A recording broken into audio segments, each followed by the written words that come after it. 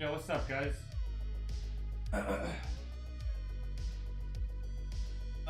Man. How's y'all's, happy Saturday? What the fuck is up, dudes? Hey, is my, I had to change some settings on my Streamlabs. Is my voice good? My vocals? Don't be a smartass and be like, you sound so sexy, Edgar. Just tell me, like, is my fucking... Is it... I tried to make it the same settings as I have on Twitch, because, man, I rewatched a YouTube stream that I did from last week, and the audio was so loud, bro. So I had to turn it down. Are we good? Okay. Because, like, I turned on that stream, just, like, watch for a second, I was like, God damn! It's so loud. It's wild. What's up, guys?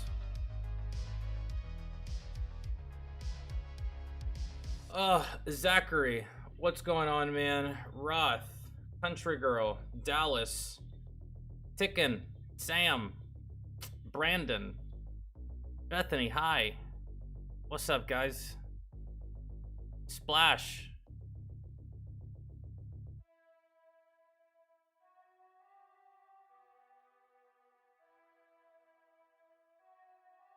Cody says hello as well. He's always shy. Astro, what's up? I thought I said you. My bad, dude. Trickster, what's going on, man?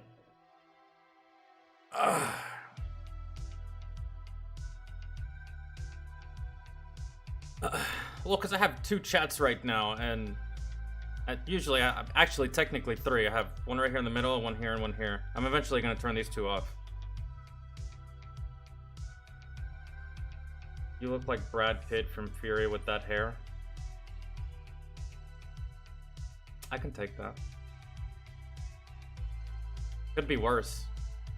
Someone in yesterday's live stream told me that I sounded like Hank Hill from King of the Hill.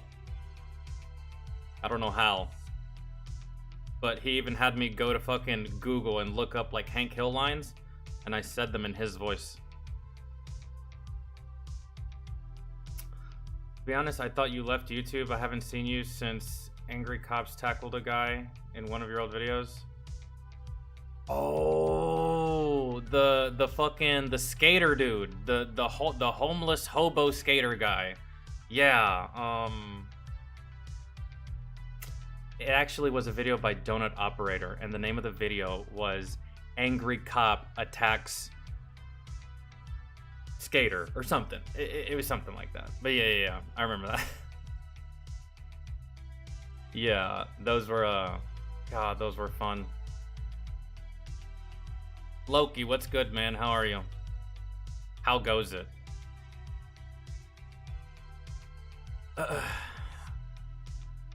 Ryan, what's going on, dog? Welcome back. I feel like I haven't seen you in eons. I feel like I haven't seen a lot of y'all in eons.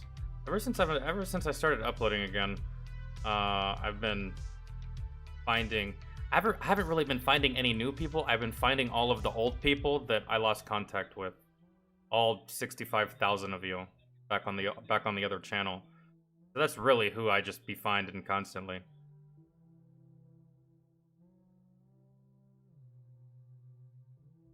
Let's see what we're doing, dude. I don't think there's anything on the list, man. But I was just gonna fucking wing this shit. Yeah, there's nothing on the list. I was just gonna wing this shit. There's a new Angry Cops video, I think.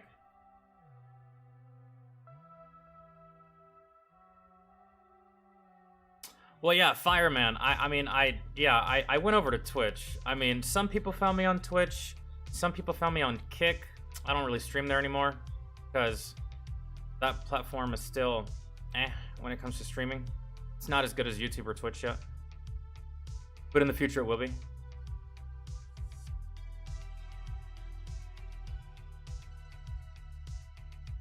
Yeah, Zachary, I no longer have that other channel. We're using this one. Just chilling with some dabs and a cold one. Dabs, cool. Cold one, I'd have to pass. New Angry Cops, a new video of Angry Cops was around lately. He apparently hit some biker with his patrol car.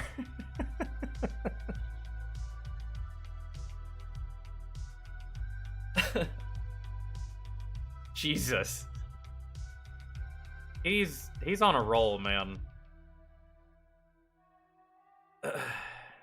Future cops should aspire to be like angry cops.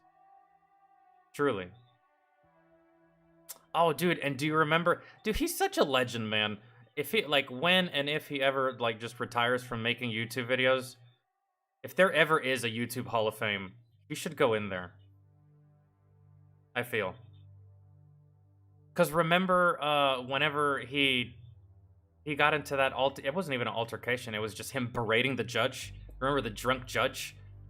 And he was just, like, talking down to him like he was a fucking kid because he was fucking just hammered. Shirtless in the street. Like, that shit was so epic. Angry cops, he'll jump right in the fray. He don't give a shit.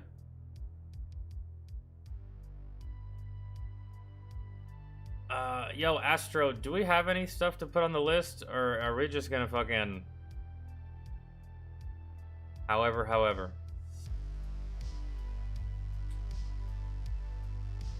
I would think...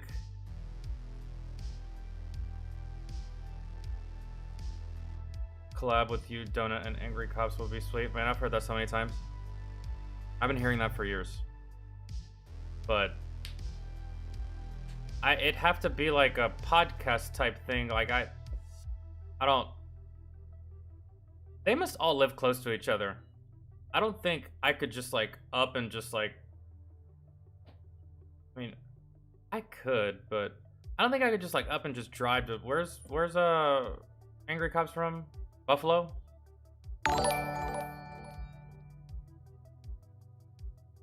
Saladin. Thank you for the sub. Appreciate it. He's been sued and demoted several times. Just the trouble that... yeah. Buffalo, yeah. Okay. Yeah. That's a long drive just for, like... a 2-hour podcast. Elaine, what's up? How you feeling? Hopefully, I mean, I could fly, but... I don't know, that's still flying, driving, gas, or a plane ticket. That's still a lot of money just to, like, maybe a collab in, like, the capacity of just, like, I don't know, like a call or, like, a video call or some shit like that. I see other people do it that way. I could maybe do that in that capacity, but...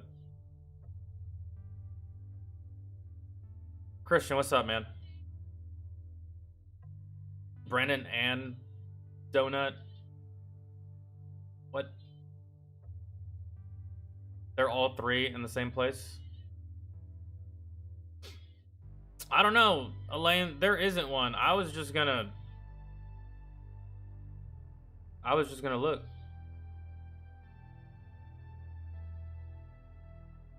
I was just gonna go to my feed. We had a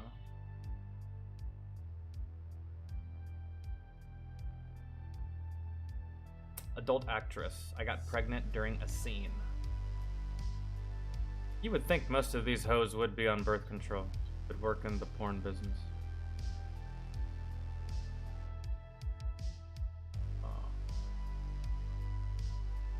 Where's the newest Angry Cops video? I could just search it, but... Oh, dude, there's a new Mr. Ballen video. The Chinese government has confirmed the paranormal. Maybe? Oh, shit. Kat, what's up?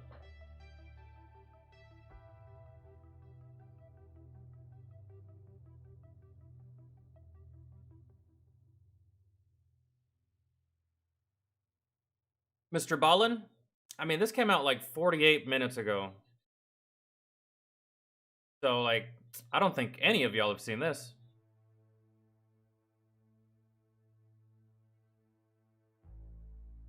Yeah, that's exactly what I did today, Kat.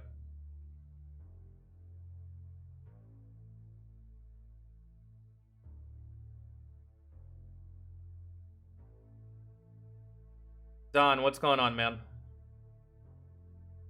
Listening to the Halo 2 soundtrack? That's fantastic. A collab with Upchurch, maybe? I don't know for what. You know what I mean?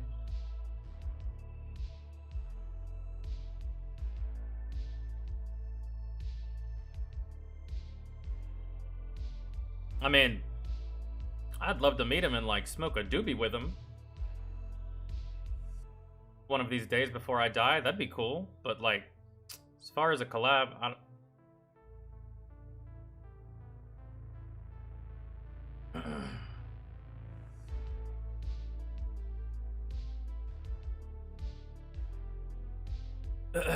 I mean, he already does that right now by himself. I don't think he's ever collaborated with a reaction channel aside from like Simba.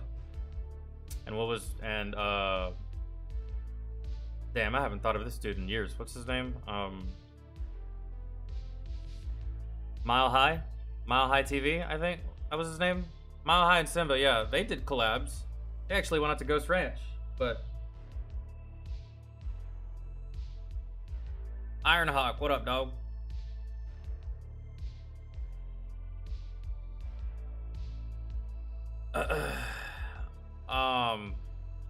I'm sorry to hear that, dude. I hope your day gets better. Truly. We all go through shit. And, well, hopefully we can do some shit here or watch some shit here and or talk about some shit here that'll just make you feel better, at the very least. I forgot to get ice. I'm not getting back up. I don't care.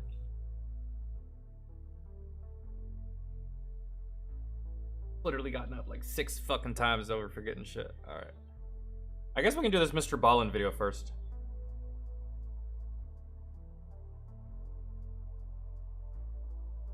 Zachary, that channel's gone, man. Sco, I appreciate it, Doug.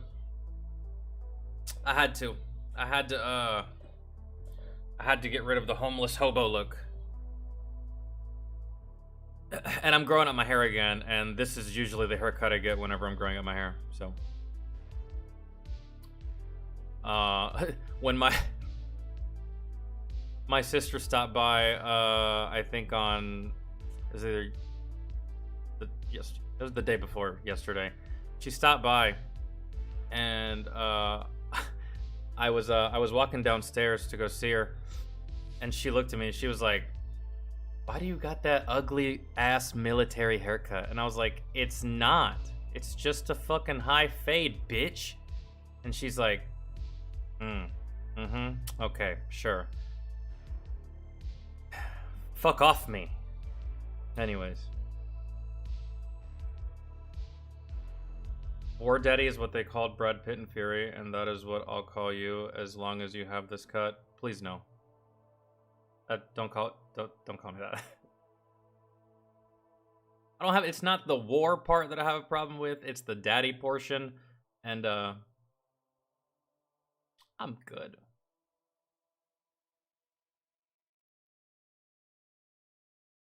A mullet? No, bro. I'll leave the mullets to fucking I'll leave the mullets to Theo Von. And whoever else has a mullet.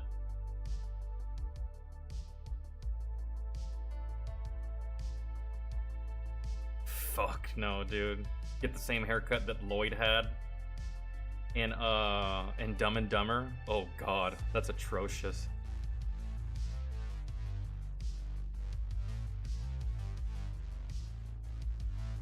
If you ever see a female with that haircut, fucking run. That's a liberal Karen waiting to explode. Fucking bowl cuts. Those things should actually be illegal. Can't nobody feel good in a bowl cut. There's just no way.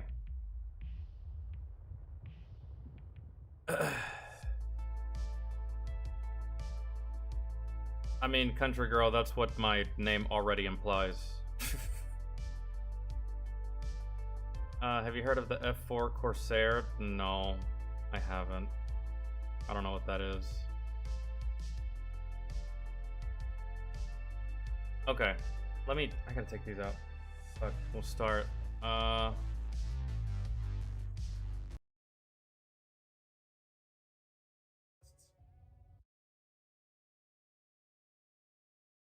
Do y'all want big face cam like this or little face cam? Actually, I think big face cam would be fine. It's fine. Never mind. We usually do these in big face cam. There's not really... Am I really listening to the same fucking thing I could... I hate everything. Didn't even notice. Jesus.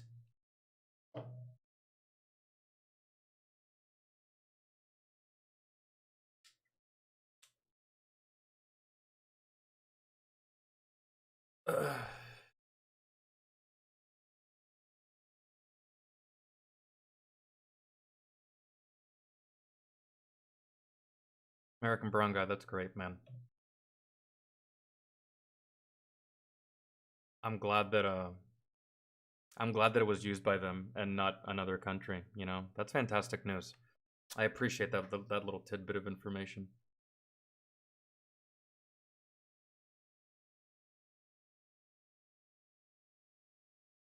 Okay. Chinese government has confirmed the paranormal. Check it out. Hey everybody, real quick, I don't normally make announcements at the beginning of stories, but today is different because I have a massive announcement starting right now, today. The Mr. Ballin podcast that rose immediately to the top of the charts when we launched it in 2022 and then was scooped up by Amazon by the end of the year. Yeah, that show is now available on all podcast platforms and it is free. Now, don't worry if you've been listening to this podcast on Amazon Music. That's awesome. You can keep doing that because Cody, with your Prime membership, you will get Mr. Ballin podcast episodes 1 month earlier than everybody else, and it will be ad-free. But again, the show is on every other platform right now, and it really is free. So go ahead and follow the Mr. Ballin podcast, Strange, Dark, and Mysterious Stories on Amazon Music or wherever else you get your podcasts. Iron Hug, thank you. I truly appreciate it. Today's story is about one of the most famous, potentially paranormal events of all time, except almost no Westerners have heard of it because it happened in China. But before we get into that story, if you're a fan of the Strange, Dark, and Mysterious delivered in story format, then you've come to the right place because that's all we do, and we upload once a week. So if that's of interest to you, please put the like button stapler in Jello. Also, please subscribe to our channel and turn on all notifications so you don't miss any of our weekly uploads. Okay, let's get into today's story. I've always been a fan of this hairstyle, so thanks guys, appreciate it. But this hairstyle's not gonna last. I mean, it will, but once my hair grows out, then I don't know how much I'll get it cut like this. Late on the evening of July 27th, 1977, a 21-year-old farmer named Huang Yan Cho walked down a wide dusty... I'm sorry. I wasn't even paying attention, dude. Terminator, what's going on, man? Spyro, what's good? No, this is actually an old channel, bro. Check the date on this channel on when it was created. I think I made this channel back in like 2014 or either 2012 or 2014. This is an old channel that I just never used. I used it for gaming and then never really decided to do anything gaming related forever again, I guess. I just didn't really care for it anymore to try to make gaming content. And so the channel just sat there and I just used it to just like watch stuff for years. And then I made that other channel, and then this channel kind of just went into the back burner, didn't use it for shit, didn't need it for shit. And it kind of just sat there doing nothing until now. I appreciate you finding it though. Yeah, 2012. I've had this channel for a minute and just like have never used it for anything.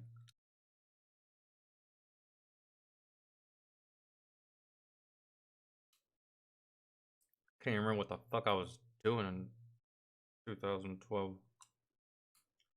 I don't know, but yeah, that's why. Okay, here we go. Sorry. Dusty road in the little farming village of Beigao, located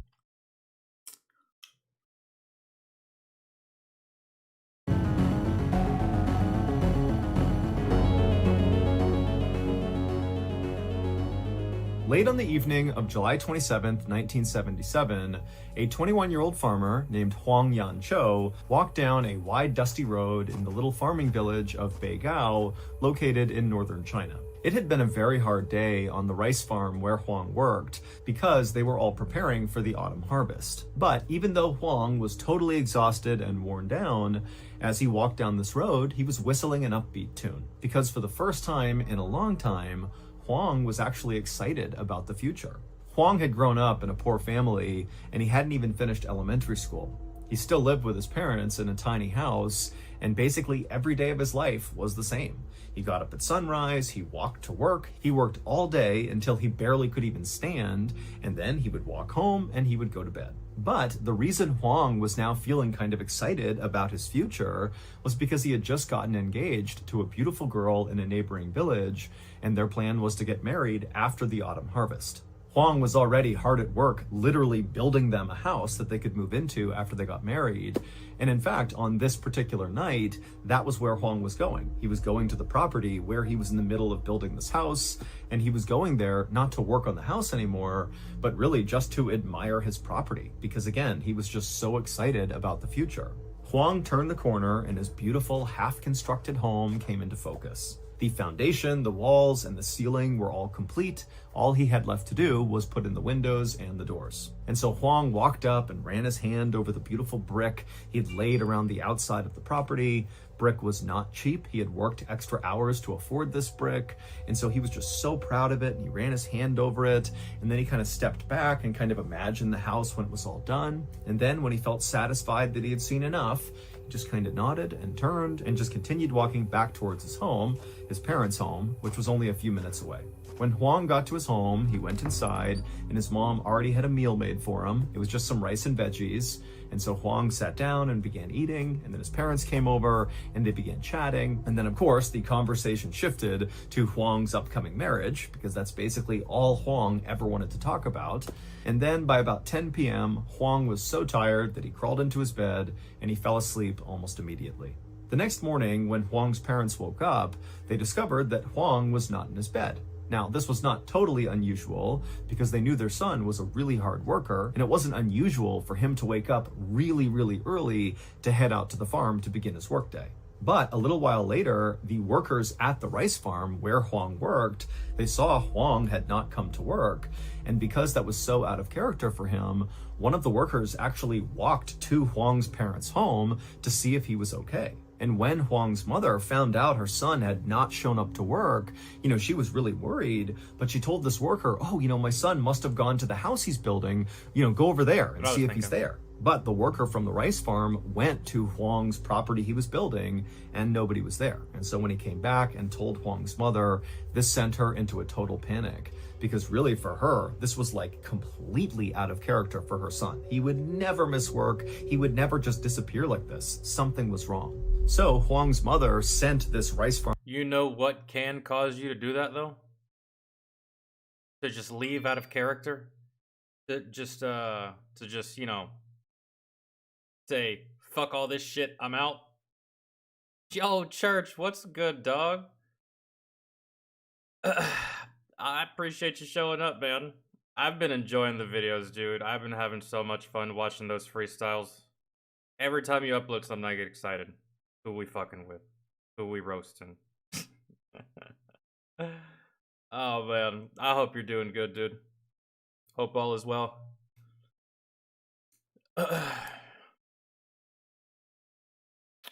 Oh, wait. Did you try to post a link? Oh shit! I don't know if I allow links. I don't know if that's a thing.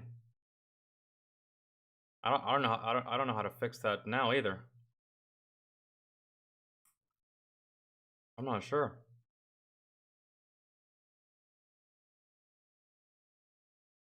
Yeah, you said just leaving this here in case anyone wants to hear this on their own time. Yeah, I would love to hear whatever it is, but fuck, dude, I don't think I have links enabled. I don't really stream on YouTube all that much, so I guess I never really saw that setting.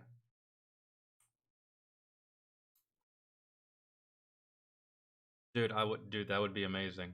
I would love it if it was. I would love it if it was. Let me see. How do I? What does this do? What does that button do? Ma'am, I'm gonna be so upset.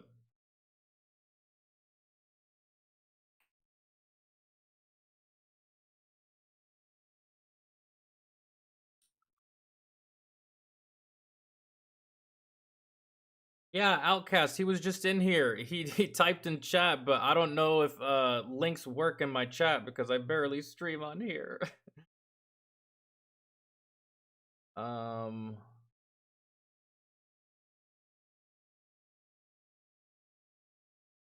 Man, where would it have gone?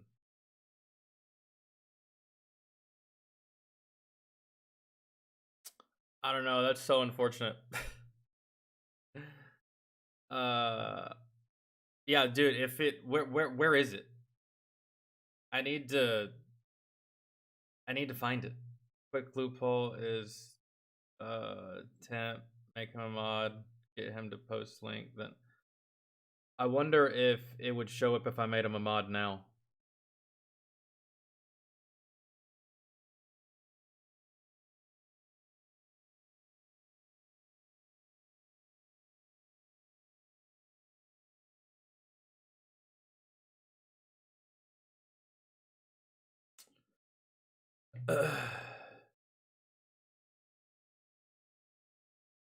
Hold on.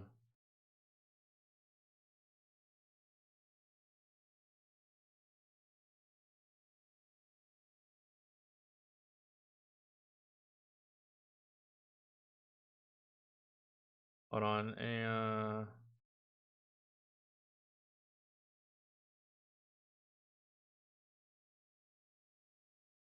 Fuck!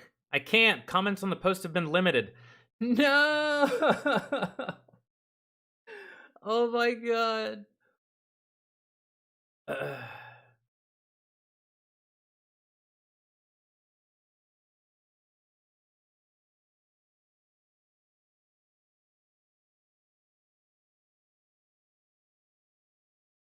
Yo, Don with the 5.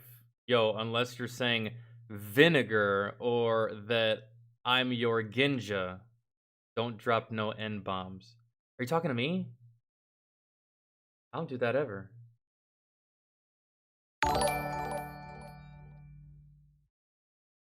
Oh, I can't comment on this, dude. Yes, I guess I just have to like it, I suppose. No, comments have been limited. I can't. Fuck me. God damn it.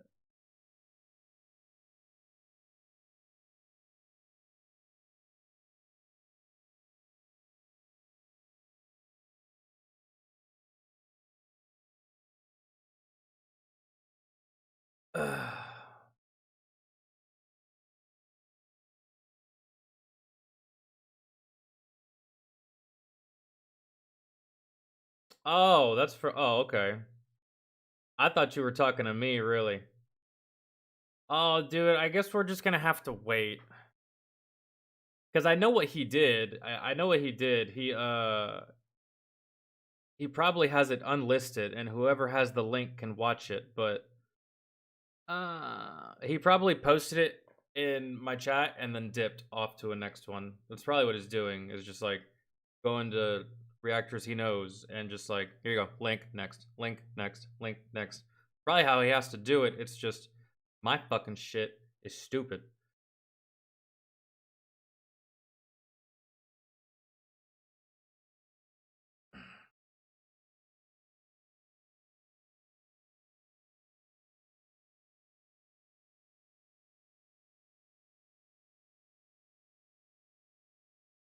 Man, that's so unfortunate.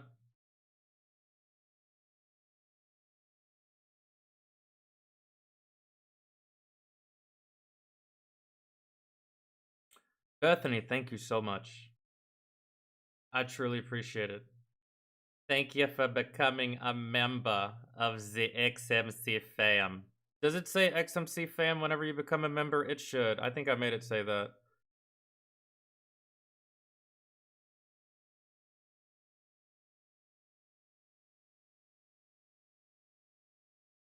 I need to respond to whoever sent me this.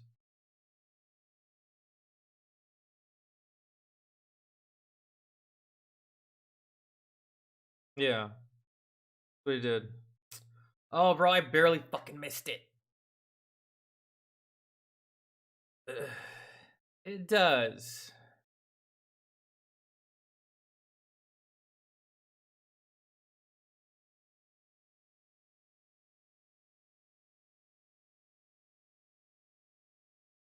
Yeah, was that you, Adam? Or who else tagged me? Let me see. Let me see if I can get this shit, dudes.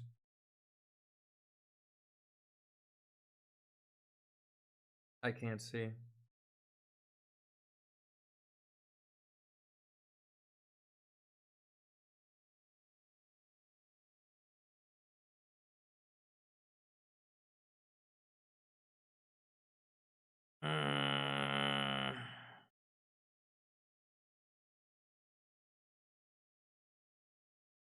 I'm so upset. I can't find it. I can't find it. I need...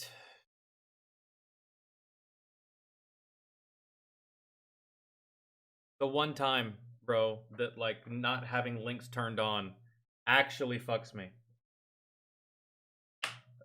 It's fine. We'll get to it. Hopefully. Let me find it one more time, see if I can actually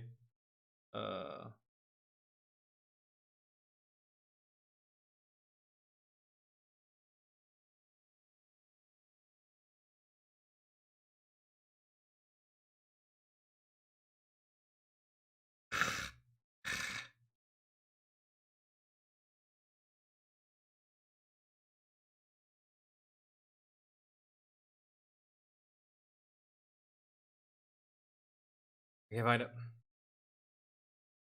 Roth, thank you also for becoming a member of the XMC fam. I appreciate it. If I really wanted to, I could turn on members only, and then y'all two would be the only ones that could chat. But we're not gonna do that because we don't even do that on Twitch, and I have way more subs over there than I have members here. That's essentially what that means. See, I wish I would have had this back when I was streaming on YouTube, because that would have made the private streams a lot easier to do. Instead of doing them privately and just giving y'all a link, could have just done them publicly and just made them for members only. Okay, let's continue. My bad. We paused during this.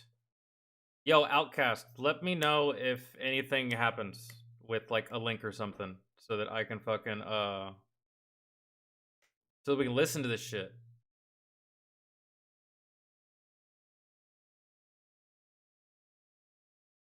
Only issue, yeah, is most streamers don't allow links in their yeah, exactly. Well, it's and he's not a random user. I know who he is, but that setting applies to everybody. So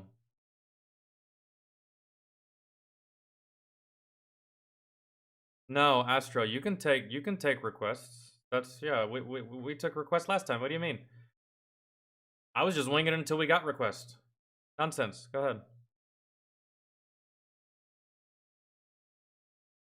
Farm worker to go find her husband and tell him what was going on with Huang. And then in the meantime, Huang's mother just walked outside and began going door to door, asking neighbors if they knew where her son was and if they wouldn't mind coming out and helping her look. Now, at this time, the village of Beigao was a relatively small place where all the residents more or less knew each other. And so it did not take long for the news of Huang being missing to spread all across Beigao, and the community really came out in force to go look for him. And so by the afternoon, there were people on bikes riding all around, calling out for Huang. People were going to neighboring villages to see if he was there. Another group of villagers went to Huang's fiance's home and they spoke to her, and she had no idea where Huang was. And so by about the early afternoon, when so many people couldn't find any leads to where Huang had gone, it became clear that really nobody had a clue what happened to him. Now, Beigao at the time was incredibly isolated. This is a small town where most of the people who live there don't have phones, they don't have cars, they ride their bikes everywhere, and there were no roads that connected Beigao to any other place. Now, there was a paved road that went through Beigao, but it actually just came to an end on the outskirts of Beigao. So there was just no way to go to other places, at least not efficiently. Basically, if you lived in Beigao at the time, there was a finite number of places you could go. And all these people that had gone out looking for Huang had searched all of those places, and Huang just was not there. And they discovered his bike was still leaning up against his parents' house, and his work clothes, which he wore basically every single day, were still folded up neatly inside of his room. And so wherever Huang was, he was on foot, and he was still in his pajamas. That night, Huang's parents would contact the village committee, which was basically like the governing body for Beigao, and the village committee decided that this was serious enough, because again, they're thinking, this is impossible, where is this guy? That they decided to contact the police. But when the police got this call, they did not launch an investigation right away because they had limited resources and there was no sign of foul play here. It was very weird that Huang was missing, but... That's what I was saying. Cold feet. I don't know if you guys remember what the fuck I was saying before we kind of just like deviated, but cold feet. He's about to get married. Sometimes dudes do that. Man, they're just like, oh, no, I can't. I don't know if I can't do this. And then they fucking split. They're gone. Bro, just take the fuck off. Uncharacteristically. He'd never do that. No, not my son. No, not my fiance. Right? All that stuff. But hey, who knows? He was an adult, and if he wanted to go vanish somewhere, it was kind of like, okay, you know, you're an adult, you can do that. And so Huang's family and the rest of the Beigao villagers were forced to just kind of wait and see if Huang came back. But over the next few days, Huang did not come back, and there was still no new information about what might have happened to him. Early on the morning of August 5th, so 8 days after Huang went missing, and still by this point, there's no sign of him, After that point, it's not looking good after that point. Deputy director of the Beigao Village Committee came running up the road to Huang's parents' house and knocked on the door. When the door opened up, it was Huang's father, and the deputy director handed him a telegram he had just gotten and said, read it. And so Huang's father took the telegram and began reading it, and as he did, his eyes went wide, and then when he was done, he looked up and he was just so confused.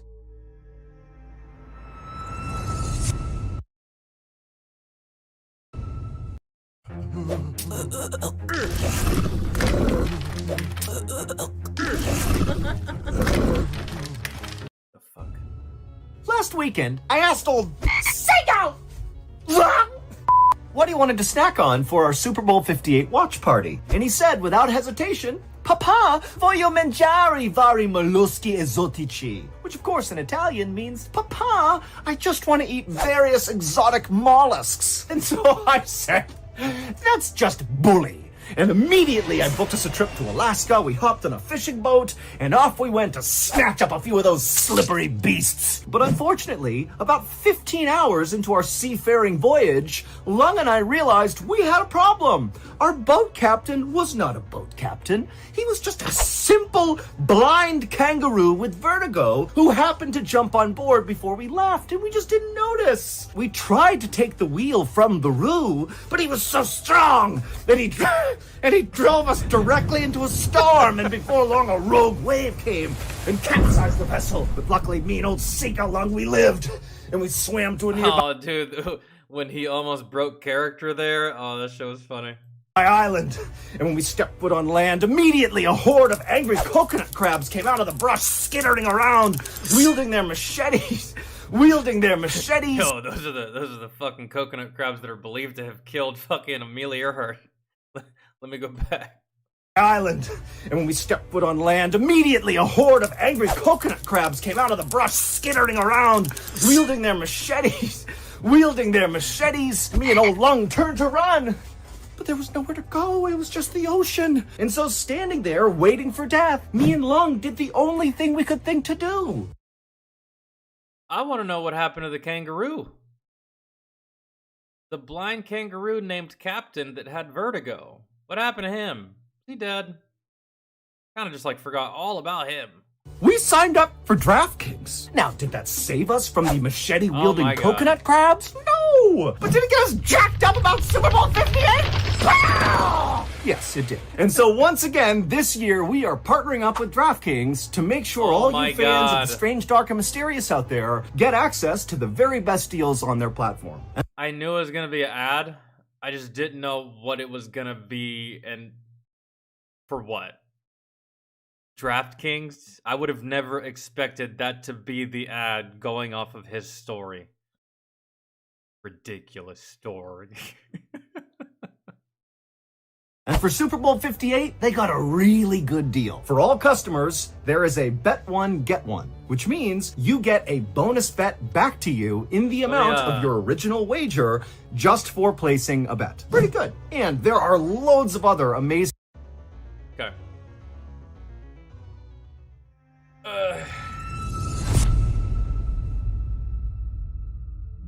The telegram had been sent 8 days earlier at around 9 a.m. on July 28th. So basically right around the time that Huang's family discovered Huang was missing was when this telegram was sent. But for whatever reason, the telegram had been very delayed. And so they were just receiving this telegram now, 8 days later. And the contents of this telegram made no sense. It said that just 9 hours after Huang had fallen asleep in his parents' home, he was discovered lying on the sidewalk in the middle of this bustling city called Nanjing, located 600 miles to the south of Beigao. Now, the reason Huang's father and the deputy director were so confused by this telegram...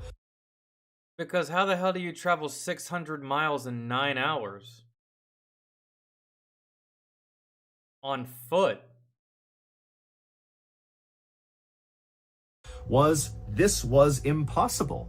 Remember, Huan does not have a car, so the only way he could get around was on foot or on his bike, and we know he left his bike by his house, so he's on foot and very likely in his pajamas, and what, he's gonna go 600 miles? Exactly. I mean, even if he walked the 30 miles to the nearest train station, 9 hours, because that's how much time it took from falling asleep to being discovered in the city, is not enough time to go the remaining 570 miles to Nanjing. So Huang's father and the deputy director, they talked about this, and they both decided that, you know, this just... He teleported.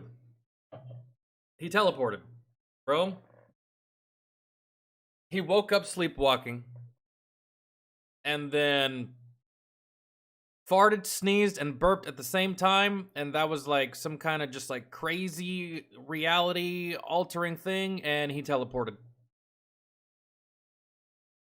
That's all I got. That kind of a distance and that amount of time is impossible. It's not a thing. I don't think so. This can't be true. Clearly, somebody has mistaken some other person for Huang, because he cannot possibly be all the way in Nanjing. Now, this telegram said that Huang was being held in a deportation center in Shanghai, and so Huang's father and the deputy director decided they would send a telegram back to the sender at this deportation center and tell them, hey, if this really is Huang, he should have a very specific birthmark on his wrist. And so when they sent this telegram off, they fully expected to get one back that said, oh, our mistake, you know, it wasn't him. But they got a reply relatively quickly, and it said, oh yeah, he's got that exact birthmark. It's definitely Huang, but he's very confused. He doesn't really know what's going on. And so somebody from your village has to go get him. Huang arrived back home in the middle of August, so about 2 weeks after he had gone missing. Maybe there's a couple of nefarious individuals inside of this village, and Huang was a victim of human trafficking. But even then, bro, there's just no way. Maybe he was like humanly trafficked, kidnapped, and they just lost one. They said they found him asleep in the middle of the street. Maybe he just fell off the truck. I don't know. But to not wake up, not remember, not know shit, I don't know. And as soon as he got there, his fiance and his parents were so happy to see him. And pretty soon, a steady stream of friends and neighbors and other family members began coming to Huang's house to talk to him, to hear his story, to hear about what happened. But Huang really didn't understand what had happened to him. And so mostly he just didn't answer any questions he got asked. He just kind of kept his head down and just kept saying, I don't know what happened. And then really when his family pressed him and said, you got to tell us, this is so crazy, what happened? He would say, look, I'm going to tell you what happened, but I don't even know if I can believe the things I'm going to tell you. And so Huang would say, all he could remember was he went to bed in his own bed in Beigao. And then the next morning he woke up and he was laying on the sidewalk. And when he opened his eyes, he saw there was this big swimming pool, and then near it was a sign that said Nanjing. And so that was how he put together that he was in Nanjing. And then almost immediately, these two police officers wearing all white just kind of appeared out of nowhere, and they walked up to Huang, they scooped him up, and without really saying anything to him, they brought him to that deportation center in Shanghai, which is a place where people who seem confused or mentally ill would be sent in order to help them get home. And that was it. That was Huang's entire story, that he just basically woke up in Nanjing with no idea how he got there. And so after he told his family, they all just kind of looked at him like, really? That's what happened? That makes no sense. But Huang, he was completely lucid. He was explaining it really specifically and really simply. He looked and sounded exactly like he normally did, and he seemed very honest as he was telling the story. Over the next few weeks, Huang kind of reintegrated back into his life, but things just were not the same. People were now scared of him. Kids literally ran away from him when they saw him because rumors were going around town that he himself, his body, was haunted or something. And so kids were scared of him, and other villagers would openly gossip about him right in front of him. Even his beloved fiance admitted to feeling really uncomfortable around him now. And while all of this was obviously very upsetting for Huang, he did also understand why people were acting this way. This is a very anomalous thing that's happened to him, and he did not have a good explanation for this totally insane event that he was a part of. And so he just kind of got it. And in fact, Huang himself was kind of terrified of himself. At night when he would go to bed, he would be terrified that the second he closed his eyes, he was going to be transported hundreds or thousands of miles away to some totally unknown place, and maybe this time he wouldn't even be able to get back again. But as the days wore on, Huang continued to wake up in his own bed in Beigao, which over time kind of made him feel more secure that whatever happened to him was a one-time thing and it's not going to happen again. However, Huang would be wrong. It happened no again? Living being should ever eat processed food for every single meal of their life. Oh my lord. On September 8th, 1977, so 3 weeks after Huang had returned back home, he went to sleep in his bed in the village of Beigao, but when he woke up the next morning, he was not there. The first thing Huang noticed when he woke up that morning were the sounds around him were totally different. They were not right. Normally, when he was asleep in his home, he would hear the sound of his mother and father snoring right by him, and he might hear some insects or birds out his window.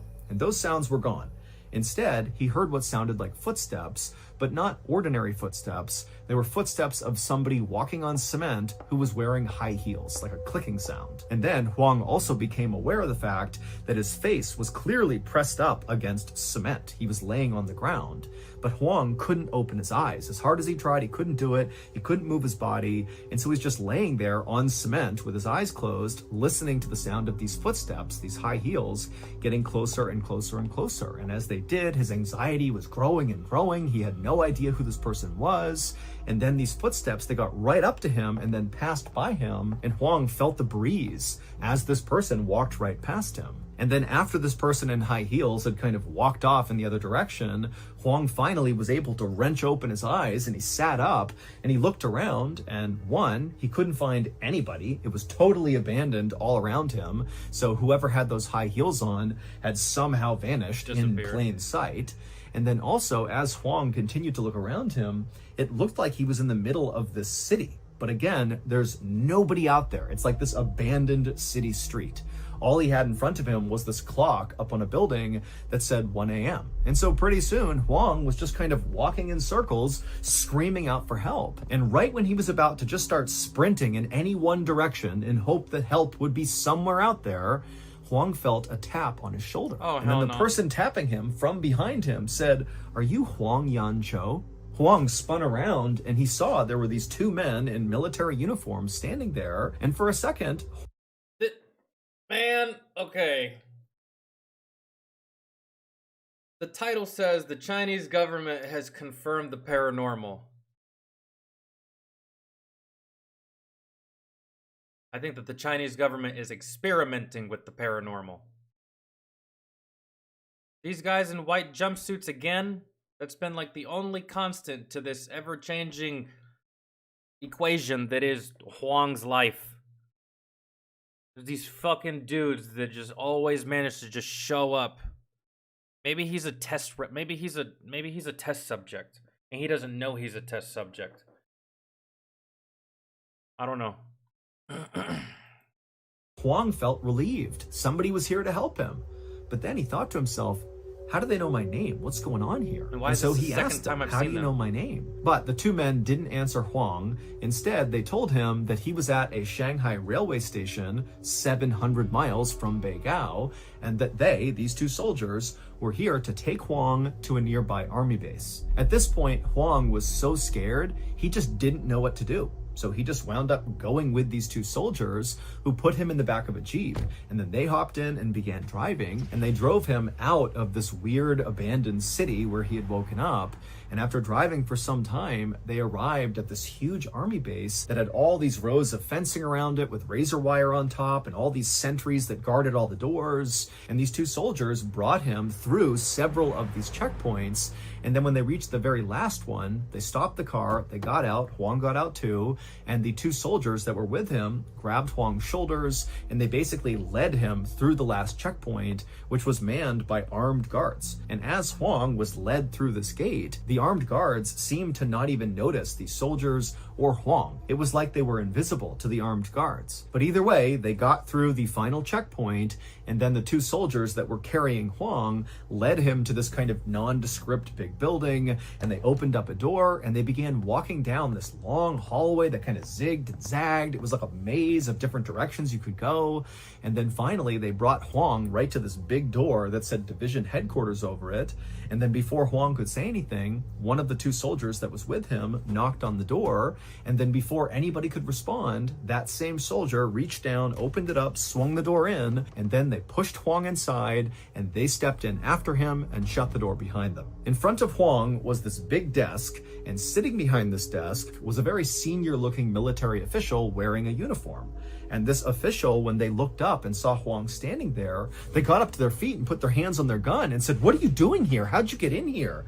And Huang, sensing there was something wrong, threw his hands up to show he was not a threat and pointed behind him and said, "They brought me here." And the military official, who still had his hand on his gun, There's nobody behind looked you. behind Huang and said, "Who brought you here?" And Huang, he turned around and he saw the two soldiers who had picked him up and driven him here and led him to this room. They were gone, which was impossible because Huang would have heard them leave. He didn't hear anything. The door never opened. They're not real, bro. They're not real. And they are invisible because these things are fucking ghosts. These things are apparitions.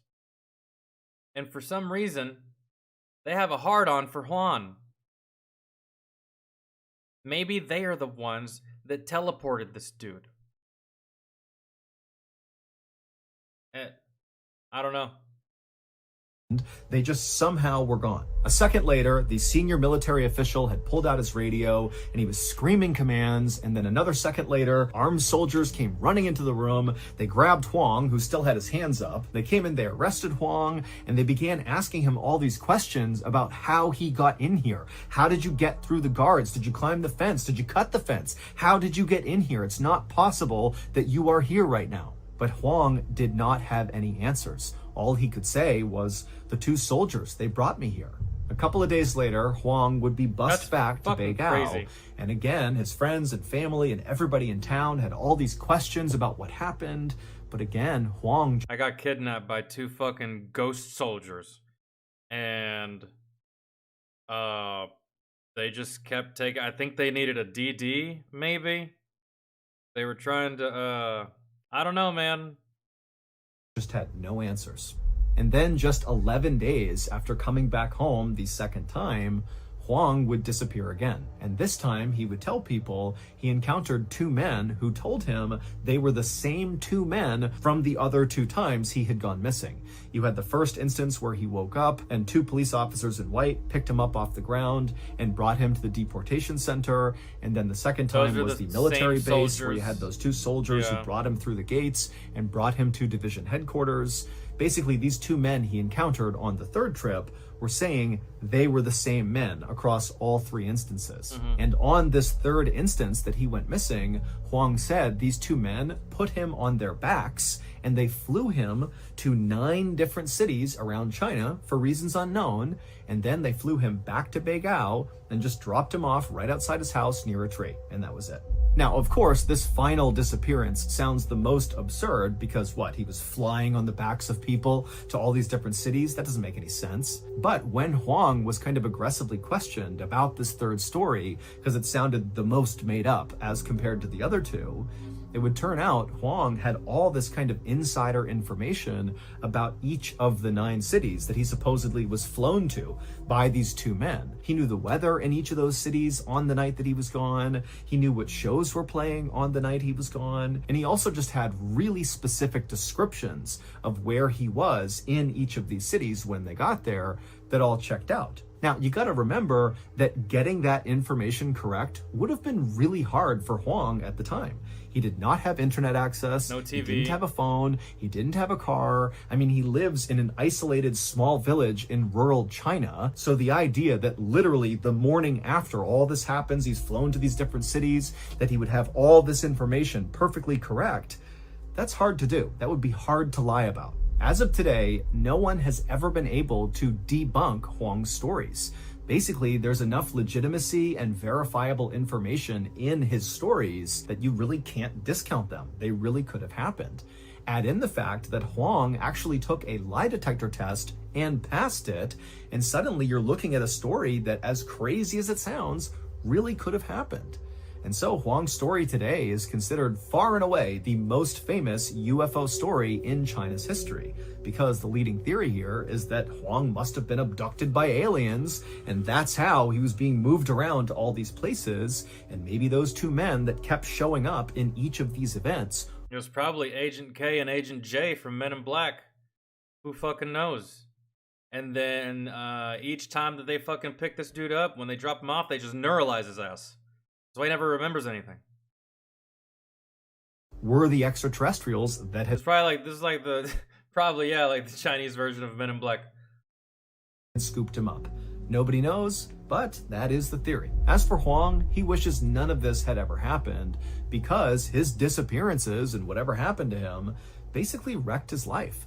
His fiance broke up with him because she was so uncomfortable around him, and there was a lot of stigma around Huang, especially in the village where everybody thought he was a liar. And then on top of that, all these news and film and TV crews came to the village because they wanted to shoot shows and documentaries about Huang, and Huang did not want anything to do with them. But again, like, all these people are coming to the village for Huang, and it's making the rest of the villagers upset. And then also there was a really lengthy investigation by the police and by the military to try to figure out how in the world Huang got into that army base. I mean, there were layers and layers of security that he somehow got through, and all those armed guards that were watching the gates said they never saw Huang walk through, even though Huang said he literally just walked through the gate with the two soldiers that were carrying him through. And so today, Huang actually still lives in Beigao, and he had a son and a daughter, and he has grandkids. That's wild, but man. He refuses to talk about what happened to him because, again, it wrecked his life. And on top of that, I mean, people still want to not believe So him. that's gonna do it. I don't If know. you I don't know. What do you guys think? Do you think that shit really happened to him?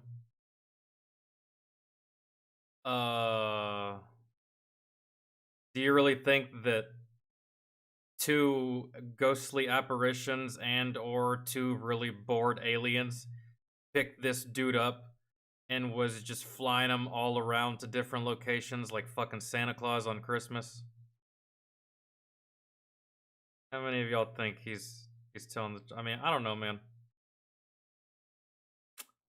I don't really discount anyone's stories and experiences because I've had my own. But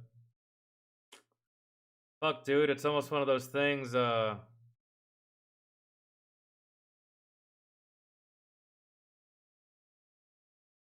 I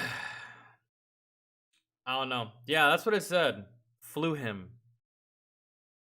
Like these two. Well, first it was the two security guards, and then it was two police officers. It was the two soldiers. Then it was two other dudes that put him on his back and just fucking pew, took the fuck off.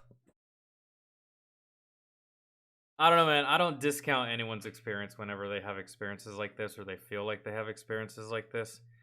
Because you experience what you experience. But what I can do is I can discount shit that I see online because there is a whole bunch of bullshit on the internet and you always got to be careful. But I mean, from what I heard and from what I saw,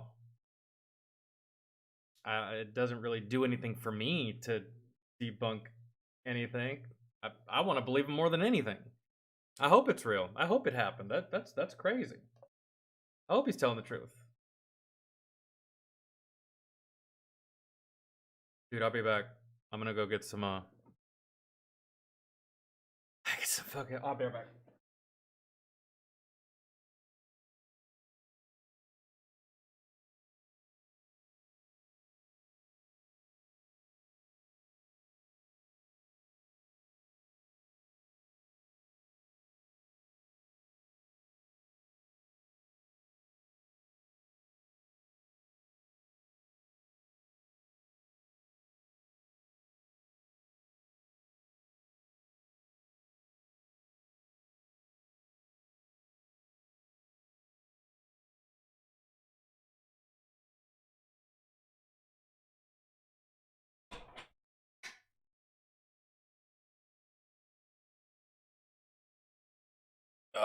Okay.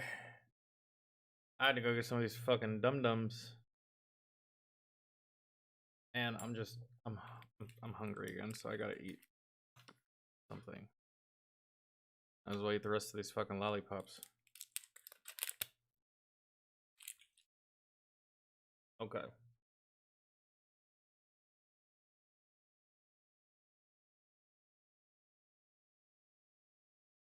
Okay, let me... Damn, bro.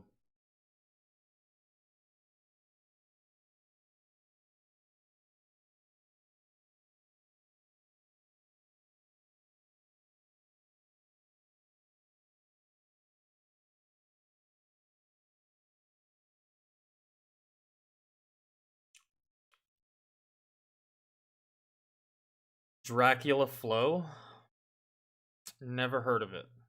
I have not, no.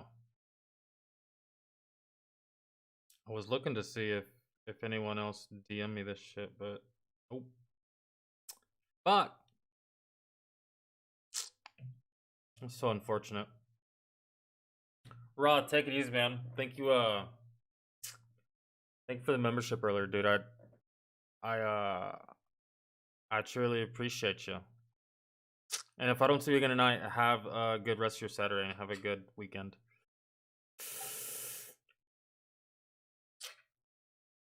All right.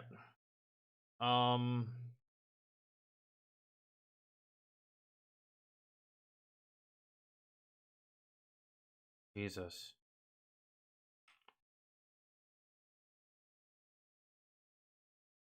Okay. Angry Cop, Sunny V2, The Act Man. Dude, that one video right there has popped up on my feed so many times, and I always ignore it. Why? Because I know exactly what it's gonna be. It's gonna be a whole bunch of fucking morons giving their dumb, idiotic, illogical opinions about video games. And that shit gives me a headache, but sure.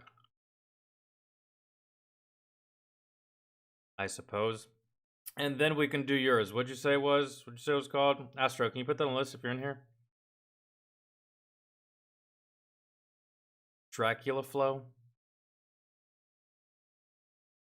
We'll do that too if you want to put that on the list. We're gonna, we have to do these first two before we get to anything else that's put in chat or anything else that gets added to the Discord. We have to do these two right now. Got Mr. Ballin out of the way.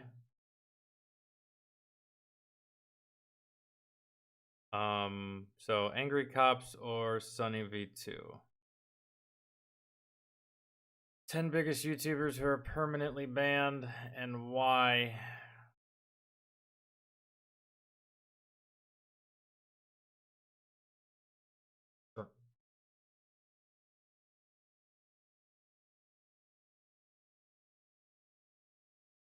And then we can do... Okay, thank you for adding that, Astro. I appreciate it.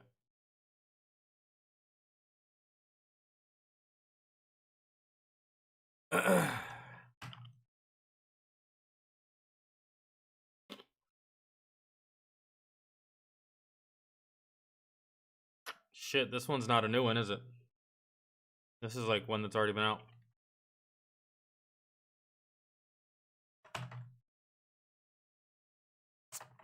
You know what?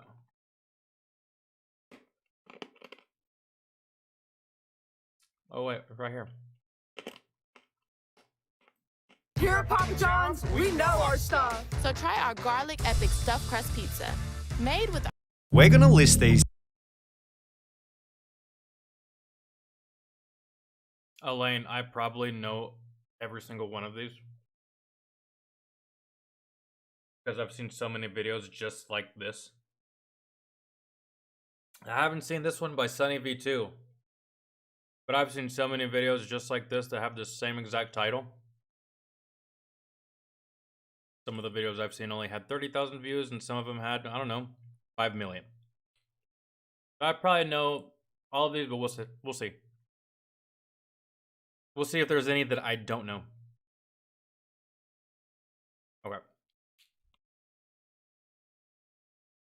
We're gonna list these 10 permanently banned channels, from smallest to largest, explaining Wait, what- hey, that Dracula Flow stuff, that's not music, is it? Because we don't do music reviews on YouTube.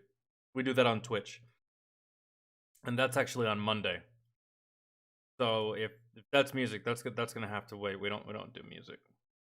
No, it's not music? Okay, perfect. What they did, beginning with the most unlikable channel in YouTube history called It's Owen. You might recognize the channel from his notoriously terrible Alright, cool. That's the first one. I have no idea who this is.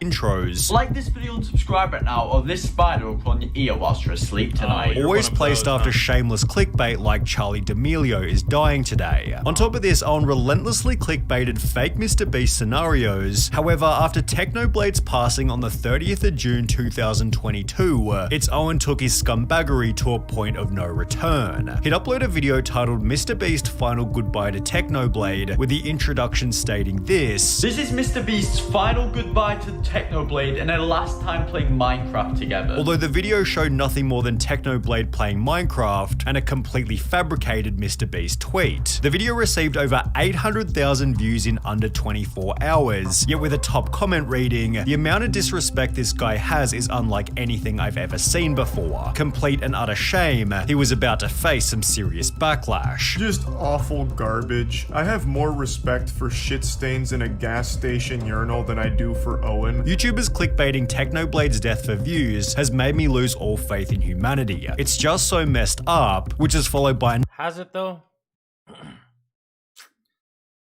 Has it though? Like, out of all the atrocious shit that can make you lose your faith in humanity, some scumbag on the internet, which, you know, there's plenty, clickbaiting someone's death, that's what makes you lose faith. For me, it's like, you know, whenever children get kidnapped or something. But yeah, internet clickbait. I guess that's enough for some people to just completely lose all hope. In a gas station urinal than I do for Owen. YouTubers clickbaiting Technoblade's death for views has made me lose all faith in humanity. It's just so messed up, which is followed by another tweet from Owen himself. At Team YouTube, my YouTube channel with 3.5 million subs just got terminated. Please help me get it back. I'm so depressed right now, I don't know what to do. After YouTube then responded, Owen doubled down by stating, "I never received any community guideline strikes, so I didn't know what I was doing was violating the guidelines. If I received Steve, just one strike, that would have been enough for me to realize what I did was wrong. Please give me another chance, I'm so depressed right now, it's my only income. Owen then made another 2 tweets displaying how desperately he wanted his account back, although Team YouTube concluded their thread by stating, "Update, we've reviewed your account and confirmed that your channel was correctly suspended due to explicit content. Note that you will not be able to access or create any other YouTube accounts, although while everybody was happy to witness Owen's ban, Steve Will Do It's termination was a bit more controversial." I know this, dude. I didn't know he was banned. Steve had always been on YouTube's radar for his unconventional style of— So yeah, that guy's an idiot. He was clickbaiting people's deaths. Well, not just any person's death. The death of a fellow content creator. And yeah. Can't do that. I mean, you can. You can do whatever the fuck you want. It's just those are the consequences. You get banned for it. And YouTube, Twitch, Rumble, all these platforms, they don't have to give you a warning, bro. They don't. It simply says that after 3 strikes, you're gone. They can kick you the fuck off without no explanation, without no warning, without no strike, period. Especially if it is very egregious. Man, they reserve the right. They don't have to tell you shit. That's it, so... content, eating challenges, prank videos, and beginning in 2021 sponsored gambling uploads, for which he was being paid more than $1 million a month. It's therefore no surprise that Steve lent into this type of content, even picking up a sponsorship from Stake, until he made one simple error undoing everything that he'd worked for. YouTube has an extremely strange rule where you're allowed to say the name of any gambling website, but you can't show the URL of the website with the .com included. Well, in June 2022, Steve uploaded a gambling video like any other, although the URL had been left in as his editor forgot to blur it. Despite Steve having no strikes on any of his channels, YouTube made the choice to permanently delete all of them. I'm allowed to say I'm playing. Jesus, that's very heavy-handed. Just for a simple mistake. And there's never really ever been any problems with the channel before. The website, but they would go to deleting my entire main channel because on my second channel it wasn't fully blurred. After which Steve said this. They called me the day of deletion and it was a girl. She seemed pretty stoked I was getting deleted, and I was like, she seemed happy, and I was with me and my editor, and we're like, bro, like, she's happy. As a result, the Nelk boys were warned about filming with him. They basically said, like, your channel's going to be deleted if Steve's in your videos. Which might be harsher treatment than that given to Leafy. Between 2013 and 2016, Leafy built a reputation for uploading edgy content, which flowed well with YouTube's zeitgeist at the time. However, between 2017 and 2020, Leafy went on hiatus. I know exactly why Leafy got banned. Bullying. Bullying and harassment is why he got banned. Before returning with a pretty controversial approach. He'd upload a video titled Content Nuke Pokimane, in which he'd offer pretty reasonable criticism. 80% of Pokimane streams is just her watching videos, adding actually nothing to what she's watching whatsoever. However, he'd then go on to upload 12 different videos, clickbaiting Pokimane in the title and thumbnail, while talking about unrelated topics in the video itself, such as finance and investing. Of his last 15 videos, 12 of them were on Pokimane. Having 12 videos all insulting Pokimane in the title and thumbnail, that's viewed as harassment by YouTube. Despite having no prior strikes on his channel, Leafy woke up to a permanent ban for creating content designed to harass, bully, or threaten. He'd take to Twitter stating, "Morning at Team YouTube, my channel was suspended yesterday. Curious if there's anything I could do to get it reinstated, or if there's any statement on this you could give on this." However, despite his tweet, Leafy seemed pretty unconcerned about having his channel deleted. If I am gonna be banned, like, so be it. The website is shit. What else is there? Like, there's nothing else needed to be said. Pokimane took to Twitter stating, "I know I'm gonna get asked this, so I'd like to clarify I had nothing to do with Leafy's ban," before adding, "Don't want my silence to leave room for assumptions." Leafy's ban was bound to happen eventually. However, someone whose termination was a little more surprising was that of Kabi Lami. He gained 100 million TikTok followers in less than 5 months, and with YouTube launching their own Shorts program, Kabi started posting across the 2 platforms. His notoriously funny skits exploded on YouTube as they had on TikTok, giving him over 800 million views and 2 million subscribers during his very first month on the platform. This was then followed by another 800 million views in the next month, and after only 4 months of I think I know this dude. I think I've seen some of his videos before. Is he the guy that sometimes, like, he sees something, maybe someone's doing, like, something dumb or stupid, or just making things extra difficult, and he does it the easy way, and he's just like, do you see? Do you see? Is that the guy? I think I recognize his face. Yeah, that's the guy? Yeah. He's funny. I saw one where it was like an advertisement for like a side mirror for your back door. And he was just like,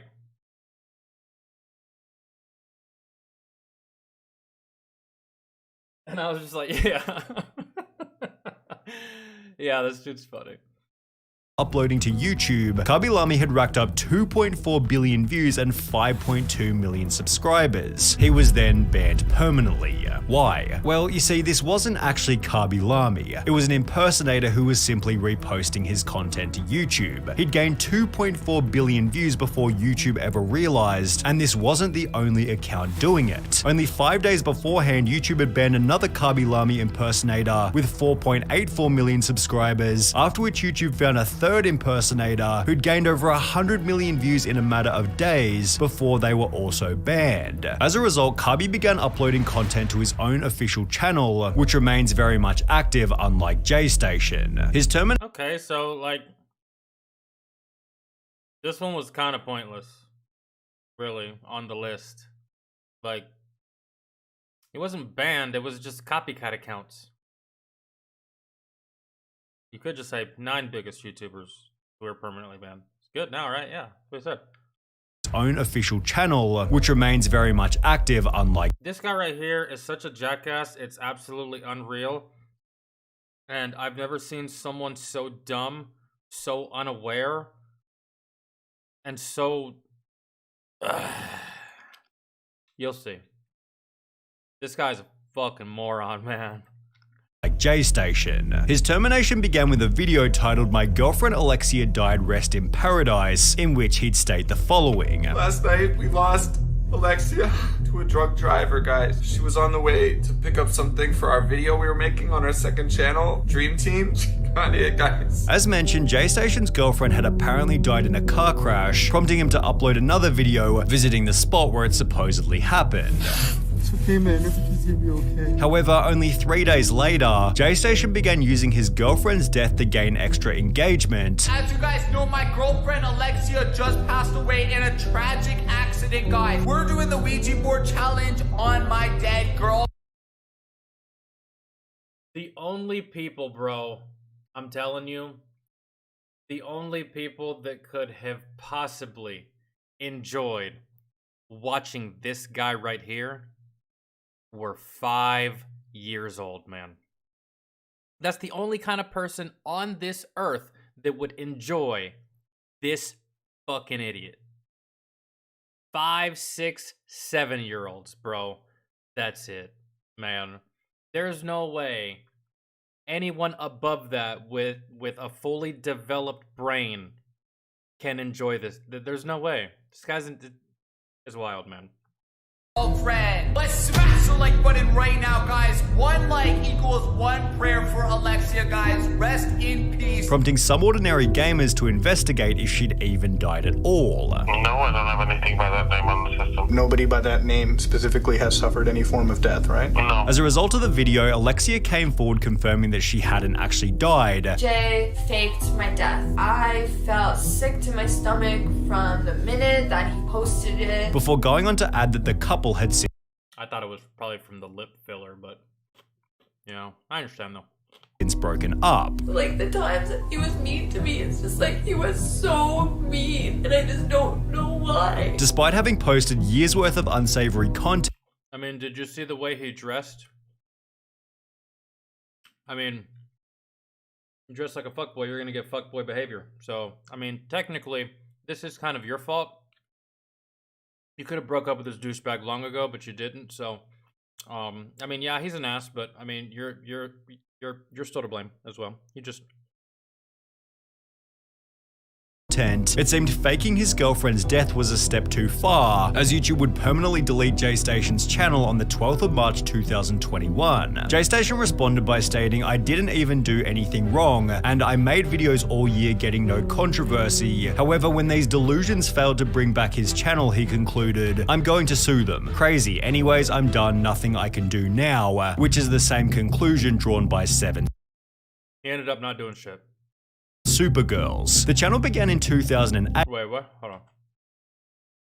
on. He concluded, "I'm going to sue them. Crazy. Anyways, I'm done. Nothing I can do now," which is the same conclusion drawn by 7 Supergirls. The channel began in 2008 and featured 7 girls for the 7 days of the week that uploaded Opera GX. Trying to play a game while you're watching your favorite YouTuber on the side, and then boom, your game's upload everything from skits to day in the lives, amassing over 5.6 billion views by 2018, when the channel took a pretty dark turn. The channel was owned by a 55-year-old named Ian Rylett, who on the 17th of August 2018 was accused of acting inappropriately with one of the 7 Supergirls. Roughly 7 months later, Ian pleaded guilty to the incident and wasn't only sentenced to 3 months in prison, but was also legally banned from working on YouTube. As a result, 7 Supergirls was terminated on the 12th of March 2019, at the time being the most subscribed channel ever to receive a permanent ban.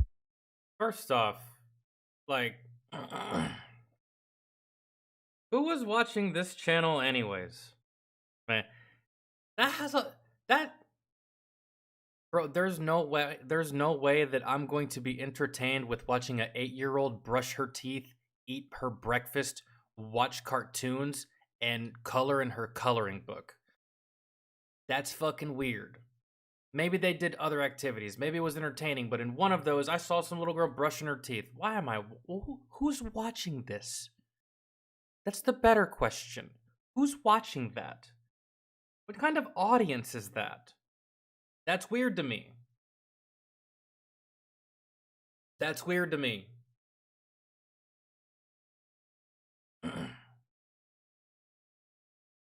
You see how many views, though? It can't all be pedophiles. There's some non-pedophiles in there that are just watching this shit. Like, what?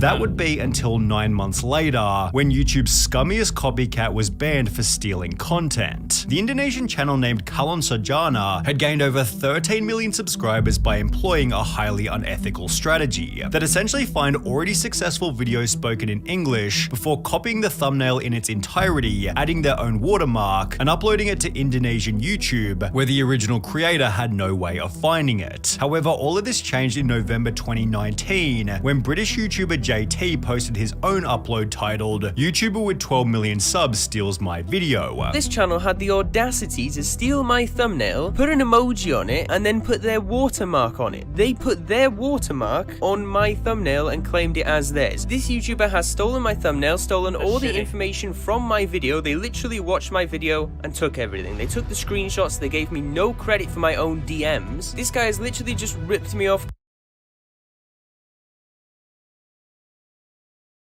completely, okay? JT then highlighted another crazy fact. This guy is the biggest YouTuber in Indonesia and he's stealing my stuff. He steals from people so much, okay, that he's got in his description, "For copyright matters, please contact us at this email." He did this because he knows he's stealing content. Leading the Indonesian media to talk about Kalon's unethical practices. A YouTube account from an Indonesia with more than 12 million subscribers has been accused of stealing other people's content, with the article attaching a side-by-side comparison of some of the videos they'd stolen. Having been exposed by his own country, Kalon wrote an apology on Twitter translating to, "We from the entire extended family of Kalon Sarjana apologize to the YouTube channel JT for using ideas, thumbnails, and video prototyping without permission," before posting a second tweet reading, "Thank you for all your corrections. Hopefully the things that have happened will truly become a lesson for us to not make any mistake in the future." What future?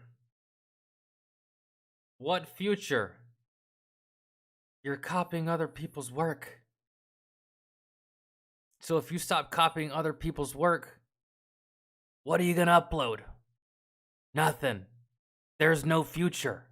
What are you talking about? However, it was already too late. JT and 2 other YouTubers who had their videos stolen chose to simultaneously copyright strike Kalan Sarjana, terminating the channel on the grounds of multiple third-party claims of copyright infringement regarding material the user posted. He was a fraud, he deserved it. You steal content, you pay the price. That's just how it is. Although Indonesia wasn't the only country to lose their most subscribed channel, as Turkey's biggest was also banned at around the same time. The channel began with 2 kids and their father Muhammad, focusing on children's content before they'd find themselves involved in Elsagate. Elsagate was the nickname for a 2016 genre of content where YouTubers took kid-friendly characters like Spider-Man and Elsa and mixed them with very unsavory themes. Inappropriate videos have infiltrated YouTube Kids, often showing popular children's characters in violent and even sexual scenarios. The motive behind the videos was pretty damn obvious. Here's one from 1 month ago. 117 million views. Although with so many people watching, what was it called? From 1 month ago. Spider-Man and Frozen, Pink Spider-Girl, Anna, Batman, Superhero Fun, Pink Spider-Girl, So like, yeah, I understand what's happening here. Ryan with the 2.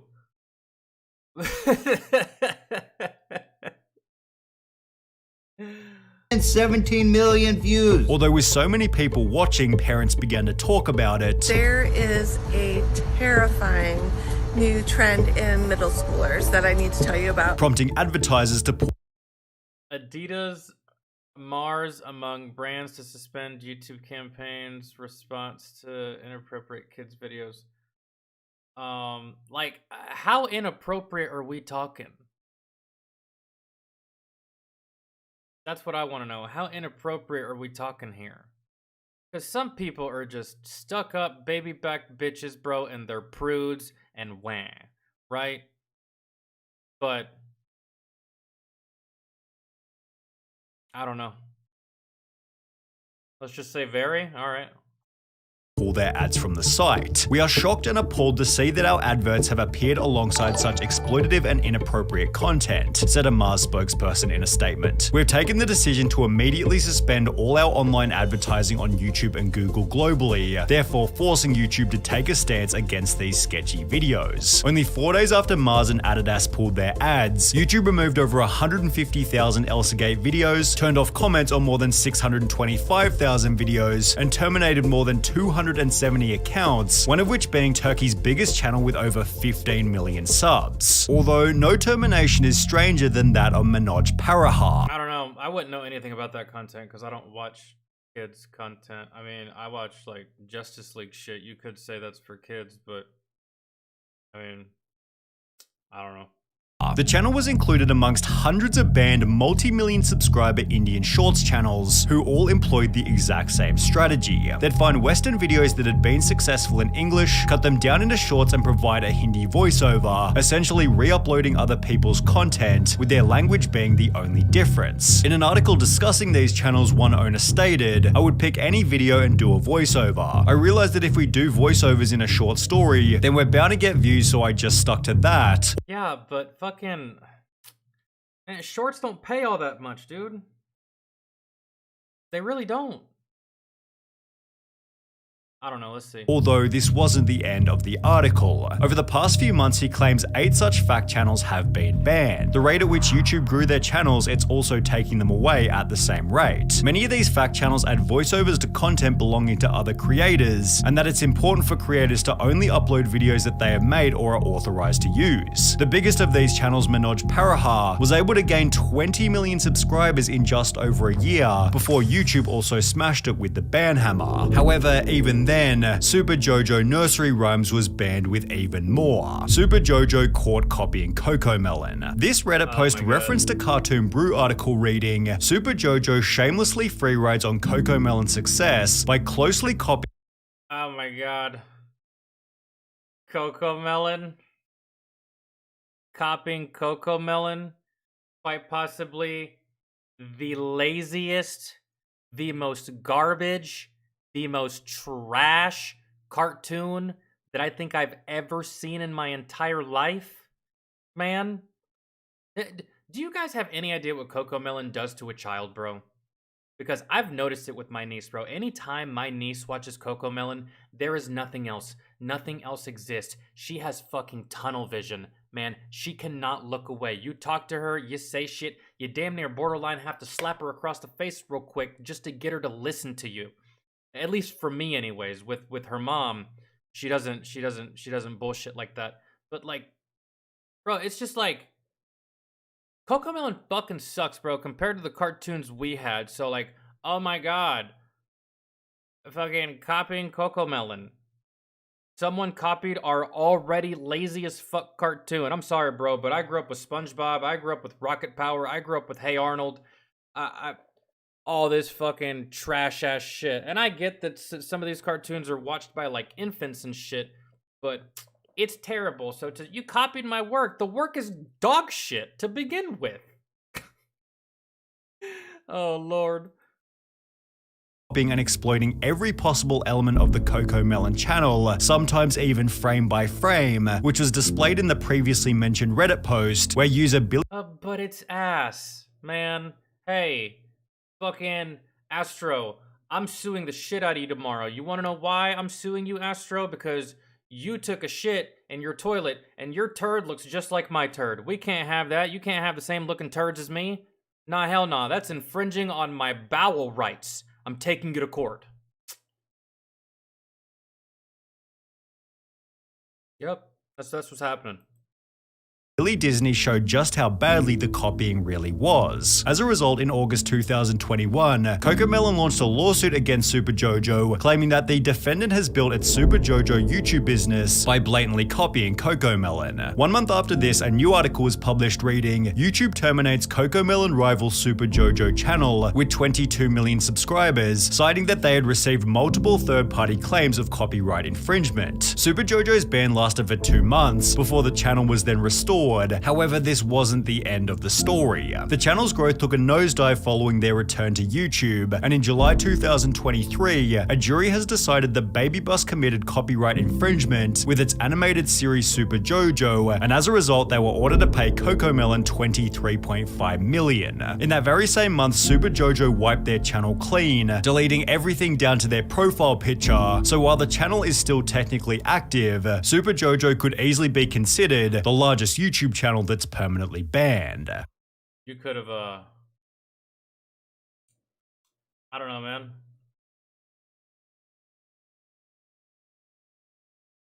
Why copy something so basic when you can copy something, that's not?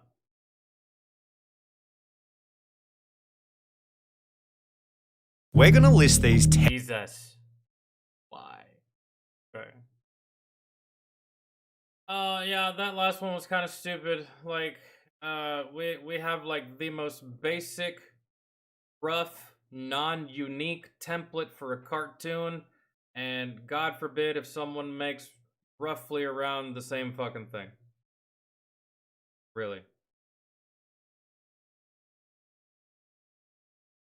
I don't know. That one's kind of iffy for me. No, I was just kidding, Astro. I was just fucking making fun of this shit. No, man. Fresh. Okay. See, when it said, I don't know. Some of these YouTube channels were like entities, though. And when I think of YouTubers, I think of like singular individuals with a face on a camera. I don't think of like a company. And some of these channels were companies. I don't look at YouTube as a place for companies or a place for corporations or a place for any of that shit. I look at it as a place for us, man. Us. That's why it's called YouTube, not corporate tube. So yeah, some of these were just like entities and shit, but there were there were more than enough individuals in here to cover. So, all right, cool. That last one was hella dumb. They copied our garbage cartoon.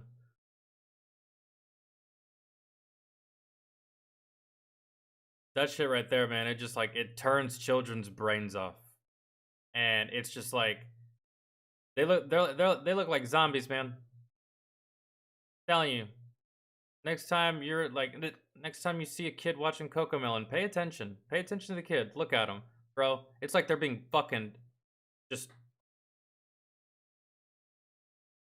laser focused, like they're being brainwashed, like they're just like being controlled, like it's just someone just like, it's crazy, man. And I don't remember watching cartoons like that.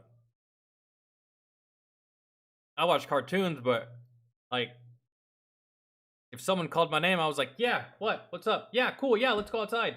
Nope, not with some of these kids. It's just like you call their name and they're just like this.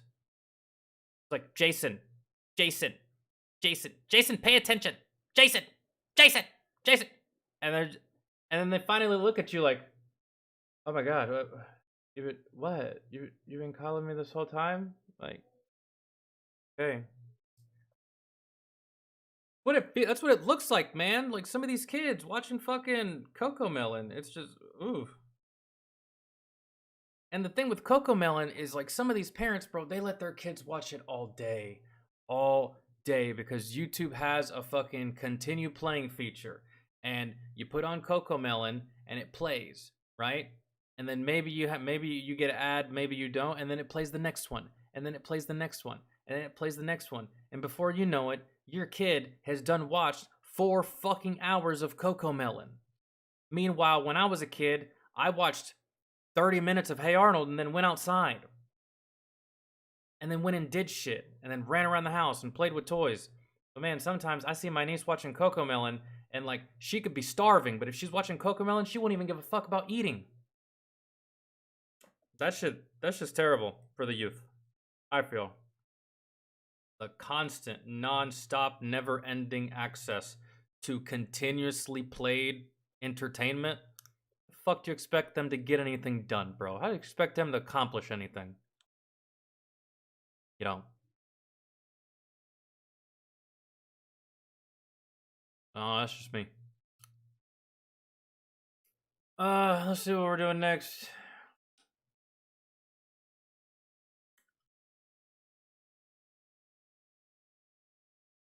DeRozier, you can check, bro. You're in the Discord, right?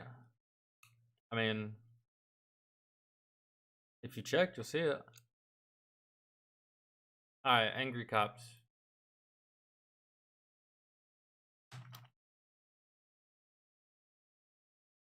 Man, I can just type in angry.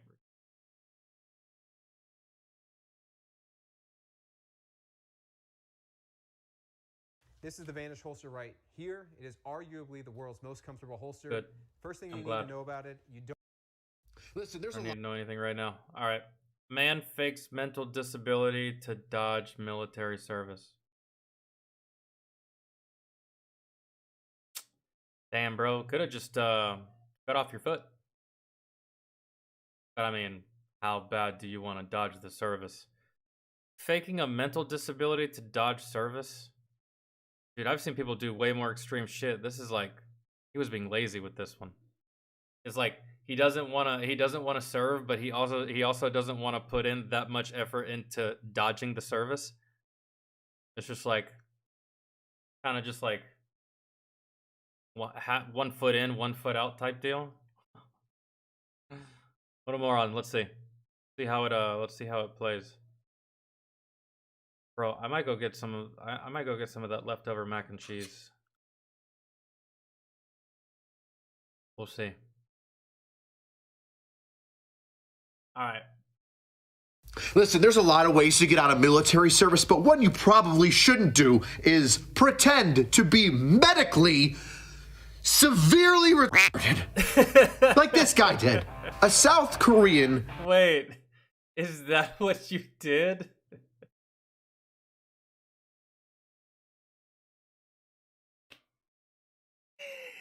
He faked being mentally retarded.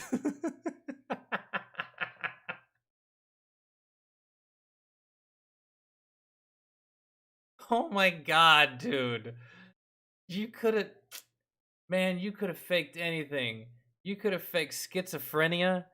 You could have faked like really severe PTSD, bro. You could have told him you're crazy, bro, because they make you talk to a therapist and like they make you talk to a head doctor, like for military service and especially before you deploy. And all you got to do is go in there and be like, man, I see things and sometimes I just want to start shooting. I just want to start opening fire. I just want to start fucking hanging people and just say some crazy shit. Guess what? They won't draft you, man.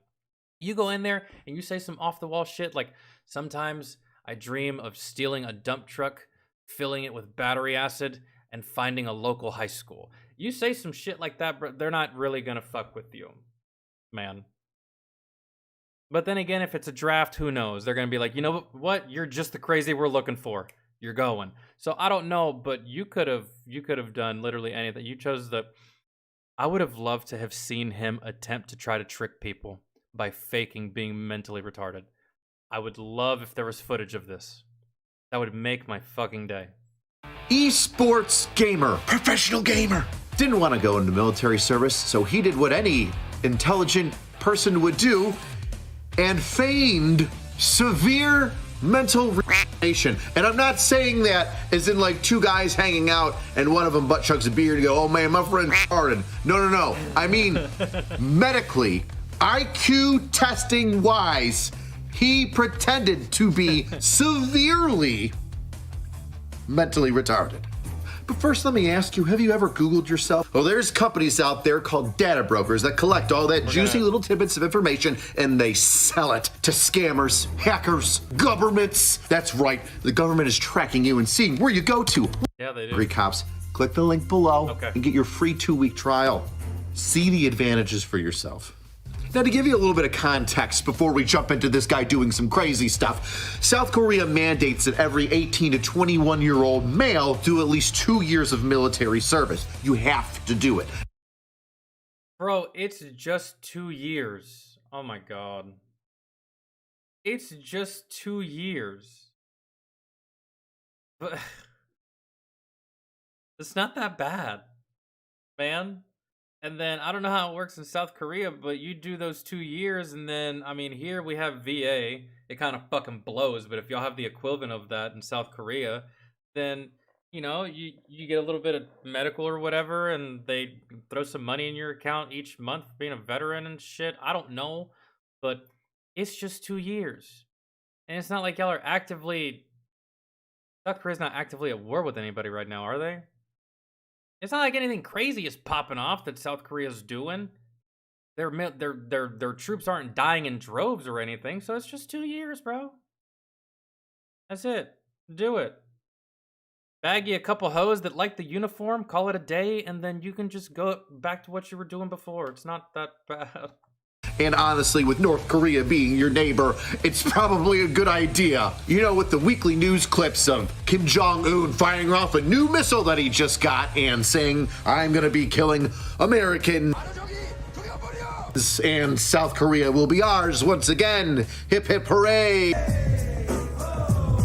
You ever see those groups of people whenever they meet Kim Jong-un? You know, he's got professional cheerleaders that like constantly like sing and dance and clap and like wave their hands like all in unison. It is eerily entertaining. Just like anything else, there are exceptions that can be made for this military service. Not everybody has to go in. They make exceptions for athletes. Any of their athletes for South Korea that go to the Olympics, they're excluded. And I mean, that makes sense, right? They're training and training and training. What about college kids?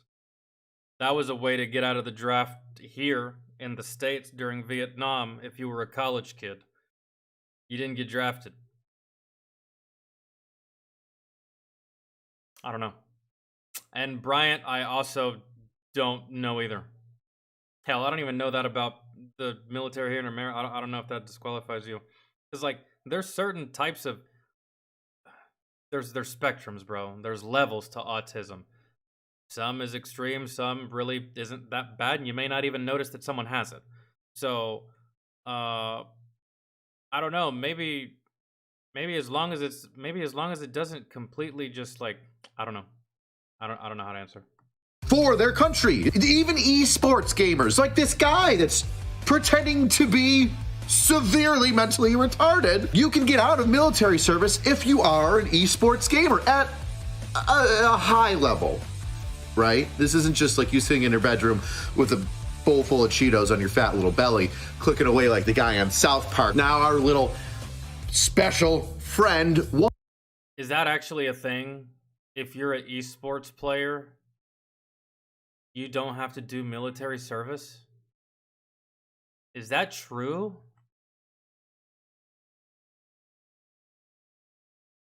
You are an esports gamer at a high level,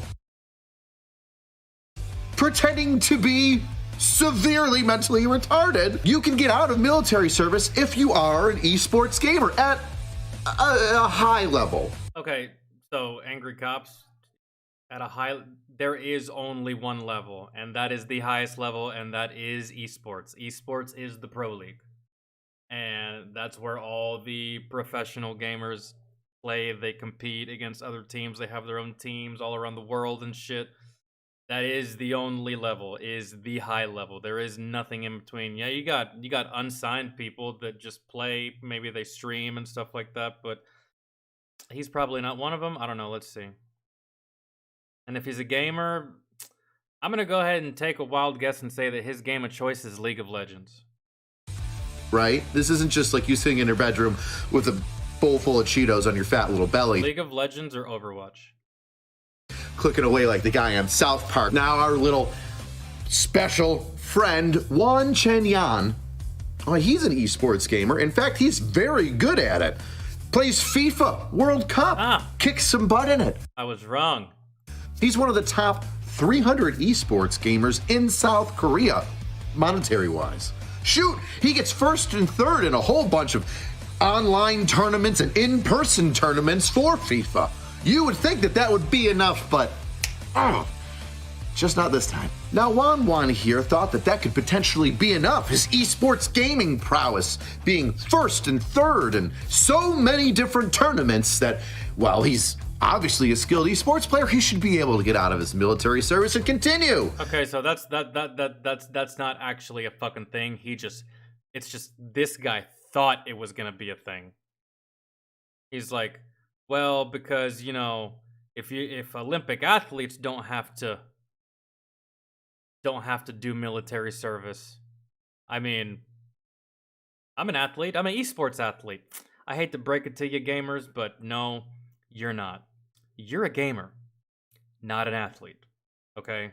I hate to burst your bubble about that one, but someone's got to tell you, bro. So someone's got to let you know you're not an athlete.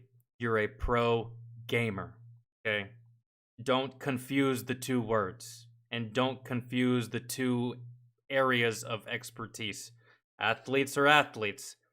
You're a gamer. They are pro athletes. You're a pro gamer. You are not athletes as gamers. Don't ever use that word for yourself. You are not that. You will never be that. Okay? I know that some of y'all actually do be sweating balls when y'all are doing scrimmages and shit and actually competing, but not at the same level of an actual athlete, so let's calm down. I just want to tell y'all that because some of y'all actually think that. Like, we're athletes. No, you're not. Please, calm down. To be that esports South Korea representation icon. I don't know what the fuck it would be called. But alas, South Korea thought differently. It wasn't enough, so he would have to serve. But Juan here, Wimpy Juan, well, he didn't stop there. He's not going to let one roadblock discourage him. Oh no, he's going to find another reason why he doesn't have to serve. Aside from the shit with North Korea, Astro, what does South Korea have going on right now that's crazy? Another exemption that Wimpy Juan decided to travel down the path of is if you had a mental or physical disability, well then you would obviously be exempt from military service. And Wimpy Juan, well, he decided to go down to his own little doctor and just try out a couple strategies. This guy's trying so hard to get out of military service, I think he'd be an absolute fantastic soldier. Skipping out on details, going to dental. He's got half of it down. While these doctor visits, well, they weren't exactly stellar. Wani begged and pleaded with his doctor, stating that, he's just too fat and out of shape and not physically viable. His argument, physically, was that he was such a fat piece of shit that he couldn't possibly do well in the military. Juan, trust me, you'd fit in. Let me see, hold on, I missed that. Do well in the military. Juan, trust me, you'd fit in. Oh, yeah. You, but they're gonna make sure you lose that weight. But what basic training will fix that? Juan, come on. But no. Now we gotta go to mental. What if he's afraid of something? What if there's something not ticking right in his brain? Well, that's what he got diagnosed with. And help me out here, sweetie. What is your condition? How should I know? I'm retarded. Inoculophobia. What is inoculophobia? Well, it's not a fear of inoculations. Inoculations? Oh gosh, that's a hard word to say. Inoculation? Inoculophobia is a fear of crowds. That's right. The esports guy going to tournaments in massive auditoriums surrounded by people as he plays a game on a massive screen has a fear of crowds. Yeah, everybody saw through it just as fast as you and I did. A lesson that we can gather here, we haven't even gotten to the worst part yet, but a lesson we can gather here is that having very little self-worth or self-respect is a slippery slope. It starts with not wanting to serve, and then it's telling doctors that you're just such a fat piece of shit you couldn't possibly be wanted because you're so fucking gross and obese and chunky, to, I think I've got a mental disease, I've got a phobia. Come on, don't be feigning mental illness. Choices like that lead you to... So... his Hail Mary was the mental retardation. He actually did try a whole bunch of things. He's like, I could do this, I can do that. Fuck, that didn't work. That didn't work. That didn't work. Well, I didn't want to have to use this one, but you have forced my hand.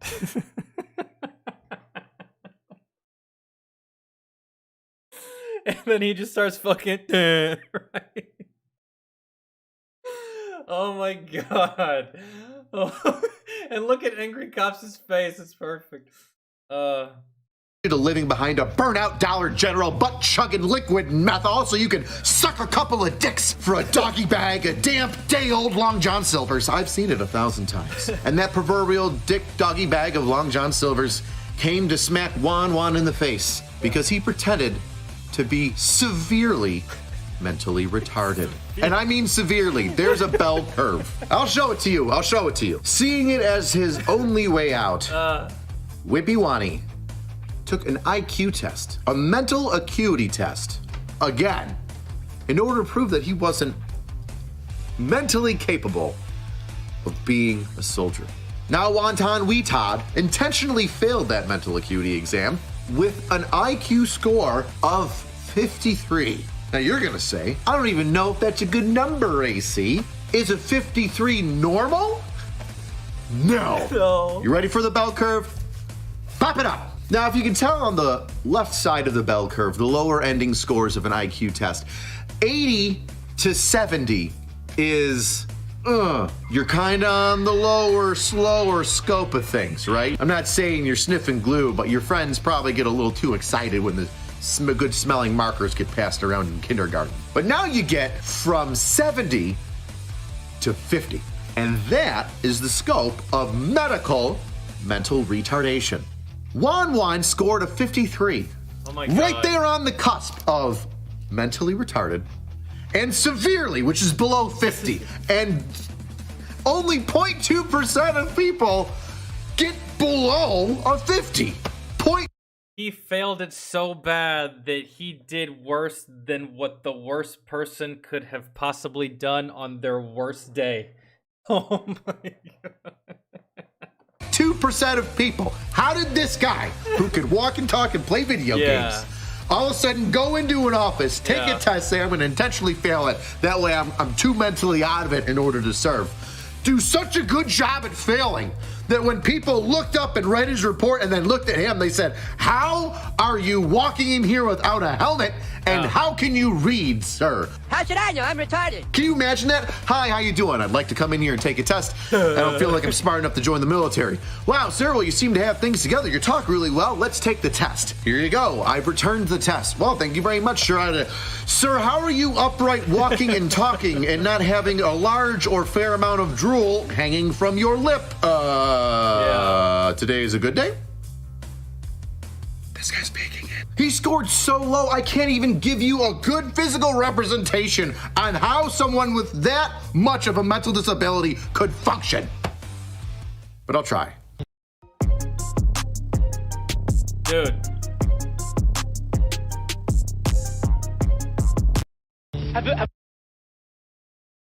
I failed a reaction test. I failed a reaction test when I was deployed. I was in the hospital, in the ICU and shit. And we get released. Well, we get released from like main hospital. We have to go into like this other section. And we have to take reaction tests, man. They have to test our reaction time, reaction speed, fucking stimuli, fucking reaction to stimuli and shit. We had to do all these things. And I sit down to take a reaction test, and I hadn't slept the entire night before. And doctor comes in, some fucking captain, and he's like, morning. I was like, it's not really morning, it's still last night for me. He's like, oh, what, you didn't sleep? I was like, not a fucking wink, man. Not after someone fucking stuck a finger up my ass, bro. Nope, no way. And he's like, okay, cool. And so I sit down, I take the test. I don't give a fuck about this test, bro. I really don't. I'm just clicking. I'm just like, click, click, click. I doze off 1 or 2 times, fall asleep, click, click, click. It's so fucking boring, bro, that my eyes are closing as I'm clicking. And at one point, I'm literally clicking with my eyes closed. I'm just like, they're sending me back on mission whether I pass this or not. I don't give a fuck, whatever. So I just did it. And bro, the doctor got so fucking mad. He's like, you tested so bad. It's crazy. Like, you tested so bad that people with mental retardation test this low for reaction speed, for reaction time. Or actually, he didn't say mental retardation. He said people with cerebral palsy test this low. And I was like, bro, I told you I didn't sleep, and I give a fuck about being here. I've been in this goddamn hospital for 3 days. I'm ready to go. I don't have time. He got very upset that I butchered the test, though. And I was like, who cares, man? Whatever. But I wasn't trying to get out of shit. Well, I was. I was trying to get out of the hospital. I wasn't trying to get out of the service. Fuck that test. Who cares? Fine. You're gonna put me back. You're gonna put me back behind that 50 cal anyways, whether I pass this or not. I know you are. But you done lied to everyone and said that I didn't want to go home and said that you asked me when you actually really didn't ask me. So you're gonna do what you want to do anyways. Have you seen my baseball? Worse. But this head movie makes my eyes rain. So much worse. Everybody knows you never go full retard. You went full retard, man. To score that low, imagine Forrest Gump, but instead of running and football and a Medal of Honor, you would get, Tammy, what's up? You would still get a helmet, but in a different form, and just a lot more eating glue and shoving things up your butt. Now mow the grass and raise the AIDS, baby. But have no fret, this very insulting man who decided to do the wrong thing. Once again, I'm not the bad guy here. Juan is, okay? Yeah. Juan did the thing that is bad, okay? I'm just talking about what Juan did. Don't be coming all up in my DMs and being like, you made a joke about... No. I'm picking on this jerk who fucked it all up. Yeah. This guy's a jerk. But anyway, he got caught. And instead of playing video games in the barracks on his off time, still doing his freaking esports gaming cool guy stuff on his Nintendo Switch or whatever the fuck he uses. Now he's not gonna get any video game time while he's behind bars for a year. He's getting sent to jail for a year for draft dodging, and he still has to do over 120 hours of military. Oh my God. So now you're going to jail for a year, and then you got to do 120 hours of military what? Service. Here for draft dodging, and he still has to do over 120 hours of military service. So you got to do 120 hours of military service, and now you got to do a year in jail when you could have just done the 2 years they wanted you to do, sucked it the fuck up, and then got out. And you're 18 years old. By the time you get out, you're still 20. You still got your whole damn life ahead of you. What? I guess this guy, maybe he's afraid, bro, I guess. Or maybe just like, I can understand, but like, dude, and on top of this, dude, you knew that this day was gonna come. You knew this day was gonna come. It's North Korea that you can't leave. You can leave South Korea if you want to. You knew this day was gonna come. You could have came to America. Could have gone to Africa. You could have gone to Australia. You could have gone to school abroad. You could have done a number of things to avoid that. And you decided to go full retard. That's wild. That's fucking wild, man. Now, I don't know how 120 hours constitutes in a military service, but that's a South Korean way. I mean, they'll figure it out. They already know what they're doing. It makes you wonder, what did he think would happen when, like, a recruiter showed up at his door? We are gonna fix the Special Olympics. Now, that's it. That's the story of a guy that was so stupid he pretended to be severely mentally retarded to get out of serving his country. Best way to support the channel is to pick up a shirt, angry-cops.com, or a sticker. E4 Mafia Death. Oh, dude, and it's just 2 years, man. It's just 2 years. Initial enlistments are for 8. Most enlistees forget that when they sign the papers at the recruitment office or MEPS. My initial enlistment, Don, that was my initial enlistment. 3 years. 3-year enlistment with a $20,000 bonus. I had a good recruiter. That was my initial enlistment, was 3 years. Now, officers and shit, that probably is standard, actually. 8. You're investing way more in an officer than you are in, like, a fucking recruit like me. Right? So, I think, I don't know. Neither here nor there, but...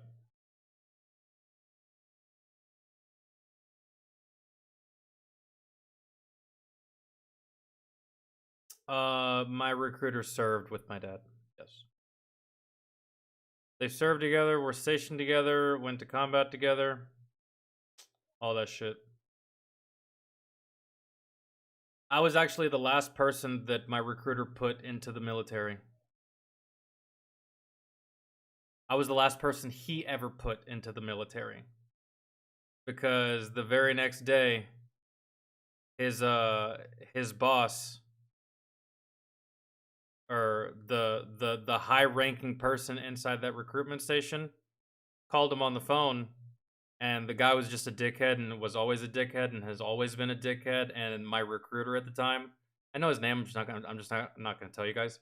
My recruiter at the time wasn't really having any of his bullshit, and the high-ranking person was like, "You need to get back to work." And my recruiter was like, "Let me tell you something, bro. If I come back to work, I'm showing up with my AR-15 and I'm going to blast you in your fucking office. I'm so goddamn tired of you, bro. It's not even fucking funny. So are you sure you want me to come back to the fucking office? Are you sure you want me to come back to the fucking office?" And then the MPs arrested him, and then he got sent to Fort Sam Houston for something. I think it's either Fort Bliss or Fort Sam Houston. Or it was Fort Hood. I can't remember, but he got sent to Texas. And then that's where he finished out the rest of his military service, and then he got the fuck out. Didn't even get demoted either. Oh, man. But they did take him out of recruiting after that. I was the last person he ever put into the military. They took him out of recruiting after that. They were like, yeah, this guy's going to shoot somebody. So let's go ahead and transfer right now. Make it happen.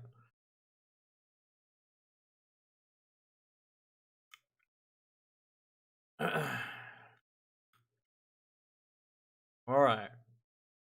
I'm so hungry. I might go get some of this leftover mac and cheese.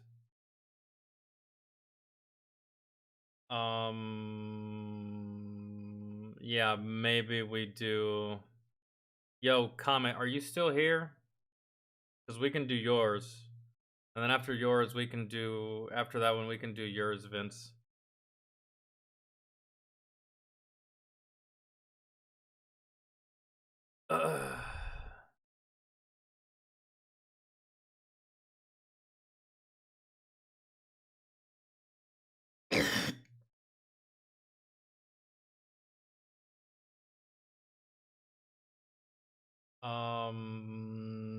Probably not. And Rakiru, what's up, man? I think I think I saw you.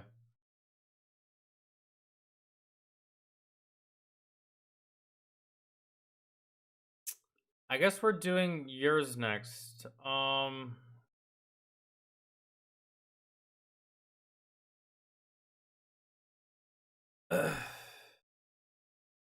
Even more terrible gaming hot takes. Ugh. Okay.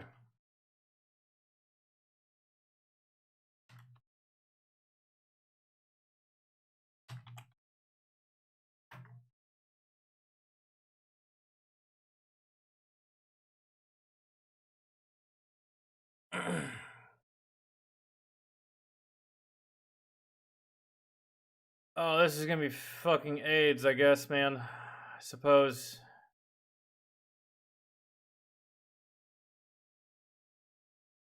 I'm really not, Elaine. I only ever watched the Act-Man on my own time. I didn't really ever think that I would have to watch him on stream, so this is kind of unfortunate. I've seen quite a few of his videos. Mainly just on my own time before I go to bed. Or like if I'm just bored late at night. And these are like that guy right there on screen right now, that black dude. I've seen his hot take of Elden Ring. He's retarded. Most of the people that are gonna be in this video are fucking retarded. It's so yeah, no, I'm not looking forward to hearing fucking brain dead ideas. Or brain dead logic. Or brain dead opinions. Because not every opinion is good. Not every opinion is correct. And this is 18 minutes and 39 seconds of stupid shit fucking opinions, right? So, nah. Not excited, but I'm buckled in and ready to fucking go. I need to go get something to eat first really fast. I don't know what it's going to be. It might be mac and cheese or it might be lollipops, but I'm going to go do it. Hold on. I'll be right back. Actually, so y'all aren't sitting in motherfucking silence. Do all this. Eat for the love, please. No.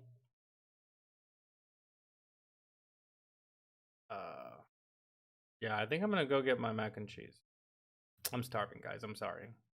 I have to eat some way somehow.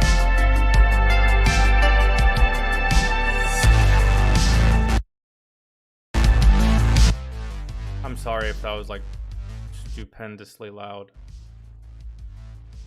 All right. I'll be right back.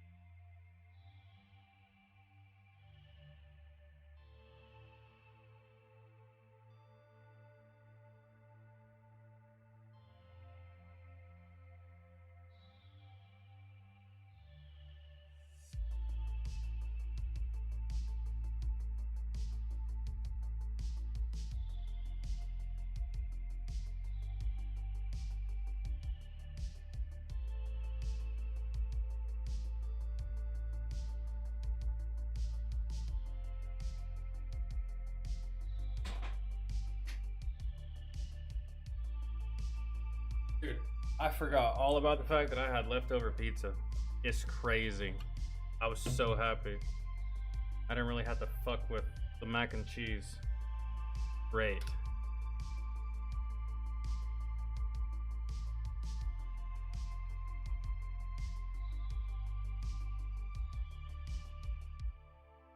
Okay. Here.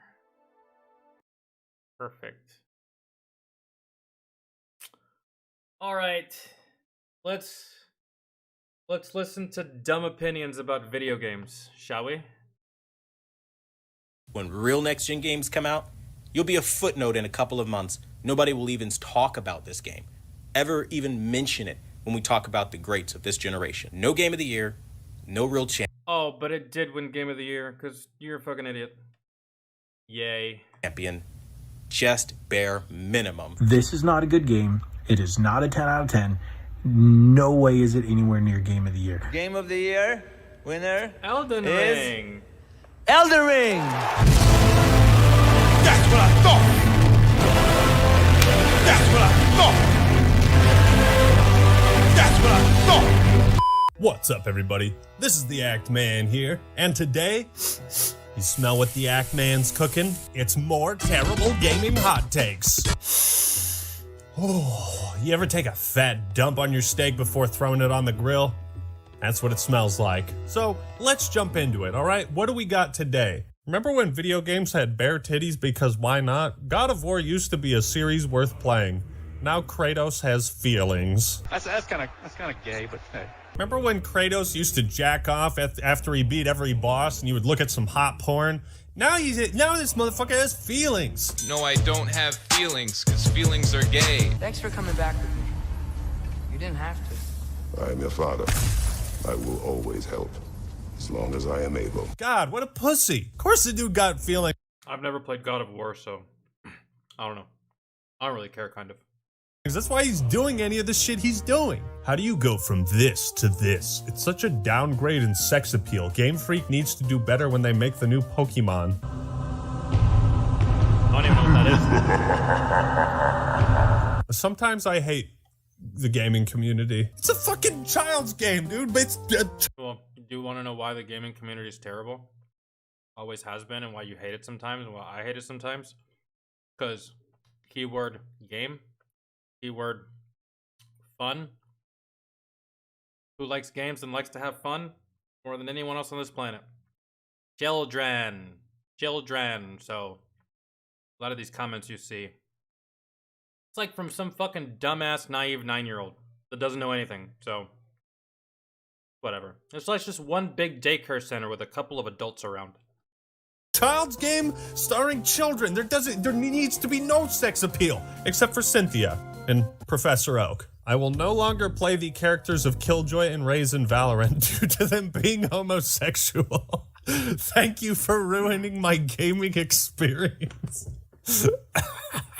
He's just like, why did they have to be gay? Why are you gay? Why did they have to like vagina instead of penis? Remember when we could just talk about video games and we talked about why they were bad or why they were good? Can we just go back to that, please? No. If this was a Netflix show, Kratos' son would be gay and Kratos Afro-American. But since it's Amazon, I think the casting will be good, but the plot will be very disappointing. Boy, do I have news for you about who plays Kratos. Fucking got him. Gamers be like, we need to reduce crunch in development and complain when devs do something that reduces their workload. People who complain about crunch are just incels who hate on The Last of Us Part 2. That's gotta be it. That's the most obvious troll I've ever seen. Someone sent me this image up. My love for Blizzard games outweighs my dislike of... And then the sound of... The other thing is, I don't know anyone personally. Just my love for Blizzard games outweighs my dislike of sexual harassment, sexual assault. The other thing is, I don't know anyone personally that was harmed, so I couldn't care any less. I also pre-ordered those games before any of this came.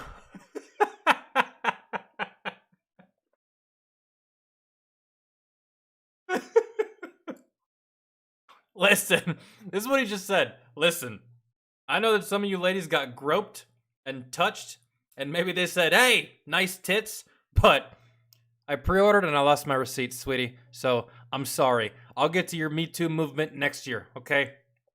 Stop releasing games and maybe I'll come to one of your fucking meetings. Oh, that's great. That's fantastic. That was harmed, so I couldn't care any less. I also pre-ordered those games before any of this came to light. Where to begin? I don't know who on God's green earth could have written this, but they clearly wrote it to justify whatever purchases or time they spend playing Blizzard games. It's like, you don't have to justify it. Just because some bad shit happened doesn't mean you are morally reprehensible for playing a game. Yeah, dude. Well, yeah, that is true. But in the age of people wanting to shame you just because you purchase or support something in the first place, sometimes people feel the need to do that in order to justify their continued support of something that a majority of people are overwhelmingly hating at the moment or talking shit about. So it's just like I said, sorry. I mean, sucks for you. You grabbed your tit on the elevator. I'm sure that was a harrowing experience, but like I said, I've been waiting on this since way before you got hired and started getting harassed, so that's all I'm saying. Up to you if you want to boycott. I'll start boycotting when you win in court. Show me a victory first in court, and then I might hop on your team. I'll be in my man cave. Sorry. Company or not, I respect it either way. But like, you don't have to justify that by saying, well, I don't know anyone who was sexually assaulted at Blizzard, so fuck them. What? Dude, this is a horrible gaming experience. How do you live like this? Well, I don't know, Linus. I don't have time to research upgrades for this thing. I mean, dude, can't you just build me one? Elden. Think about it. Think about it, bro.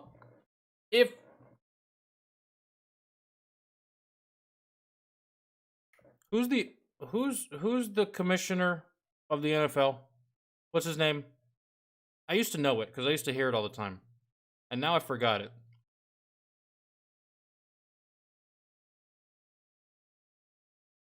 Let's just say that it comes out tomorrow that this dude is a bigger raper than Bill Cosby. Let's just say that it comes out that this guy is the connoisseur, the Lone Ranger, the Mac Daddy of raping, right? And let's say that news comes out tomorrow. How many people do you think will still watch football on Sunday? The same amount of people that watched football last Sunday. They don't give a shit. Not like it was their grandma that was getting touched at the old home by this creepy fucker. They're still gonna watch football, bro. It's a shame, yes. But I mean, listen, I love shopping at Dollar General, but if I find out that the owner of Dollar General is out here willy-nilly just kidnapping people, I'm still gonna shop at Dollar General. Because I like it there. I don't give a fuck about that guy. He's nothing to me, you know what I mean? Rings Millennia embodies from Roger Goodell. Yes, that's his name. Thank you. Appreciate it. Software's problems with women. Knock knock. Who's there? Polygon. Polygon who? Poly gonna give you another bad article to read? Why do FromSoft games always bring out like the worst opinions in everyone? So it talks about Millennia, Blade of Mikola. This enigmatic warrior captured the audience from the moment she appeared, and she featured prominently in the rest of the game's. You can't say that out loud, Conquistador. They don't accept that at all. Anytime you bring that up, they smooth look right past that shit, don't they? Kind of like how, like, vegans will smooth look past the fact of how many animals actually die just so they can have avocado, yet they bitch at you about eating steak.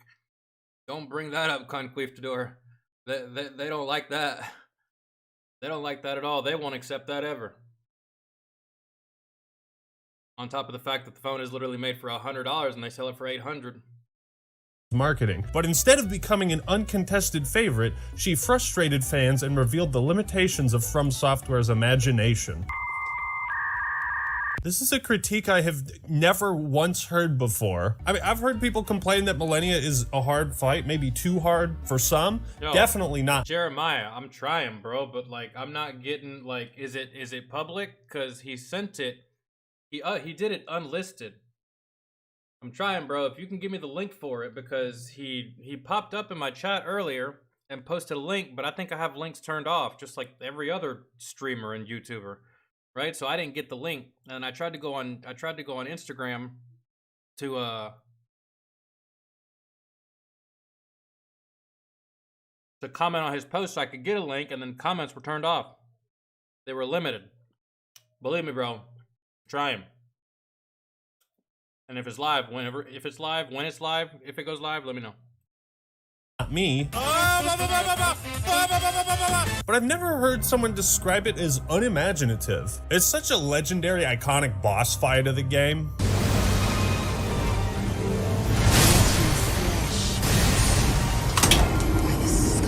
Like, they made a freaking statue of her. Millennia exemplifies the way FromSoft writes women in its games. Whether bosses or NPCs you meet in the wild, these women have a shared condition. They exist in tragically declined worlds, so like every character in From Software games, sharing a specific brokenness, disfigurement, abandonment, and loss. So like every character in From Software games, they are afflicted by gender? Afflicted by gender. And the cure for when they are obstacles instead of mutely helpful is for the player to enact succinct violence. What the fuck is that sentence? What? You killed a bad guy. Bad guy could be a dude, could be a dude melded together with a dragon. Bad guy. Yo, the person that wrote that article probably truly believes that their dog is actually vegan by choice. And so that's why all they feed it is fucking broccoli. When on the inside, the dog wishes it could figure out how to self-delete. Guy could be a giant knight. That giant knight could be a chick. It could be a dude.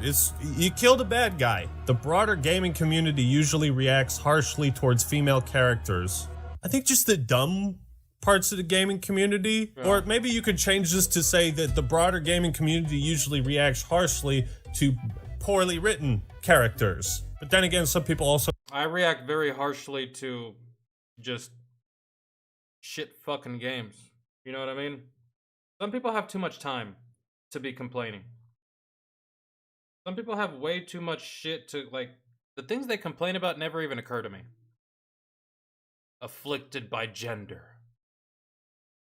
Brought down by their own cause and effect of the realm that's been created for these characters that don't mold well for the female.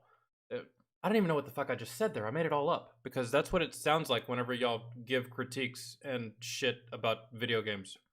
It sounds made the fuck up, like you don't know what the fuck you're talking about. I've never played Elden Ring, but I've played From Software games. Most notably, Sekiro. I think Sekiro was From Software, right? Either way, doesn't matter. I've played games like Elden Ring. They're fantastic.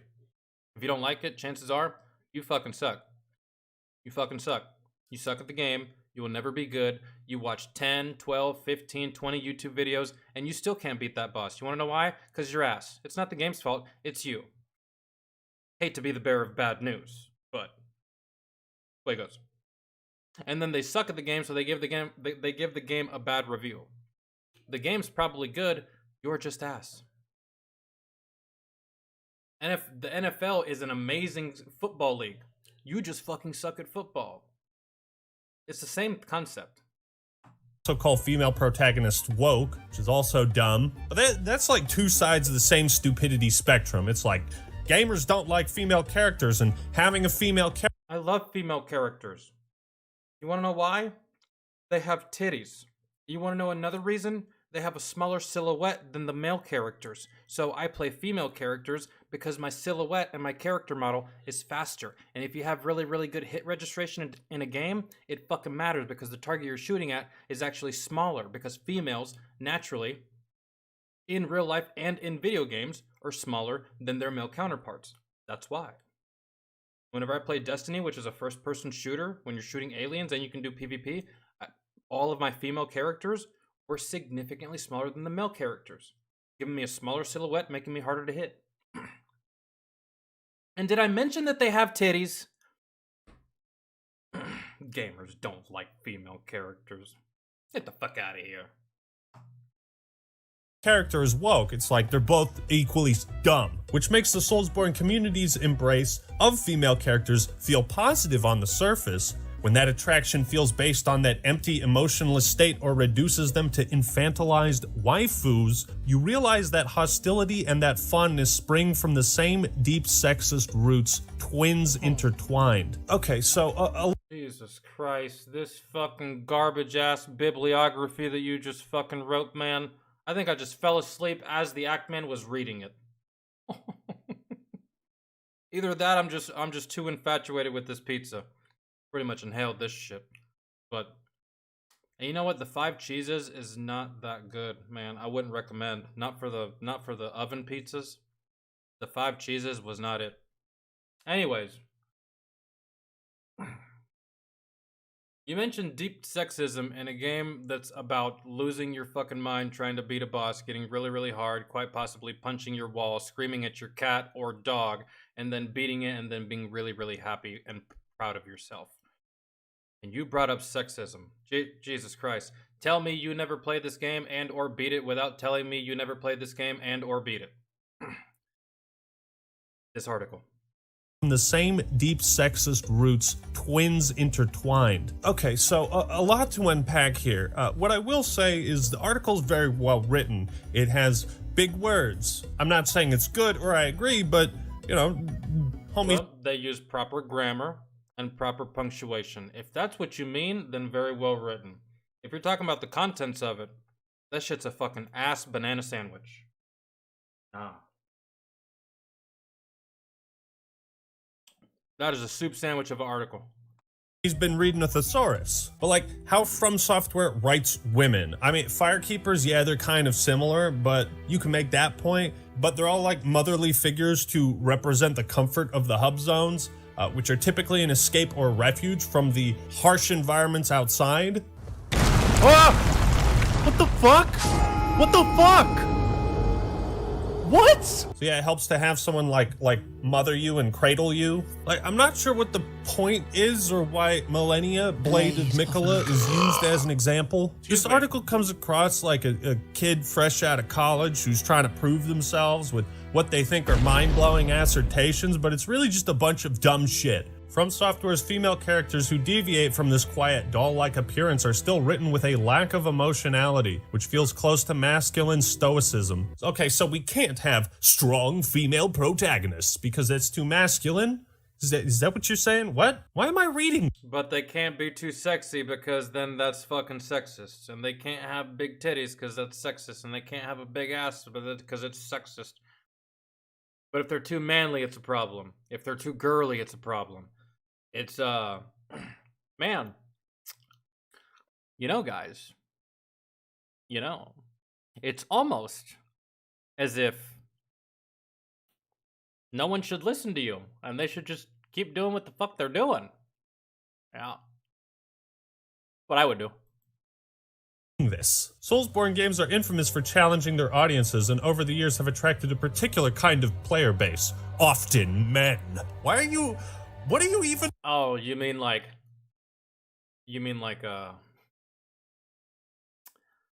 how it goes for the majority of gaming?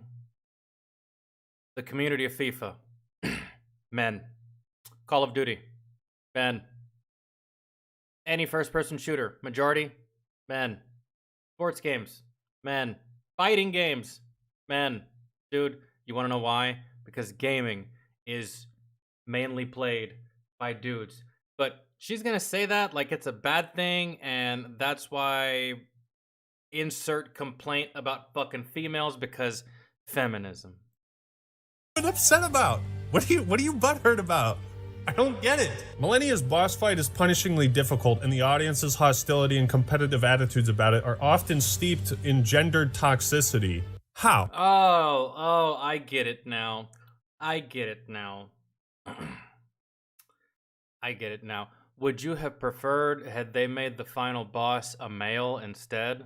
This is her complaint, guys. This is her complaint. If y'all didn't understand what he just said. Melania, the final boss, is really, really hard. So the fact that the majority of the gaming sphere is men, naturally, men are going to play Elden Ring. And because the final boss of Elden Ring is a female, and it's mainly men that play this game, and this boss is really hard, a lot of these men are saying sexist shit to the non-playable character that they are fighting against. They are literally talking shit to AI, and you are getting mad. So for example, they lose, and they're just like, God damn it, this fucking Melania bitch, you're a stupid fucking cunt, bro. I swear to God, if this was real, if I was actually in Elden Ring, you'd be in the fucking kitchen right now. I'd take your sword, I'd take your wings, I'd take all of it. You'd be making omelets for the rest of your fucking life. That's what would happen. And that's what they do, right? Like, they get mad, they rage at the game. And she's getting butthurt about what they say when they rage at the game because it's sexist and it brews a toxic environment. And I'm like, no, that's gamers, and that's called competitive, and it's called passion for gaming. And you're just looking for a reason to be butthurt and for a reason to be mad. I bet you thought that this article would be a smashing success, but you probably just got laughed off Twitter. Numerous Reddit posts, YouTube videos, and tweets talk about players' failures or successes while littered with sexist slurs. And one of these links goes to a search result on Twitter for Melania, bitch. What is the... How can you be so good with words yet so dumb? People also fell back into the usual community discourse about which methods of beating her were more valid and which ones made you a pussy. And success. That is literally not specific to Elden Ring. That is specific to any game that has mechanics involved that can be used and or ignored and or exploited and or altered to try to beat a certain activity. There's plenty of ways to beat the activity, but when it comes to these games, gamers will talk shit to one another. Oh, if you did it this way, bro, that's a cheese method. That's a cheese strat. Only pussy-ass little bitches do that shit. Fight her like a fucking man. Fight her like a fucking man. Don't be a bitch. Don't cheat. Don't use this little bullshit you found on fucking TikTok. Don't use these little fucking strategies, bullshit strategies you found on fucking YouTube. Fuck that YouTuber. Do it with your sword. Be a fucking man. Right? That's what they always say. That's how that's how gamers are. You want to know why? Because most of gaming is men. Bro, pride, ego, arrogance. What the fuck did you think this was? Like, come on, dude. Oh, Lord. Success over her took on a weird masculinized chest beating at times. I beat Melania, no summons. Me have the biggest penis. Women suck. Is that what you think we are? Is that what you think we're doing? I mean, yes, the first part actually is accurate, but the whole women suck at the very end, nah, that's not something we do. Yeah, we get fucking hyped. That's it. But what she's talking about is like something that she's making up scenarios in her own head is what's happening. When faced with a difficult, defiant woman who has never been beaten, men cannot help but fantasize about being the one to take her down. Or it's just a boss, bro.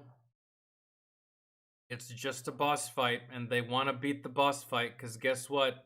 None of their friends have beat the boss fight yet, so if they can be the first one to do it, they can flex on their friends, and they can talk shit. If you think that for a second this has anything to do with the fact that this character is a female, you're more dumb than the guy that tried to play retarded to try to get out of South Korean military service. I'm just telling you, if you think that that's what goes through our mind. All right, finally fucking beat this stupid bitch. That's what you get, you fucking female. That's what you get, female gender. You want to break up with me? Huh? You want to cheat on me? Well, I'm just going to continuously beat on this bitch all day in this video game because fuck her. Yeah, that's what I'm going to do. Y'all don't want to date me? Y'all want to keep standing me up? Yeah? Y'all want to fucking keep giving me the wrong phone number? Y'all want to keep fucking doing all this fuck shit? Right? I'm just going to keep beating the fuck out of this girl in this video game because fuck y'all. That's not what we think, bro. And if you think that is what we think when we play these games, you're mentally ill. You need to go see a doctor, and you need some mental help. You do. I need you to go talk to a professional. Maybe start a routine on some medication, maybe 2 to 3 times a day, and just you'll be good. I think so. I think you'll be good. And then after that, yeah, you should be Or maybe someone just wants to beat the hard boss because it's a hard boss. Why is it men? Women can like these games too, you jack off. Women continue to populate the path as either passive helpmeets or predictable obstacles, which the fan base is all too happy to step over. I feel like every single complaint this person has or point they're trying to make could be applied to men as well. They either help you or they don't. Yeah. I think that someone has cast a level 10 Endless Winter spell. What are you suggesting, Elf? Stan has been acting strange ever since he thought his version of the rules were best. Speaking of Elden Ring, it recently won Game of the Year. And you know who wasn't too thrilled about that? Hey, yo, so the Game Awards... He's back! He's back! ...just ended, and Elden Ring took Game of the Year, and... You can see it in his face. He is still so salty about it. I'm gonna say this right now.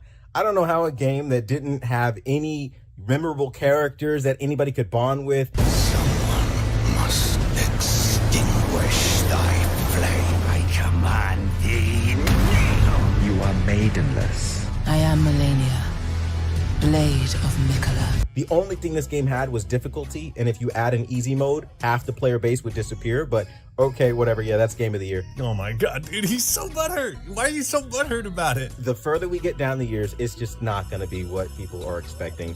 It's not gonna continue that same energy, bro, but hey. You made this prediction like 10 months ago when it came out, and you were wrong as shit, dog. You were so wrong. No Game of the Year, no real champion, just bare minimum. When real next-gen games come out, you'll be a footnote in a couple of months. Nobody will even talk about this game. Ever even mention it when we talk about the greats of this generation. Elden Ring! That is a fact. When the next generation cycle is said and done, don't forget it, and remember I said it on this day. I'll take things that aged poorly for 500. Let's see what happens in 2023. How many of these Souls players will still be playing that game? Probably fucking 0, but okay, let's play the game. Yeah, it was Game of the Year this year, but what about 2023, huh? What about next year? Is it gonna be Game of the Year then? And you know what? Take your victory laps, have your fun. Take your victory laps, baby. We got the W. We got it. Look at that. That's the freshest dub ever. Whatever, Elden Ring Game of the Year, but we all know what happened, man. It ain't really a Game of the Year. It ain't really a Game of the Year. It was, but it ain't really. Nobody's gonna be playing that game, bro. The game has already lost traction. It's already losing players. Well, at least you stopped. But see, okay, you know what's so weird to me? Why do you care so much? Man, and I see this from people who aren't content creators. And I know y'all see it too. Why do you care so much? Oh, this game's gonna lose its player base. Okay? But are you gonna play it? Yeah. Are you having fun with it? Yeah. So who cares about the player base? I'm just saying, man. It's gonna lose its player base, and fucking, it's not gonna win Game of the Year, and there's a whole bunch of people that don't like it, and this and that, and the Steam numbers aren't looking good, and the pre-orders were bad, and it's just like, who fucking cares? Play the game. Do you like it? Is it fun? Can you pass the time? Do you enjoy it? Are you entertained? Who fucking cares what the numbers look like? You act like you work for this company. Oh my god. Man, imagine caring this much and not getting paid to care this much. That's crazy, dude. Elaine, have a fantastic evening. Thanks so much for hanging out with us this evening. Themselves. Let's hear more of Mr. TV's reactions to the Game Awards. Now, as far as Game Awards and all that other stuff, I've had a lot of fun trolling a lot of the Elden Ring players. I think for me, it's been a very fun experience, I would say. Has it? You guys literally sound like abuse victims, right? It has been pretty fun, I'm not gonna lie. It wasn't fun for a bit, but it is now. The biggest thing is just how easily they offend. They kind of make it easy to farm them for views, and I can say that shamelessly because they shamelessly attack other people that don't want to play the trial and error simulator that is their game of the year, which is fantastic, but it kind of leads me into like, the Game Awards kind of was rigged. Bro, that's what I'm saying. Like, we all know the true winner was my Reformed Orthodox Rabbi Bill Clinton. It was either going to be God of War or Elden Ring, because those are the two most popular games right now. And the thing that held God of War back is it just didn't launch as well. This guy is such a moron. It's crazy. The Orthodox Rabbi Bill Clinton. It was either going to be God of War or Elden Ring, because those are the two most popular games right now. The games of the year were either going to be Elden Ring or God of War, because those are the two most popular games right now. Yeah. That's how that works.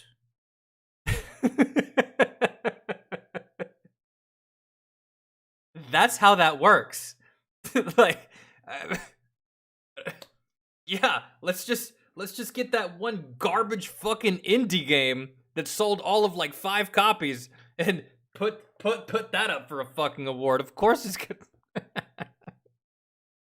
Okay. And the thing that held God of War back is it just didn't launch as early as Elden Ring to move as many units, to pick up as much press or whatever. And wasn't God of War Ragnarok like one of the fastest selling PlayStation games ever made?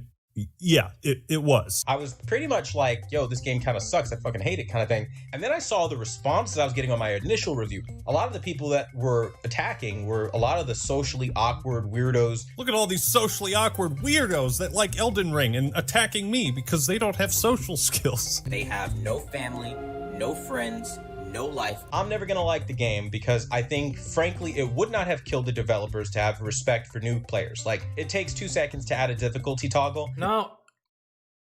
Fuck you. I'm about to be done with this video, actually. I can't take any more of this. Fuck you and your difficulty slider. If you can't do it, get good. And if you can't get good, go back to fucking Minecraft. Go play Minecraft, okay? That's what you can play. You can play Minecraft. Go play Fortnite. Go build yourself a little hut, okay? Go play fucking Truck Simulator. Go play something else, okay? Go play Candy Crush on your phone. That might be more your speed. These games don't need a difficulty slider. That is the whole appeal to this game. Who can do it and who can't?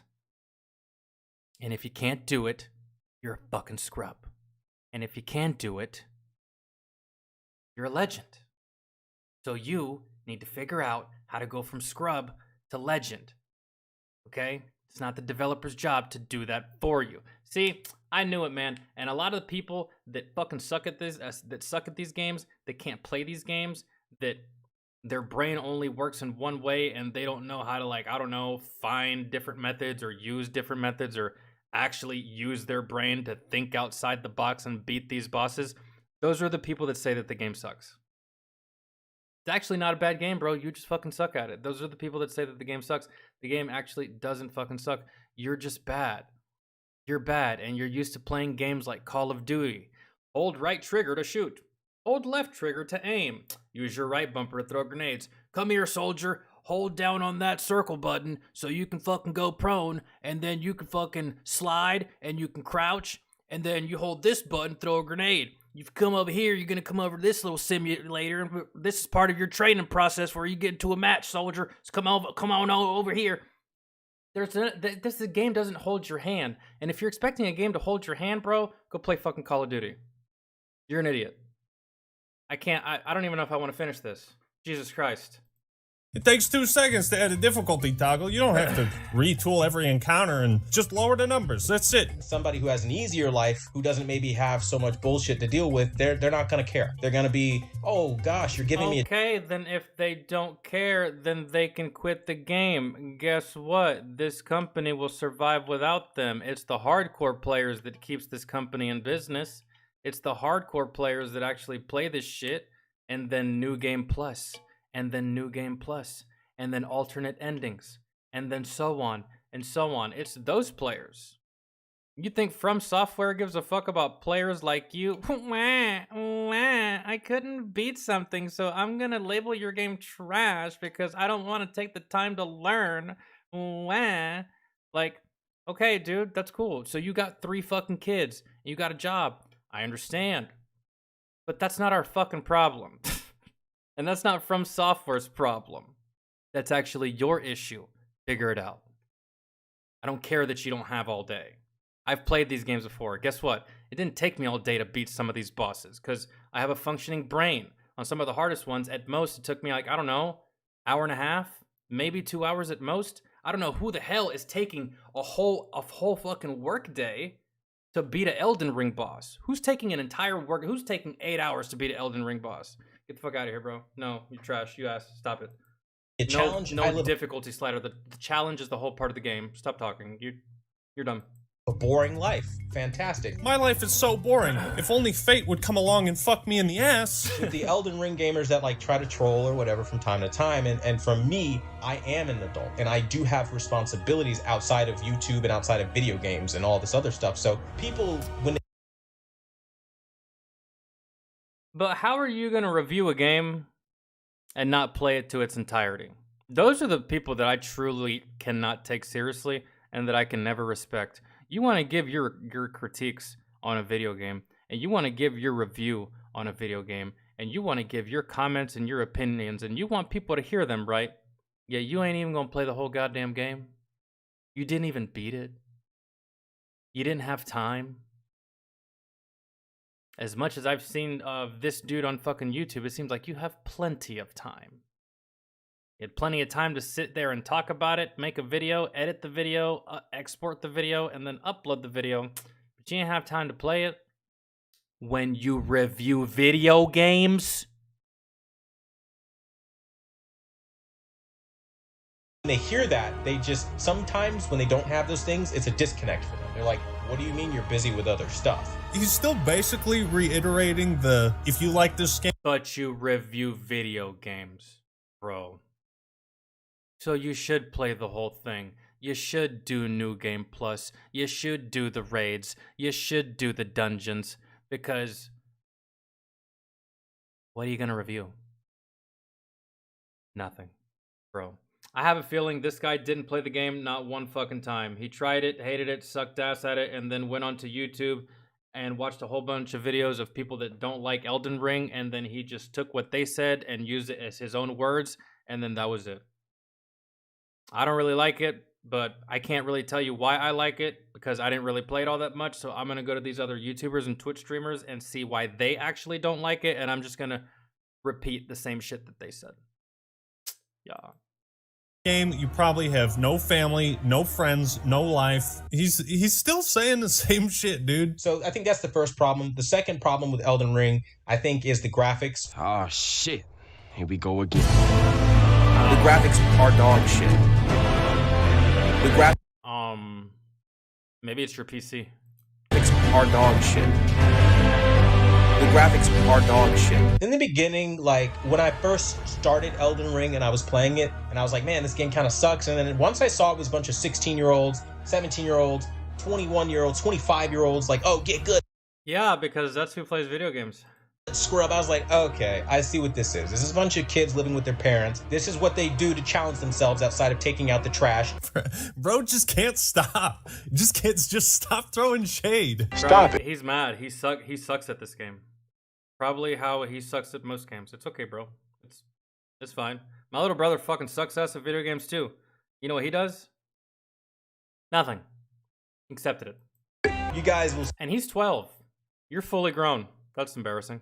See, it'll be very fun for me next year. More TVs. You guys helped us fund Quantum TV by literally just trolling. Oh, I'm sorry. Is this video about the Game Awards or how much money you make? Everybody who has been coming on and who have been ratioing, it's like, you've really done nothing but like literally just put money in my pocket, bro, like all day. That's good. Anymore. That's good, bro.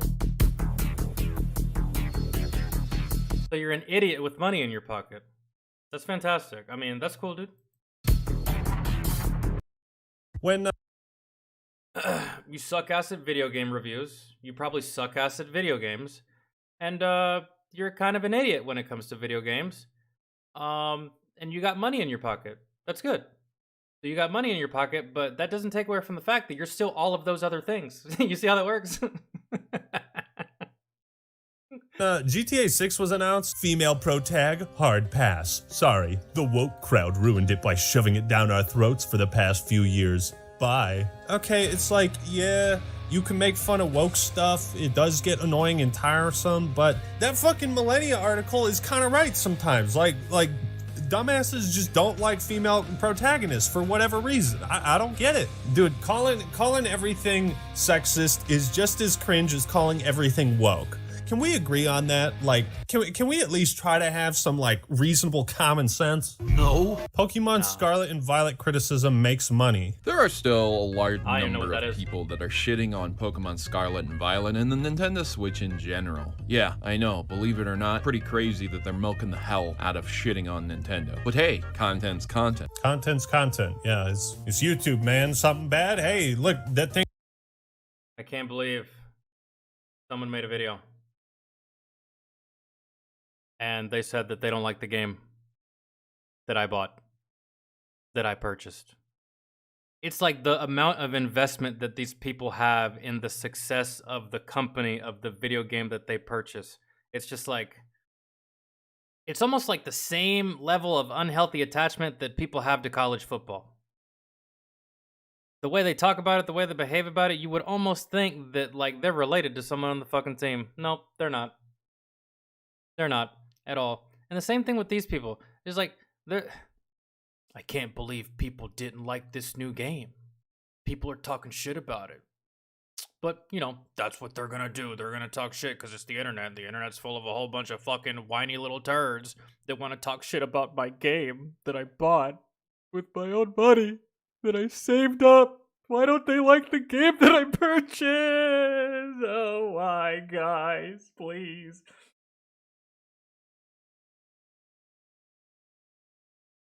You see how lame that sounds? I'm just saying. I'm just saying. Thing's bad. Here's my video on it. Something's awesome. Hey, that thing's awesome. Like that's how they behave. It's just like, you don't like this game? This game is awesome. How dare you not like it? But I don't know what I'm gonna do with the rest of my day. I can't believe you don't like the game. It's like they try to justify their purchases so bad, bro, and it's just like, bro, you don't have to. That's the best thing about video games. You don't have to justify shit. You just buy the video game and then you play it. But they're so invested, and it's like they're shilling for these publishers and these companies that don't actually give a fuck about them. It's almost like when, like college football, when I see these people break their 70-inch because their team lost. But it's just like, man, does that team don't give a fuck that you got that mad that you broke your TV? That team don't care that you like them that much that you just wasted $2,300. They don't give a fuck about you. They don't even know you exist, man. And you're out here shilling for that, for this, for what? What are you getting so mad for? Because someone doesn't like the same product that you like? Gamers are weird like that, man. It's just like, they get so butthurt and so attached to something that, like, they can't fathom that someone else couldn't like the same thing that they do. It's odd. Here's my video on it. Yeah. Yo, Indian Jesus, I appreciate it, man. Yeah, I actually stayed in there for a hot minute and just chilled. Really just listening and just, throwing in my 2 cents every now and again. The dude that you were talking to didn't really seem too stoked to be there. Or really too stoked to even be having a conversation with you. And he really didn't have any answers for anything you were saying either. So I was just like, this guy, he's got the standard default responses that all the other ones do. They have like total of 4, man. Sometimes they get a DLC update, we're on the topic of gaming. Maybe they get a DLC update or something, and they get more responses added to their inventory. But I don't know. That guy, he only had like 5 or 6 things to say, and it was always like more or less the same thing.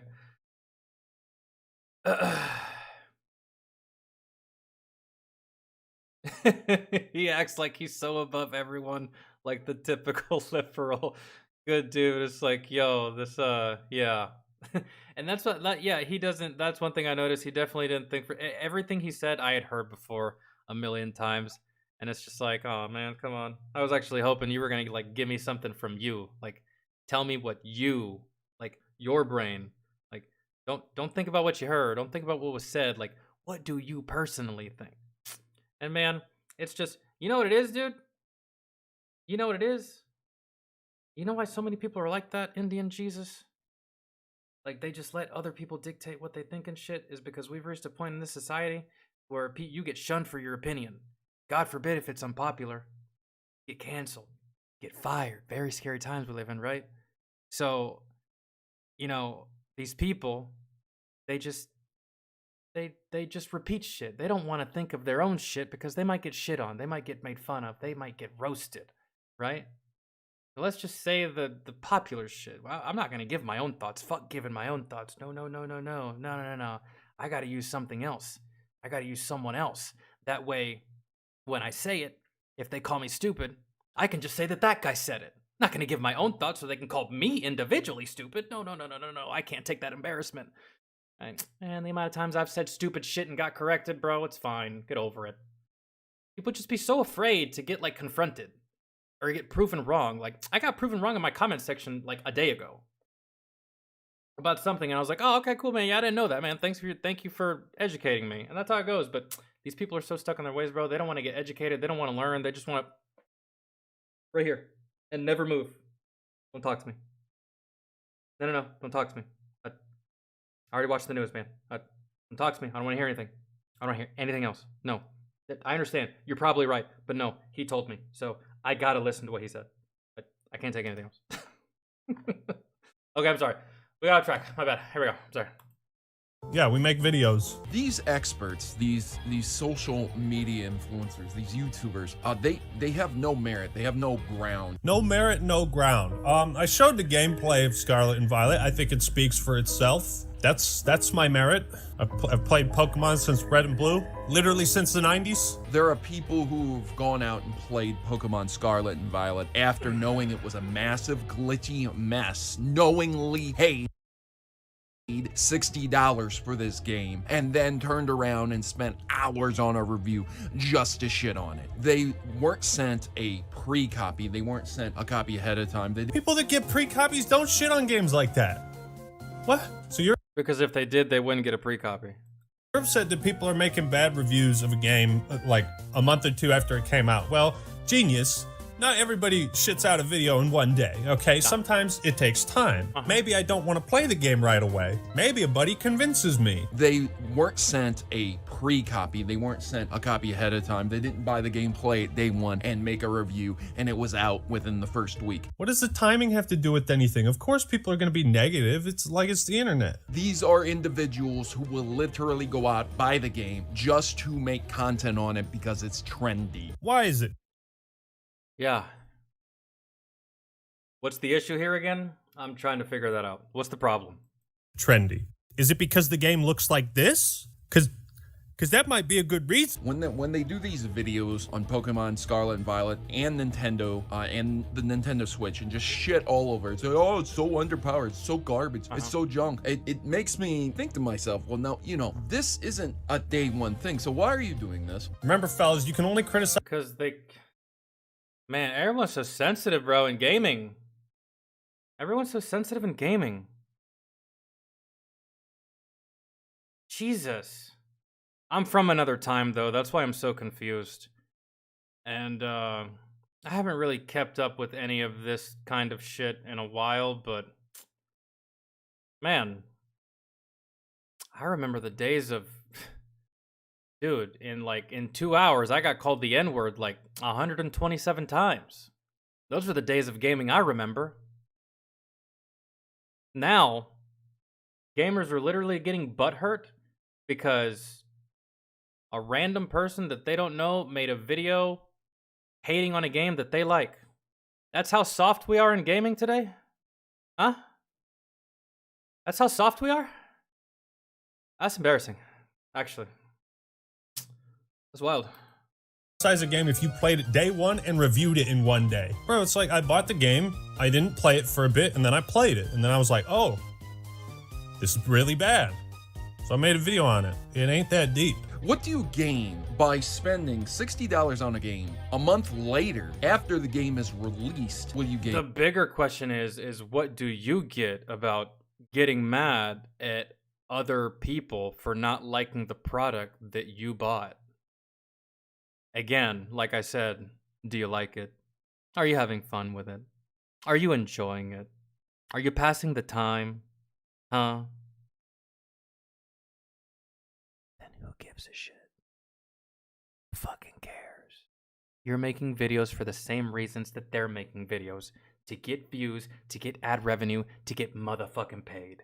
Can we all stop being naive about what the real goal is? Y'all wrap it up in some kind of fucking moral high ground shit, like talking about, oh, you just make these videos to make fun about these games, and at least when I make videos, I say something good about it. Maybe they hated everything about the game. You ever think about that, jackass? Yo, gaming is so soft today, bro. Holy shit. Gain views, you gain content. Why would you make a video, a review? Why would you give a company $60 of your fucking Diet Morgan Wallen over here is not happy, bro. Hard-earned money? Why would you spend $250 to $300 on a game console when you know, one, it's extremely underpowered? Why would I spend money on a game console? Because I bought it 5 years ago. You've had plenty of time in advance to know about the exact product you're purchasing. You still do it all. You do all of it. And then turn around and spend hours on a review just to shit all over it. Why did I spend money on a game to review it? Because I'm not gonna steal it. Well, folks, it's been an interesting year. I guess, but why did you go to the fucking theater, you dumbass scrub? To watch movie? I guess. What was I supposed to do there? Can you tell me? No, you can't. People. Oh, dude. And you know what? This is it's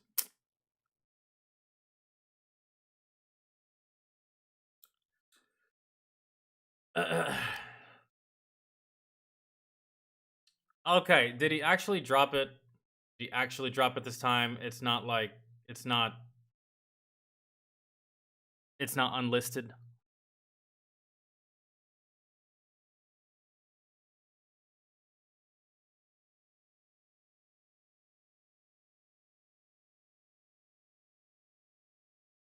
Yeah, Indian Jesus, he is.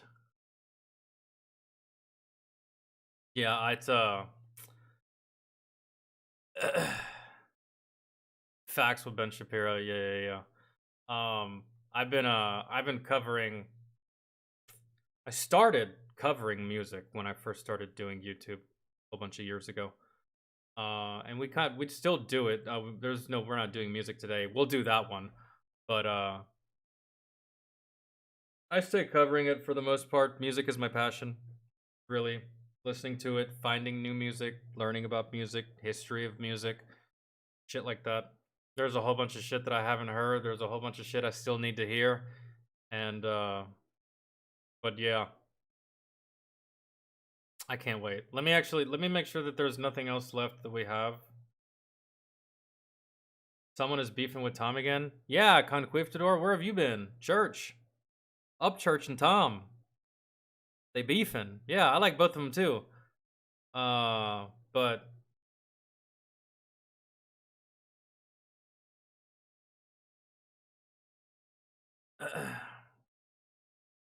yo, Task, what's up, man? Sko, what's good? No, actually, you know what?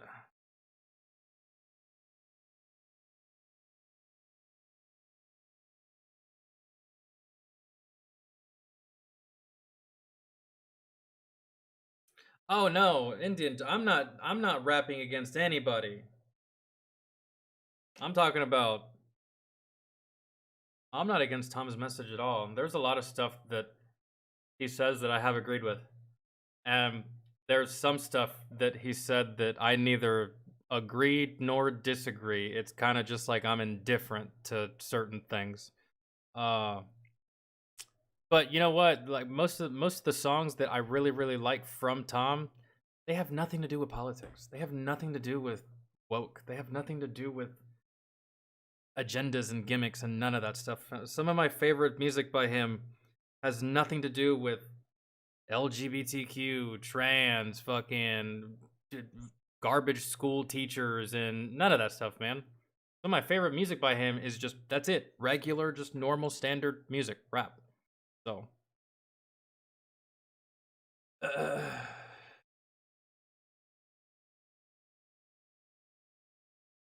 Oh, Indian Jesus. Nah, it's just been freestyles for the moment, really. And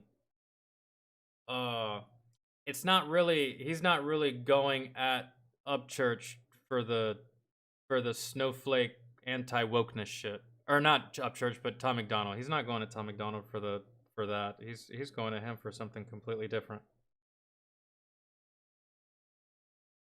Which will take a hella long time to explain if you haven't been following, because there's been so many developments with this so far. And I think the person that requested this isn't here, but which is fine. Well, we have DeRozier's and then this one.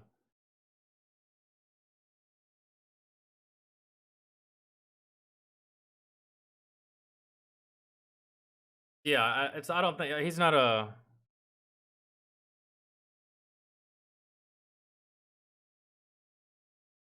Yo, Ironhawk, I appreciate it. Thank you so much for hanging out with us, and thank you so much for stopping by, and thank you so much for staying as long as you did. Hopefully you have a good evening and enjoy the rest of your Saturday. And have a great weekend. We'll be live again on Monday on Twitch via music stream.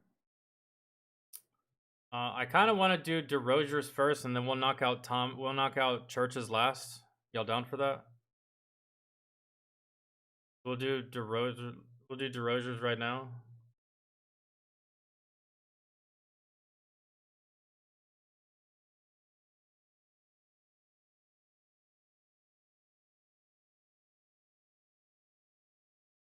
Yeah, no, there's just and I gotta go get a drink, bro. And I gotta go. Man, there's so much shit. All right, what is yours, DeRozier?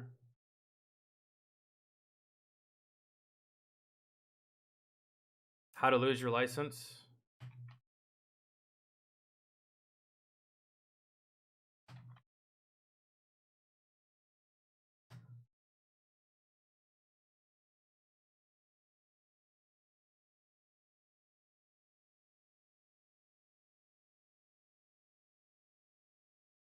This is gonna be annoying, isn't it?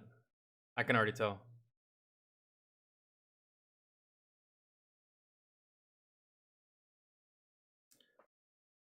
You can rep men in dresses and be hard? What? Who? How? When? What do you mean?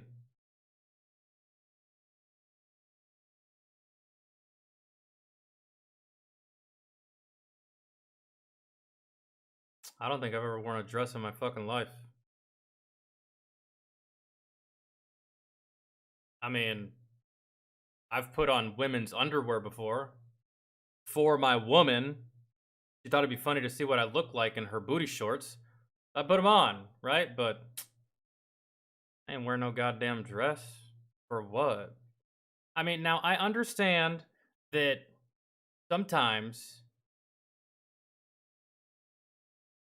a boy turns 18, goes from a boy to a man, and he gets really drunk, and his best friends are douchebags, and they draw dicks all over his forehead. They get him super wasted.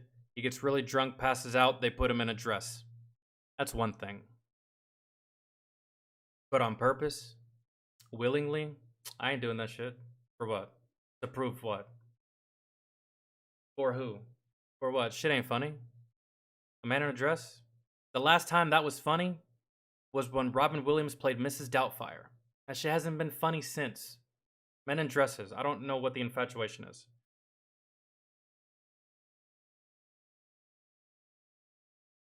It's never been funny. Like, I'm not a fan of Medea. Not a fan of Tyler Perry. And dresses and shit. All that stuff. What's another one? Big Mama's House? Not really a fan of that. I don't care. Like, I like Martin Lawrence. Martin Lawrence funny. But give a fuck about Big Mama's House. Blue Streak was better than anything Big Mama's House. 1, 2, or 3. I don't. Candy, what up, man?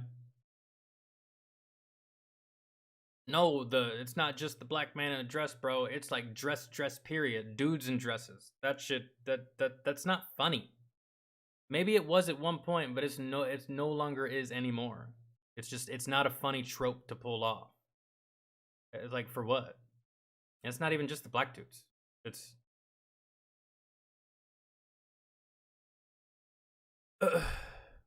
I don't know why there's such an infatuation with getting black actors to wear dresses, like Cat Williams was talking about. But I don't think it's just I don't think it's just the black ones. It might seem like it is, but I'm pretty sure we can find white actors wearing dresses, doing some weird shit.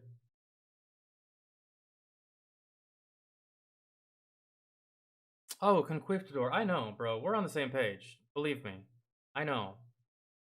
You wear this dress and guess what? Doors are going to start opening up for you, son.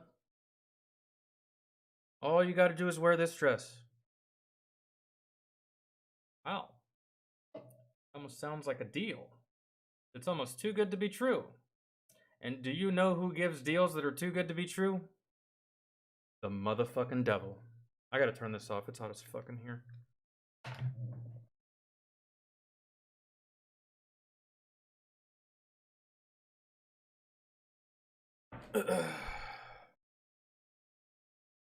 Okay, let's do this and then we can listen to Upchurch's track.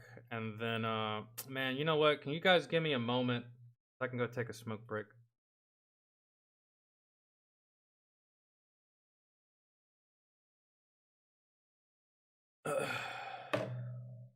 There's a channel that I used to watch, guys, and since for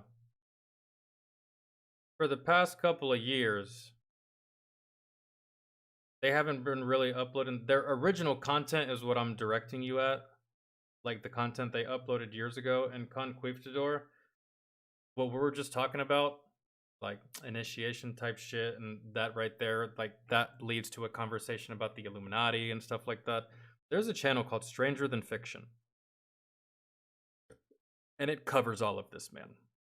It covers all of this, from the dress wearing to Bohemian Grove to those rituals to literally every single celebrity that you have ever seen in a magazine or on TV or in a commercial or in an interview is doing this or this or this or this or this or this.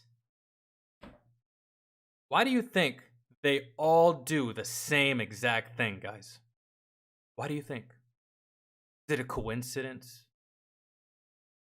Do they just really, really like hand gestures? Why do they all do the same thing? How do they all end up doing the same exact thing?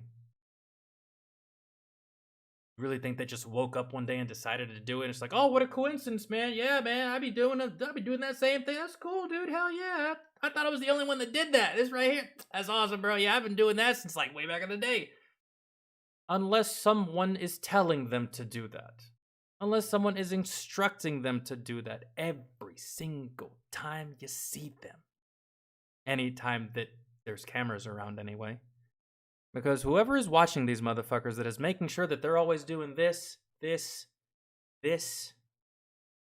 all this shit. Like, but I mean, hey, dude, it's all about how you perceive it. I perceive things in certain ways. And that right there, that perception, it ain't a good looking one. I'll tell you that.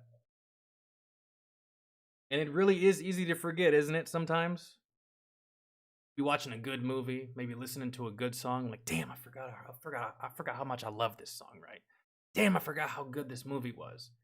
And you tend to forget sometimes that these people, that they're not only are they not who they say they are, but a lot of these people are even worse than what you think they would be if you found out that they were truly awful. But hey, Yeah, exactly. Like once you see it, you can't stop seeing these things. That's it. Like once you've and that's where the word woke really truly first started. Yo, you awake or you asleep? Huh? Are you just going through the motions on your phone every day, just looking down, not looking up? You walking around this life sleep or woke? Does the system got you sleeping? Does the system got you down? Has the system already neutralized you? Has the system already neutered you? Huh? Has the system already removed all your energy? Or can you see it for what it really is? Are you woke? That's how it actually started back in the day. This whole word woke was made into something different. But that's how it actually first started back in the day. Woke. Do you know what's going on, man? Do you know the government that's running you? Do you know the people around you? Do you know the system around you? It's pretty much built to fuck you everywhere, every day, everywhere you go, no matter what. Have you seen these things? Because if you haven't, you will never notice these things. But once you notice just one time, you'll see it everywhere. You'll see it at the gas station. You'll see it at the mall. You'll see it on TV. You'll see it at a baseball game. You'll see it at a football game. You'll see it at a concert. You'll see it at a friend's house. You'll see it everywhere, and you will see a whole bunch of other people engaging in the same shit that you used to engage in, but now you're awake, right? Because you done noticed. You done picked up on all these things. That's how it started. Sleep versus woke, awake. Like, I'm fucking conscious now. I pretty much see this entire world for what it actually is, right? That's what it used to be, and now woke just means something completely different. And that's why I was so confused whenever people started using it and the way that they're using it now, because it just like, it never made any sense to me. Yeah, like the way they use it now is just fucking stupid, you know? And the way that like, you guys know. All right, yeah. Let me go take a smoke break real quick. We'll watch this one. Hopefully this officer doesn't get on my nerves like the last police officers that we watched. Those police officers, man, they really were douchebags. They really were. And to think that I was gonna give them the benefit of the doubt at one point. Like, I don't know, man, but I didn't know all the information. I don't know if those guys were actually even guilty of anything. So let's do this. Oh Lord. Don't even want to watch that. Not today. We're not doing that.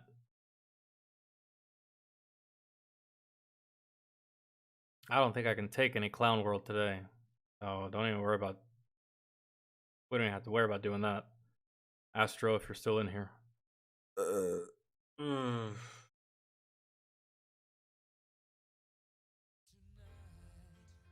Do you think the absolute beating Upchurch is about to give Tom will ruin Tom's career? No. No. I doubt it. Actually, not even I doubt it, bro. 100% no. It's not.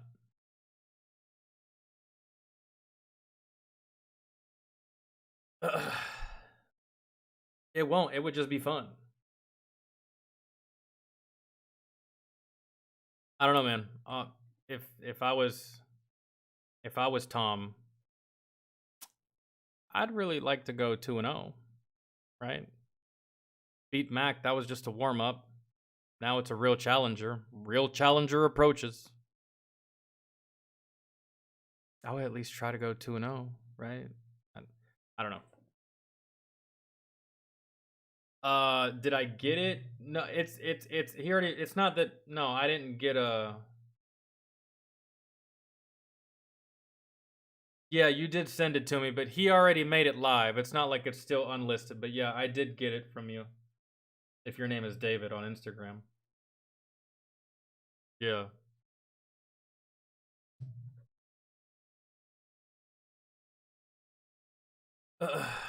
No, yeah. It's not gonna do anything to his career. Nothing's gonna do anything. The only person that can kill Tom's career is himself. It won't do anything. If anything, it's just gonna be fun. It's fun for Church. He's having a good time. Hangover Gang seems to be really, really salty. Like, here's a question I have for Hangover Gang. This is what I want y'all to answer, man. And be for real, okay? Be for real. Give me a straight up answer. Why are y'all so hell-bent on Tom not responding to Upchurch? I've seen it in the comment section, man. I've seen it in so many comment sections, and I've seen it in mine. Y'all don't want Tom to respond, man. Why? For what? Because y'all were all about it whenever Mac Lethal was talking shit. Y'all were like some feral hyenas. Y'all were like some rabid wolves whenever Mac Lethal was talking shit. Go for it, Tom. Destroy him, Tom. Hi, Dave. Hi, Dave. Hi, Dave. I still see people saying that shit. But now, why are y'all so hell-bent on protecting Thomas? It's almost like Church is talking shit and Tom is right here, and then Hangover Gang is like, no, Tom, no, don't do anything. You don't want to risk it, Tom. No, you don't want to risk it. You don't want to get into this situation. Almost like if it was a bad situation to begin with. It almost looks like, you know, a girlfriend holding back her boyfriend Jason, no, you'll go to jail, Jason. We don't need that right now. I had to bail you out last week, okay? You're not fighting, Jason. We're getting in the car and we're going home, Jason. Right? That's almost what it seems like Hangover Gang is doing. And it's like, nope, Tom's not going to respond. You want to know why? Because Hangover said so. So, like, what gives, Hangover Gang? What is the issue? Because I've seen so many of you that are hell-bent, like, Tom better not respond. I hope Tom doesn't respond. He shouldn't respond. He's too busy to respond. He was just as busy whenever Mac Lethal started talking shit. So what is y'all's deal? What is y'all's deal? Why don't y'all want him to respond? Why is everyone so afraid of this happening? Except for me and fucking Creek Squad. What is it, man? It's so weird. I've never seen something like this before. It doesn't make sense. It's almost like some of you subconsciously know that Tom might get his ass whooped by Upchurch, and y'all don't want to see that happen. So y'all are just like, nope, Tom's not doing it. Nope, Tom, don't cross me. You're not passing this line. You don't respond to Upchurch. I've seen some of y'all, bro. Explain yourselves. I've seen some of y'all. So I don't know. It's almost like y'all really don't want Tom to take an L. Because, bro, y'all couldn't shut the fuck up when Mac Lethal was talking shit. So, explain it to me, man. Make it make sense. Make y'all's behavior make sense to me. It makes no sense. Everyone loses at some point, bro. So come on, man. Like, take a shit or get off the toilet. Is all I gotta say. That's just, I don't know. Yeah, no, and it wouldn't change anything at all. Whoever wins, guess what? They can both still rap. Whoever wins, whoever loses, they're both good rappers. Whoever wins, whoever loses, guess what? I'm still listening to both of them. So why the fuck is one side wanting this to happen so bad and the other side is petrified? I don't get it. I was trying to hold back for a while, man, but at this point, it's just like, what the fuck does it matter? What the fuck is the problem? I've never seen such skittish behavior. Like, from not just an artist, but the artist's fan base too. Usually fans are feral about this shit. They're like, fuck yeah, let's do this shit. Nope, not in this case. It's almost like Hangover Gang is acting like a bodyguard. On top of being a bodyguard, they put floaties on Tom MacDonald too, just to ensure maximum safety. They pretty much fucking baby-proof the entire studio. What is happening? Why is this? I don't know. I know some people are gonna say he really is just too fucking busy. Well, fucking say that, dog. Because the silent treatment is not a good look. It's just not. It's just not. Care who you are. So I don't know. I don't know why one side is like, fuck yeah, let's go, and the other side is like, we're above this kind of behavior. We're above rap battling. We've been there once and we've won, and we're just gonna take our spoils of war and we're just gonna ride off into the sunset and never be challenged again. Yeah, this is beneath us. This is so beneath us. Like, we don't even need to do this. It's not worth my time. It's not even worth me wiping the sweat off my eyebrows. That's the way y'all are acting, Ben. And it's so lame. And it's so lame. I don't know how else to say it. But hey, we will find out after this smoke break and after we watch this video, and then we will listen to that song. We got so much to do. I don't think he wants to mess up his news agency tour if he goes hard, as he'd need to have a chance. He may take the suits like Shapiro and Piers Morgan aren't going to want to work with. No. You're a rapper, bro. You're a rapper, man. That would be like, bro, everyone still wanted to talk to Mike Tyson, and Mike Tyson was fucking crazy. News places still wanted to talk to Mike Tyson. Media outlets still wanted to talk to Mike Tyson. They knew that he was going to come on the show and probably use profanity and show his ass, but they still wanted to bring him on anyways. You want to know why? Because clicks and money. It's not going to mess up anything in that regard, Outcast. It's not going to mess up anything in that regard. If he goes hard, he's a rapper, bro. What do you expect them to do? Rap. So to say that he doesn't want to respond because he doesn't want to mess up the media tour that he's on. What the fuck does the media think this is? I can't believe that he responded to that guy calling him a piece of shit, and he also called him a piece of shit. We're not going to have him back on the next show. No? Then again, if the mainstream media doesn't understand what the fuck rap is, then they just don't understand what the fuck rap is, but I don't know. That doesn't really seem like a good excuse either. If that's the excuse, I don't accept that one. That's not a good excuse. If anything, this would be the best time to do it. This would be the best time to do it, and he could flex. He could be like, on a media tour right now, released a fire-ass song, got 15 million views in 4 days, some fucker dissed me, I slaughtered him real quick, now I'm back to business. I mean, wouldn't that be badass, Hangover Gang? Wouldn't that be more badass than not doing that? Wouldn't that be cooler if he did that? Imagine, right? If he just said, yeah, I went on Piers, went on Shapiro, did these podcasts, fucking released a brand new track, that shit's doing fire, beat the shit out of Upchurch yesterday, and now I'm about to go back home and, fucking do a couple more interviews, and you guys are gonna get a song later, all right? Sound good? Wouldn't that be better? Wouldn't that be cooler? Wouldn't that be more badass? Wouldn't that be more savage? I think so. What's up? What's up? What's up?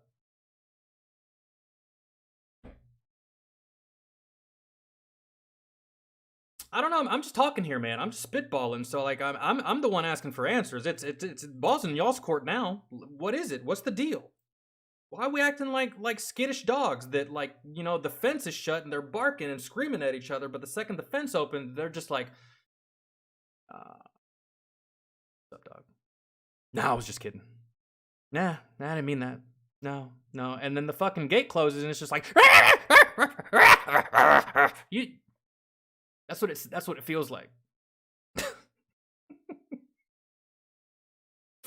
Oh, man. Anyways, I'll be right back.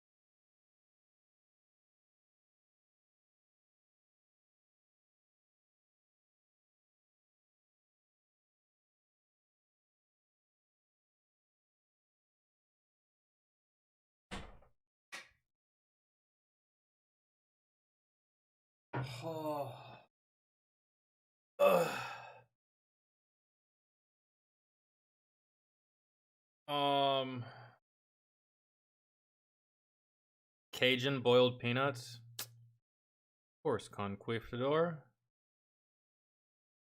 You can't live where I live and never have had Cajun boiled peanuts. Georgia, by the way. Boiled peanuts are kind of like a way of life down here, dude. About as synonymous with each other as like sunflower seeds.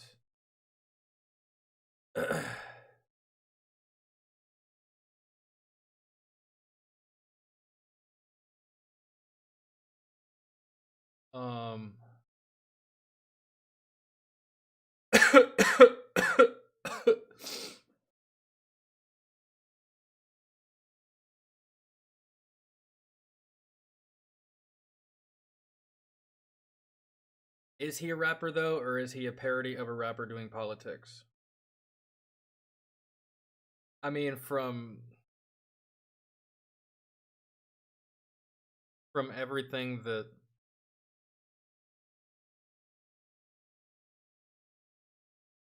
I would consider Tom a rapper. And I would consider him a rapper just because, you know, it's not just parody shit and politics shit that he does. He's got plenty of songs that aren't about any of that stuff. But see, that's the problem when you make this type of stuff, man, is people are only ever going to remember you. Like, they're only ever going to remember you as just the guy that rapped about politics. That's it. And as long as he's okay with that, then I still consider him a rapper, not just a parody of a rapper doing politics. But for the most part, that's how people are going to see him, because that's what sticks out the most about his music catalog is those types of songs.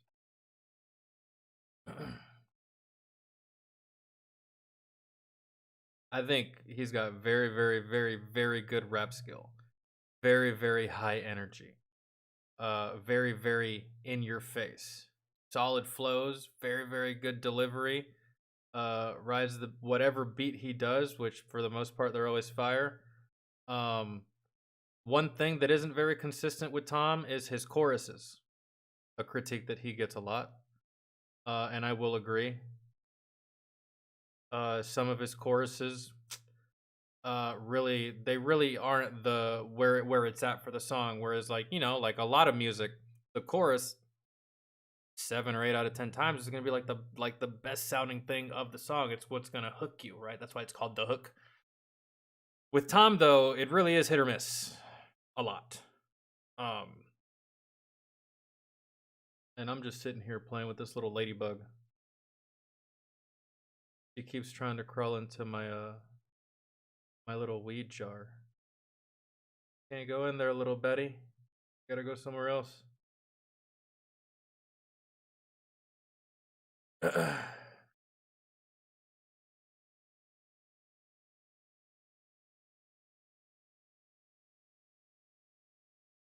Okay. All right. Let's do this, and then we will check out Church's new track. And this one's gonna be a bitch to edit because I'm gonna have to put all of this stuff in here just to preface the video. Usually I just straight up start it, but just so I can upload this later or tomorrow. More than likely tomorrow.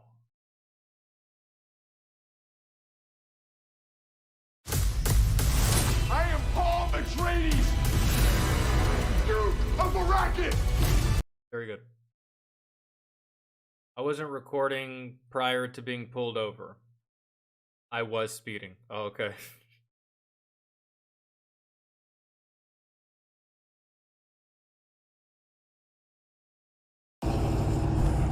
I done got. I done got. He got me. I did. Go ahead and get that out for me. Yes, sir. Yes, sir.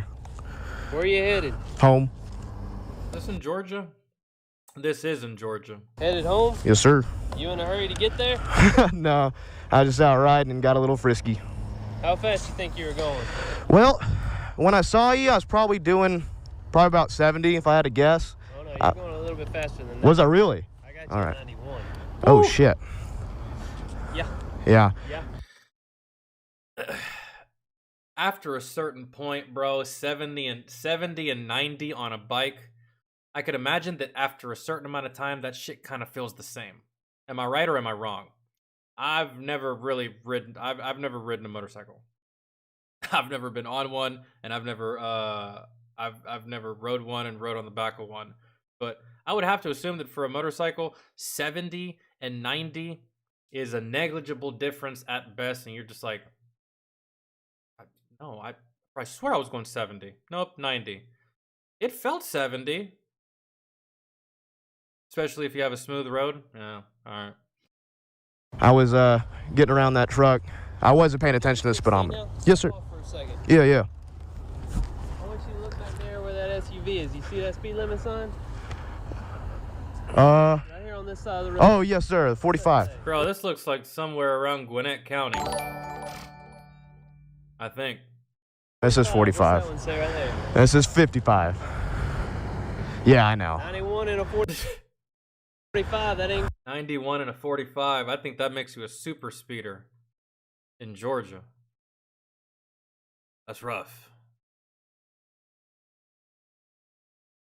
Alan Batlin, thank you so much for the sub, man. I appreciate it.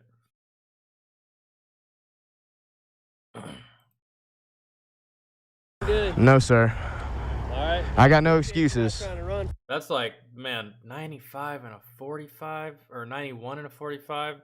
Now you could get points taken off your license. You could quite possibly get it suspended right there on the spot.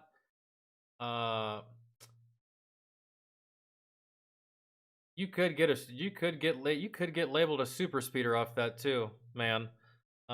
First offense, you definitely get a ticket, but I don't think you're definitely not going to go to jail. I doubt they tow your bike. Slow the fuck down. And I don't know, you could lose your license for this straight up. This really is up to this officer right here. You are literally at the mercy of this cop at this moment. So that sucks. Oh, no, I never. Would have had one hell of a day. No, I never run. But, yeah. He doesn't have time to fuck around, Tennessee, at all. And they really don't. These are these are highway patrol, man. And yeah, get you. Yes, damn. Yeah, man. You're not wrong. All right. Also, your tag right here. Okay. This technically an improper tag display because you've got it laying horizontal instead of vertical like it needs. If I just is that better? More? It's a much better because the way you have it up like that, is I can't see it. It's yeah. Covering up. It's hiding what. Yeah. Information. I get you now. Yeah. All right. Go ahead and sit down. I'll be right back. Is there? Yeah, that probably just happens because of the wind though and the drag. So like, he'll probably have to just continuously keep pushing that shit down on that license plate over and over again, or he could just get maybe some zip ties, but even then, I don't really think it would matter. That's probably just like the wind or drag whenever he just and it just pushes it. These bikes go fast, so I mean. The damn Georgia State Patrol. Just gonna set this right here and wait. Damn, he definitely done got me going pretty quick. Well, if I get a ticket, it's gonna be expensive. He said it's a 55. I don't know if I was in a 45 or 55. I think it's still 45. If I'm in a 45 and he caught me doing 91, well, there goes that. Hopefully, he doesn't watch my channel, because that would be a problem. A very serious problem. If I get a ticket, hopefully he won't give me a 91. You know, when he said, get off your bike, I was pretty sure he's going to say, put your hands behind your back. That's not cool. caught me going kind of fast. If you saw what I was doing earlier, there would have been no question about what I just did. It'd have been Jail. Oh yeah, go for a ride. It'll be fun. Have fun. Go for a ride. Yeah. Oh, you know what? I'm just gonna go to Kennesaw Mountain for a little bit. Red Top Mountain for a little bit. Yeah, that'll be fun. Yeah. Oh yeah. Have a blast. 91. Oh, I don't remember doing 91. That's the thing. Hey, watch out! There's a cop. Yeah, I appreciate you, man. Be safe. I don't think that guy's gonna. I saw them earlier. Usually it doesn't take this long. Probably writing me a slew of tickets. Ticket number 1, being an asshole. Ticket number 2, also being an asshole. POV is how to snitch on yourself. He's like, yeah, I hope he doesn't see my YouTube channel. Which and then uploads it to YouTube. Yeah. I feel like I'm on trial. Everyone's just passing me and looking at me. That's I never exactly run. what it feels like. But if I had the H2, nah. He's probably already got my ticket written, but he's making me sit out here as punishment. No window, no breeze. Oh, here we go. Tickets, several of them. All right, young man. Yes, sir. 2 things. 1, I hope you realize going 981 and a 45, I can take you to jail for that. Yeah, you could impound my shit and I could be locked in jail. Yes, sir. All right. You still recording? Oh, yeah. All right, listen. I'm cutting you a break, okay? Mm-hmm. I am giving you 2 citations today, all right? All right. I'm giving you a citation. Told you, bro. You're at the mercy of these fuckers. Don't fuck around on the highway, man. You're gonna run into these guys, and I don't know what it is for other states, but in Georgia, you don't want to run into these guys. You don't want to have these guys pull you over. Regular old city cop, sure. Maybe even a sheriff, not bad. These dudes, I've never seen anyone walk away from one of these guys without a ticket. Or with just a warning. Ever. Man. Ever. For your speeding? Yeah. Berserker, we're checking that out after this, actually.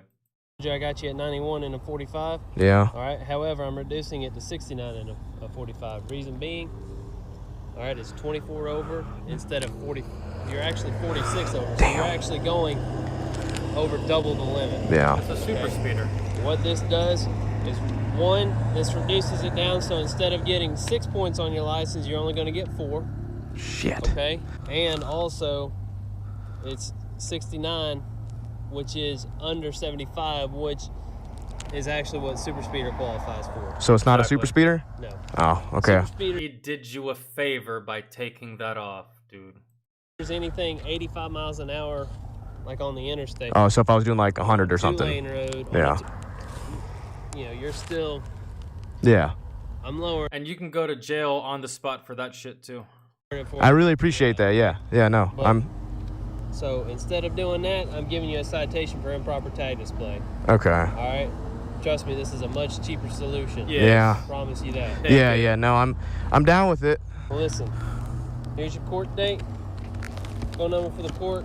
You can call them in 5 to 7 business days. They'll tell you how to take care of it. You take care of it before your court date. You do not have to appear. Okay. I just need you to sign right there on both of them. It's not an admission of guilt. Just states you received copies of the citations. DeRozier, was this it? Did we just watch this guy get a traffic ticket and that's it? I expected I don't know what I was expecting, but a simple traffic encounter was not what I was expecting, to be honest. And this was a very simple police officer to civilian encounter. Very normal. Pulled over, gave him a ticket. Is this it, DeRozier? And then here? Yep. Okay. Think if I go to court, you think the judge will have any leniency on me? Considering the fact that I just reduced your ticket by over half, didn't take you to jail, I think you've been shown enough leniency. Okay, I was just asking. I wasn't trying to push buttons, just asking. Oh no. Yeah. But I definitely think I've helped you out enough already, don't you think? Yeah, my insurance is already through the roof, but I'm sure, you know, Well, what's a few more? Jail, getting your stuff unpacked, Yeah. And losing your license. Yeah, what's a few more anyway, right? Listen, slow it down for me. Yes, sir. All right, don't let me catch you out here doing it again. Will not do that. Oh, well, that hurt. But how many times I've been cut brakes, you know? And it's also better than death.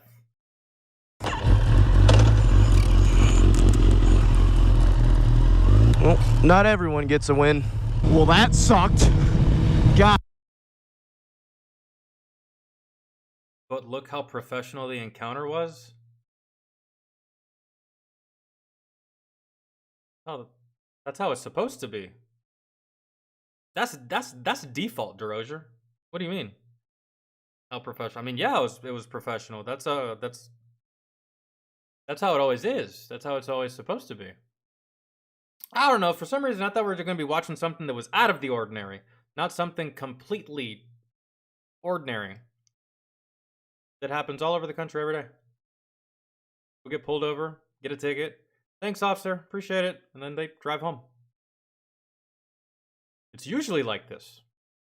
We're just used to seeing the encounters that don't go like this, where the motherfucker runs, or shoots at the cop, or, you know, runs, you know? Shit like that. That's what I thought we were going to be doing. God damn, dude, my insurance is already so much money. I don't mind paying the ticket. I just... That's what I thought. I didn't really think we needed to... That was something that needed to be admired. That's kind of standard. I think we're past that at this point. Like, ooh, professionalism. Like, no, I think that's like... I don't really think anything needs to be said. It's like, okay, cool, good. That standard. It's a given, right? Already taken into account.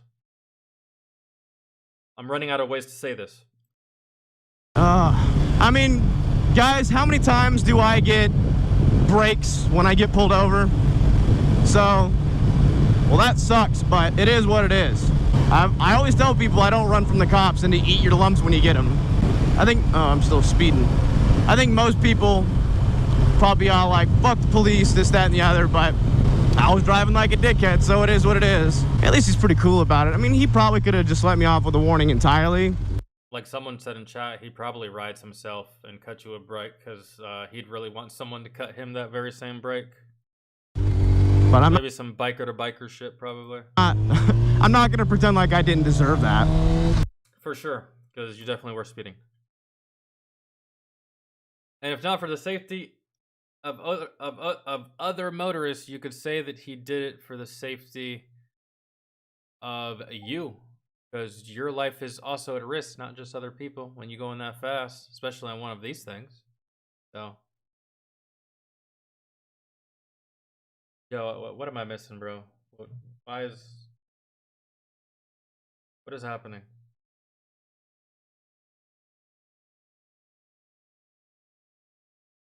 Oh.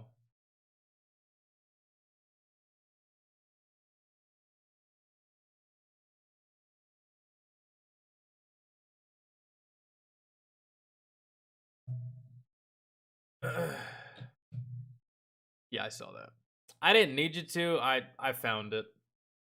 The only way I would have gotten it before any of you was if I would have been able to comment on his post, but I couldn't. So, yeah.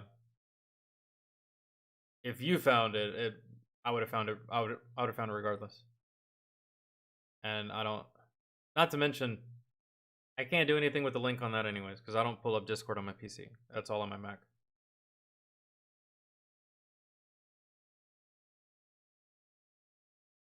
Yeah, DeRozier, we all knew that here, man. For sure. 100%. I think I've said that a grand total of hundreds of times over the course of me streaming and doing YouTube videos. Of course, not all cops are bad. Man, if I had $5 for every time I've said that. Of course.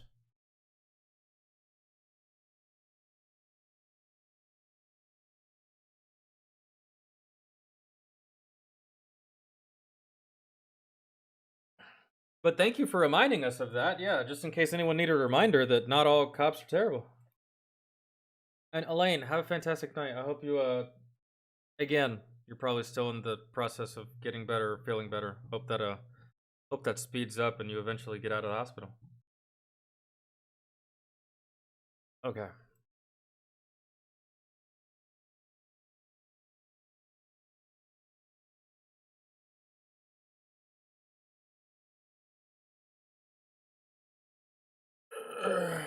Yeah, Fox, we're still live. And Katai, hello, how are you?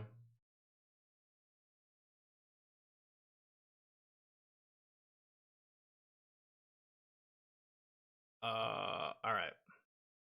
Here it is.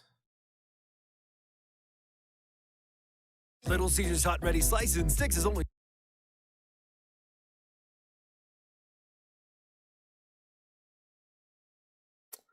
It was never alive to begin with, Fox. Joke's on you. Okay. I'm so ready for this. Okay, so I was gonna say something, I fucking forgot.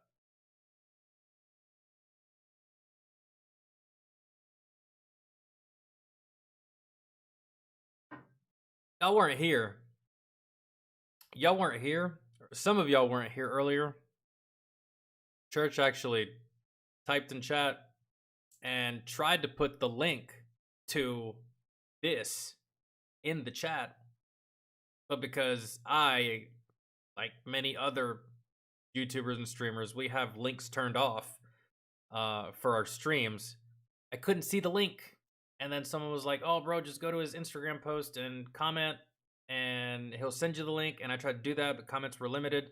So, yeah. I couldn't react to this as earlier as everyone else was probably reacting to it. I probably already have, like, shit uploaded. So, yeah, that's unfortunate, but... Okay, before we start, I gotta go get some, fucking dum-dums.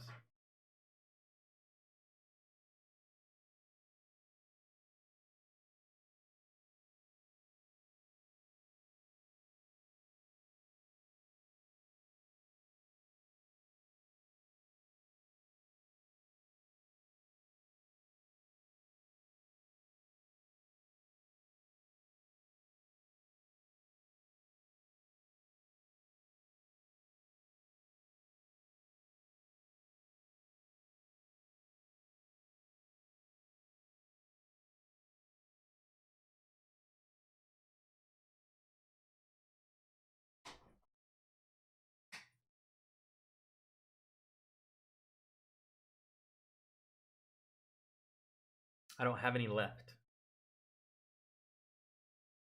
I'll have to go downstairs. But fuck all that right now. That would have taken too long. Okay. Yo, Paint, what's going on, man? Hello.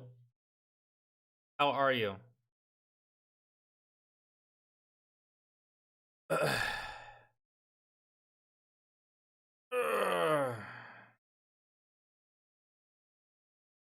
I'm glad you were able to catch another stream. That's fantastic. I truly appreciate it. Okay, let's do this. Another one. Tom McDonald disc produced by Kalani on the beat. Let's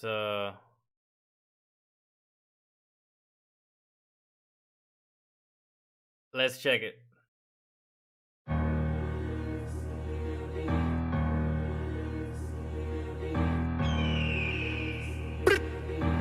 Six, 1, 5.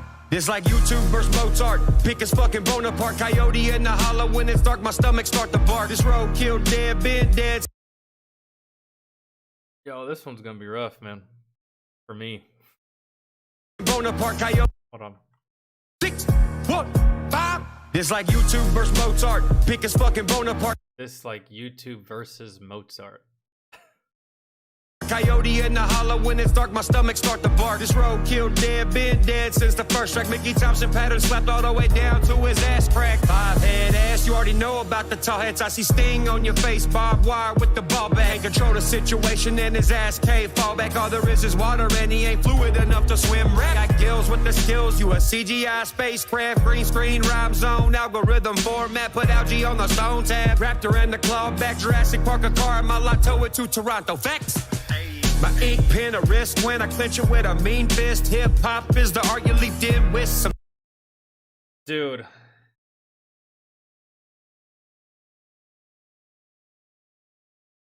I've missed so much, man, and I'm so glad this is only 3 minutes and not like 4.5 or something, dude. It's back to back to back to back to back. I can't really catch, like, I can't pause on this. I can't catch my breath on this. Fall back, all there is water and he ain't fluid enough to swim. Rat got gills with the skills, you a CGI spacecraft. Green screen, rhyme zone, algorithm format. Put algae on the stone tab. Raptor and the claw back, Jurassic Park a car. My lotto it to Toronto. Facts. Hey.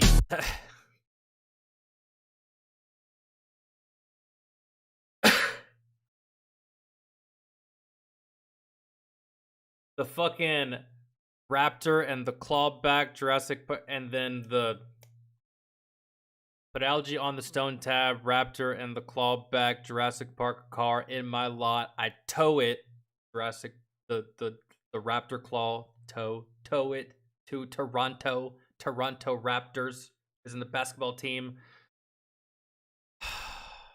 There's another one in there somewhere. This is hard. he went hard on this one, man. I can tell by just how these bars are constructed and delivered.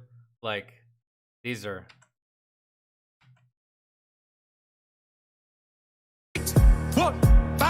It's like YouTube versus Mozart. Pick his fucking Bonaparte. Coyote in the hollow when it's dark, my stomach starts to bark. In the hollow when it's dark, my stomach start to bark. This road killed dead, been dead since the first track. Mickey Thompson.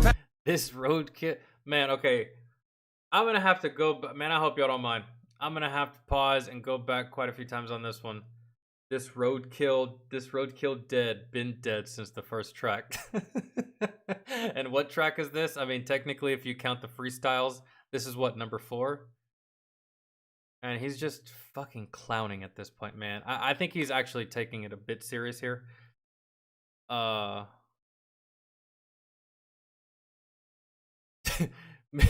Mickey Thompson pattern slapped all the way back down his ass crack because I ran his ass over. When it's dark, my stomach start to bark. This road killed dead, been dead since the first track. Mickey Thompson pattern slapped all the way down to his ass crack. 5-head ass, you already know about the tall heads. I see sting on your face, barbed wire with the ball bag. Control the situation in his ass cave. Fall back, all there is water and he ain't fluid enough to swim. Rat got gills with the skills, you a CGI. Fluent, I think. I missed that. Fall back, all there is water and he ain't fluid enough to swim. Rat got gills with the skills, you a CGI spacecraft. Green screen, rhyme zone, algorithm format. Put algae on the stone tab. Raptor and right here, I feel like he just called Tom generic as fuck. Really. I got gills with the skills. Because, you know, his previous bar was about water. So, all there is water and he ain't fluent enough to swim rap. But I got gills with the skills, cause all there is water and he ain't fluid enough to swim. Rat got gills with the skills, you a CGI spacecraft. Green screen, rhyme zone, algorithm format. Put algae. Yeah, basically telling you basic as shit, man. You just doing all the shit that, like, there's a list of boxes. And you just be checking off all these fucking boxes. Like it's like chores and shit. Like it's like you're just putting together something. Like, right? It's like, on the stone. Hold on.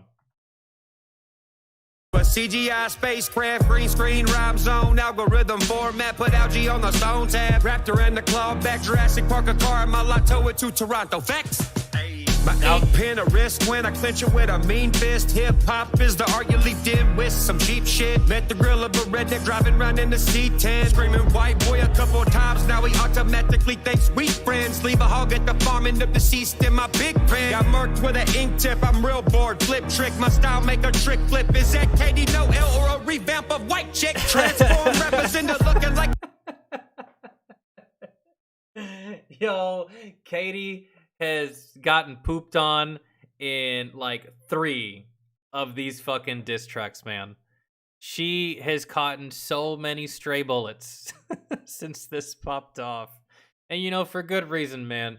You can't just fucking try to Me Too somebody on some bullshit with bullshit allegations and try to lie and ruin someone's career and livelihood and think that you just gonna get away with it scot-free and no one's gonna say anything. I'm glad he's still roasting your ass for that shit because, man, I don't forget stuff like that. Anyways, hold on. Let's... I missed some shit here. Is the art you leaped in with my ink pen a wrist when I clench it with a mean fist. Hip hop is the art you leaped in with some cheap shit. My ink pen is a risk when I clench it with a mean fist. You don't want to see what the fuck is gonna get written down when you make me mad, bitch. Met the grill of a red. Hold on. With a mean fist, hip hop is the art you leaped in with some cheap shit. Met the grill of a redneck driving round in the C10. Screaming white boy a couple times, now he automatically thinks we friends. Leave a hog at the farm, end up deceased in my big pen. Got murked with an ink tip, I'm real bored. Flip trick, my style make a trick flip. Is that Katie No L or a revamp of White Chick? Transform rappers in. That was just so good, dude. I'm end up deceased in my big pen. Got murked with an ink tip, I'm real bored. Flip trick, my style make a trick flip. Is that Katie No L or a revamp of White Chick? My style make a trick flip. Still talking about Katie with that one, I think, too. Board flip trick, my style make a trick flip. Is that Katie No L or a revamp of White Chick? Transform rappers into looking like my side bitch. I be standing in the kitchen eating Canadian bacon strips, and ain't nobody on my wave, so nobody can sink the ship. Hey, pyramid scheme ain't nothing but a weak big Eminem attention. No getting make his name Egypt. I ain't buying bull cause I'm. Hold on. Then ain't nobody on my wave, so nobody can sink the ship. Hey, pyramid scheme ain't nothing but a weak big Eminem attention. No getting make his name Egypt. I ain't buying bull cause I'm well. Hold on. But a weak big Eminem attention. No getting make his name Egypt. I ain't buying bull. I'm gonna have to listen to this one. Hold on. Rappers into looking like my side bitch. I be standing in the kitchen eating Canadian bacon strips, and ain't nobody on my wave, so nobody can sink the ship. Hey, pyramid scheme ain't nothing but a weak big Eminem attention. No getting make his name Egypt. I ain't buying bull cause I'm well known like a C script. Joe Dirt's comment, I'm only dropping some.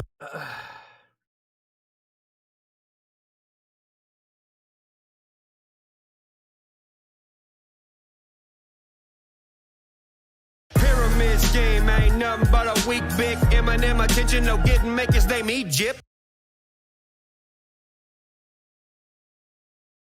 Eminem attention, no getting make his name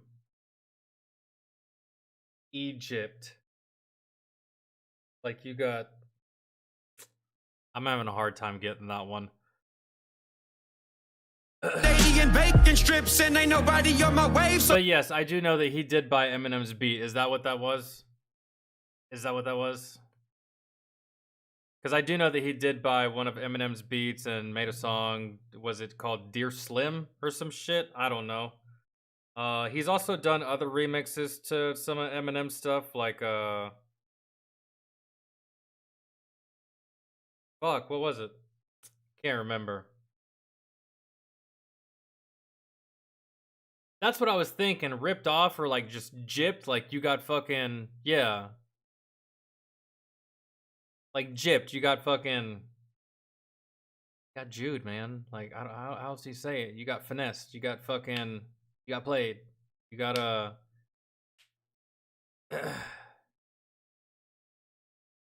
like you were supposed to get something, but you ain't really get that much. Yeah. That's what I was figuring, but maybe I was just like overthinking it, and hell, I don't know. So nobody can sink the ship. Hey, pyramid scheme ain't nothing but a weak big Eminem attention. No getting make his name Egypt. I ain't buying bull cause I'm well known like a C script. Joe Dirt. Hold on, this is one I gotta go back to. No getting make his name Egypt. I ain't buying bull cause I'm well known like a C script. Joe Dirt's comment, I'm only dropping some heat shit. Keep the pans in the cupboard, all my neighbors is by. Sorry, I gotta go back.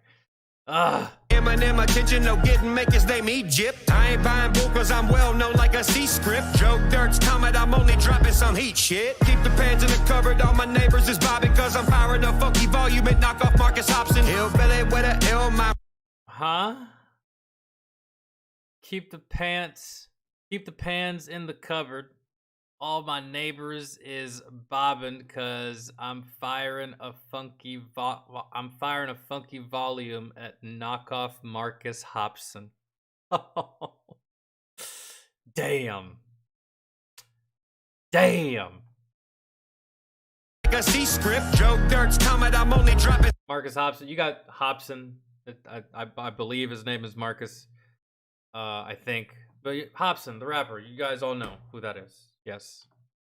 Egypt, I ain't buying bull cause I'm well known like a C script. Joe Dirt's comment, I'm only dropping some heat shit. Keep the pans in the cupboard, all my neighbors. Wait. C script, Joe. Joe Dirt's comment, I'm only dropping some heat shit. That's. No getting make his name Egypt. I ain't buying bull cause I'm well known like a C script. Joe Dirt's comment, I'm only dropping some heat shit. Keep the pans in the cupboard, all my neighbors is bobbing cause I'm firing a funky volume and knock off Marcus Hobson. Hillbilly with a L, mind remember Hop had white eyes. He ain't tell no white lies or hashtag his whole life. It's me slow down like purple drink and tall Sprite. I'm the hitter in your system, Memphis 12s all night. What?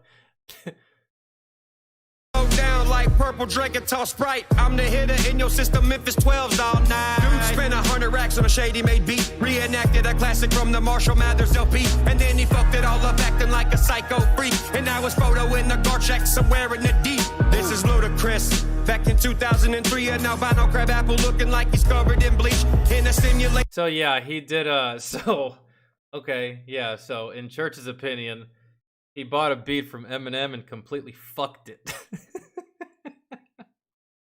It's like, bro, I heard that shit.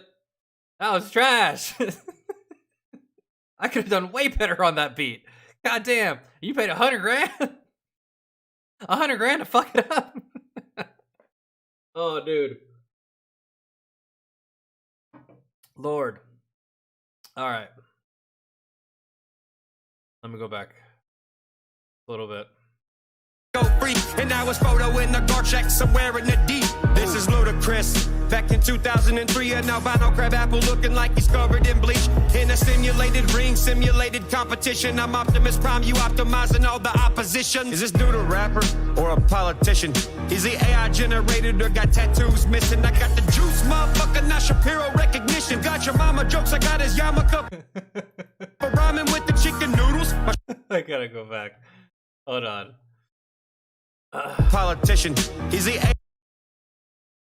AI generated or got tattoos missing? I got the juice, motherfucker, not Shapiro recognition. Got your mama jokes, I got his yarmulke. Yeah, I got the juice, not Shapiro recognition. I didn't need Ben Shapiro to get millions of views. You see, I do all these things on my own without doing these things. Right? Sorry, here we go. Tattoos missing, I got the juice, motherfucker, not Shapiro recognition. Got your mama jokes, I got his yarmulke for rhyming with the chicken noodles. My shit's so hard written in Roman numerals. I kill the beat so much every album having a funeral. Dig a hater out the grave cause I'm a... Oh, man. Bro, I'm gonna have to listen to this like 5 more times, dude. Got your mama jokes, I got his yarmulke for rhyming with the chicken noodles. My shit's so hard written in Roman numerals. I kill the beats. My shit's so hard written in Roman numerals. I kill the beat so much. Every album having a funeral. Oh, this is so good, man. Got tattoos missing. I got the juice, this motherfucker, not Shapiro recognition. Got your mama jokes, I got his yarmulke for rhyming with the chicken noodles. My shit's so hard written in Roman numerals. I kill the beat so much every album having a funeral. Dig a hater out the grave cause I'm a DNA consumer. Got a pharaoh producer, camera angle be looking lucid. Every move we make is being made in a way but hold on. Got a pharaoh producer, camera angle be looking lucid. Every move we make is being made in a way for the future. By the way, when we get there, you still need a hip-hop tutor. I'm the shit poop scooper on my record. So boot scoot and lose yourself in the music. The moment you don't hit, that's why you're never doing shows. Can't even get one shot, your verse from the hand of ghosts. That composition be empty your fucking lifetime. My genre of music labeled as a high crime. Zodiac killer, Gemini yanking on your lifeline. Who wants to be a millionaire for no fucking reason? This guy, Waldo study. Yo, dude, the way, man, that was so good. He's like, oh, you like Eminem so much, bet we can rap like Eminem. I'm about to do it right now, and I'm about to fucking shit on you while I rap like your idol. Man, I just want to go back to that, bro. Whose guy hits? Not you. That's just... Hold on. Oh, that was fire. The moment you don't oh no, hold on, man. That's God, that was so good. The hip-hop tutor, I'm the shit poop scooper on my record. So boot scoot and lose yourself in the music. The moment you don't hit, that's why you're never doing shows. Can't even get one shot, your verse from the hand of ghosts. That composition be empty your fucking lifetime. My genre of music labeled as a high crime. Zodiac killer, Gemini yanking on your lifeline. Who wants to be a millionaire for no fucking reason? This guy. Found Waldo studying Southern Comfort up on his Wi-Fi. Go denim on denim like a carny up at the fair ride. Cotton candy, your heart, popcorn for no show. Kick your ass out my house like I'm Earl Winslow.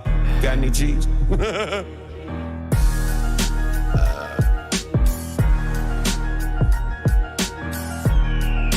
Damn. You can't always. Damn.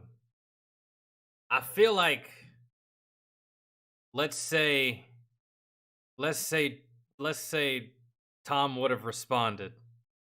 I feel like this would have been what Church would have fired back with. Maybe? What do you guys think? Because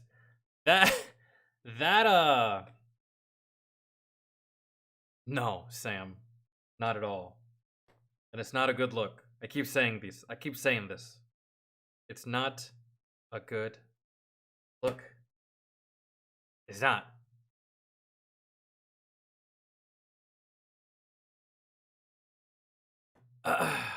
What was the first one was, what was it?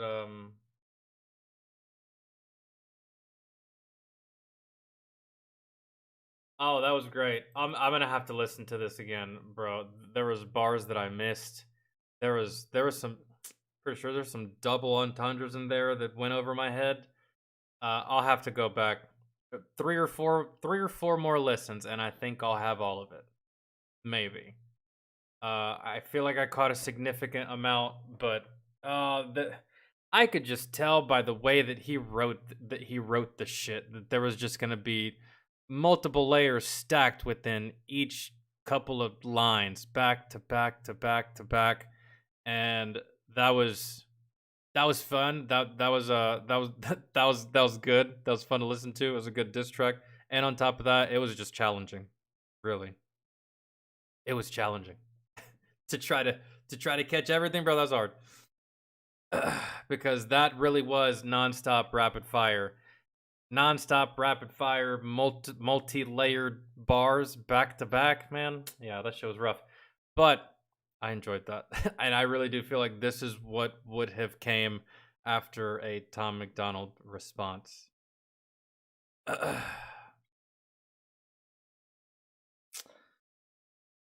Yeah, I'll have to. I know, Katai, it's lame. It's lame. It's not fun.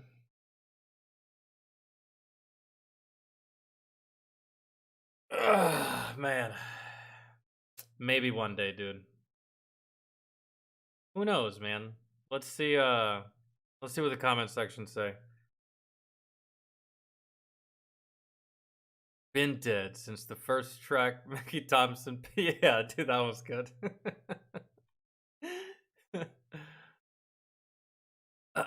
Yeah, dude, there were so many. There were so many.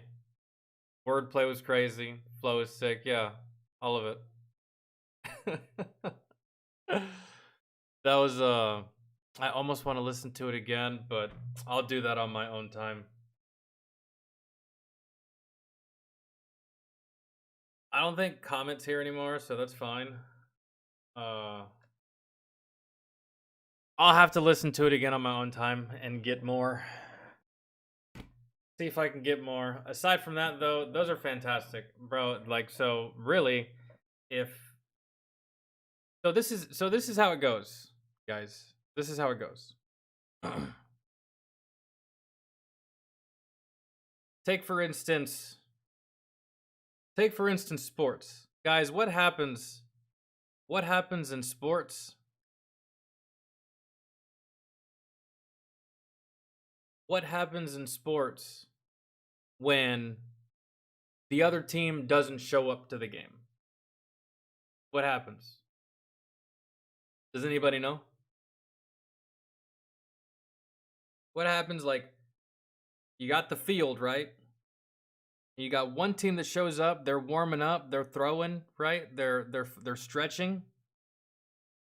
What happens whenever the other team never shows up and the umpire or the officials say, well, I guess we're gonna have to give the victory to you guys because y'all are here, the other team didn't show up. Forfeiture of a win goes to you. I'm sure y'all wanted, y'all really wanted to play, right? Yeah, of course we wanted to play. That's unfortunate, the other team's not coming.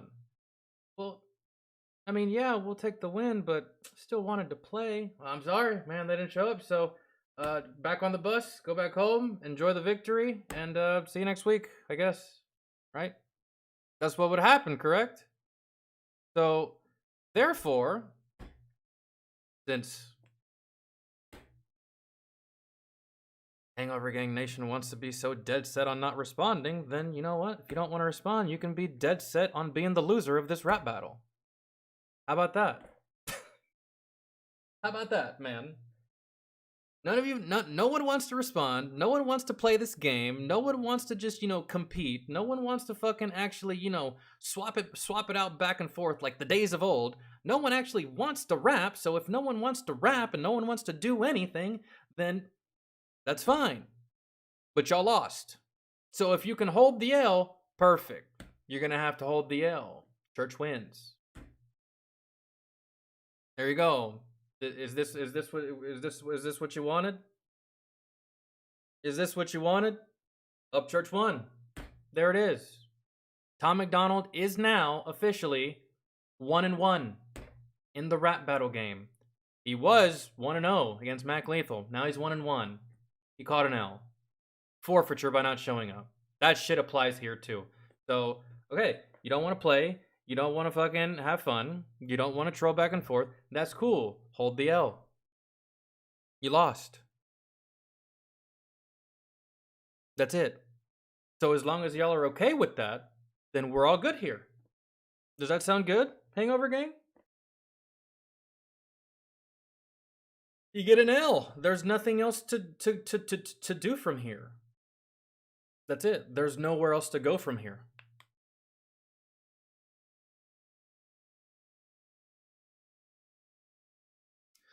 Years ago, people wanted to diss Upchurch, and now Upchurch wants to battle.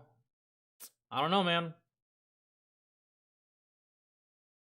But there it is. There it is. Hangover Gang, you lost. Your mans took L because he's not responding. And if you don't show up, then you lost. That's it.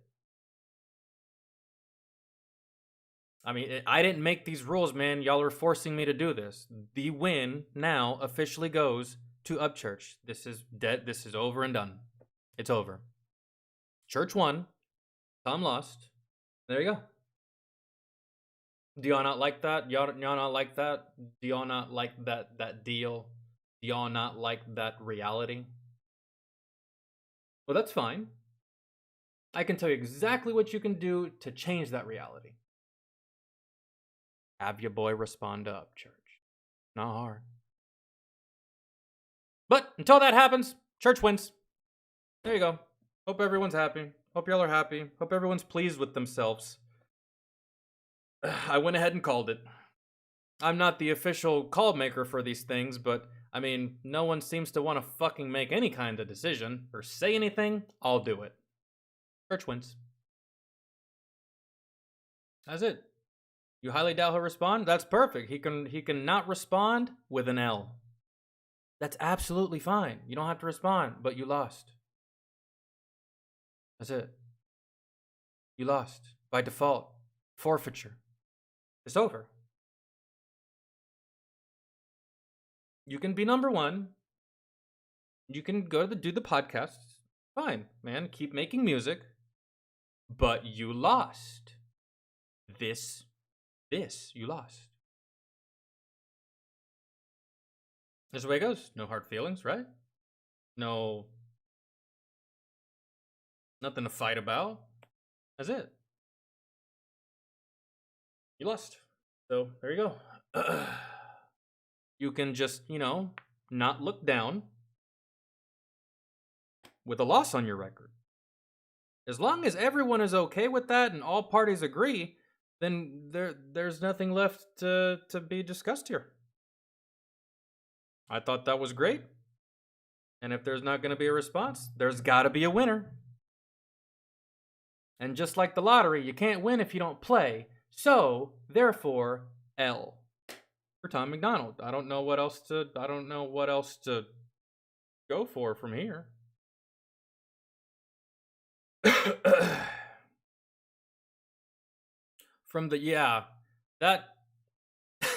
I forgot that specific detail.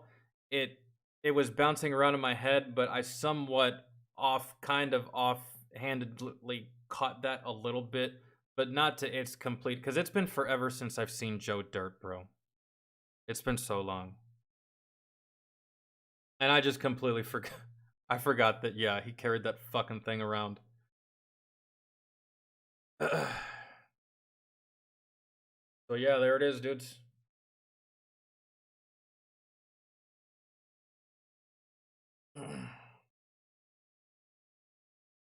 Just Trey and Upchurch won. Who is Just Trey?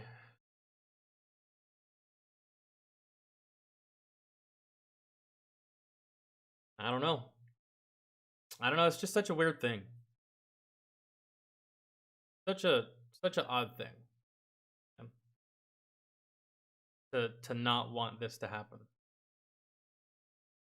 At least from the spectator side of it. I'm telling you, bro, I've seen so many people, Hangover Gang, talk about, hope he doesn't respond. This isn't worth his time. This is just fucking nonsense. This is just stupid. He's above all this. And then I'm just like, what the fuck are we talking about? What the fuck are we talking about? I don't know. I'm talking about rap. These motherfuckers are talking about fucking some fucking kind of secret invite only country club type shit. I don't know. I'm talking rap, and some of these people, they're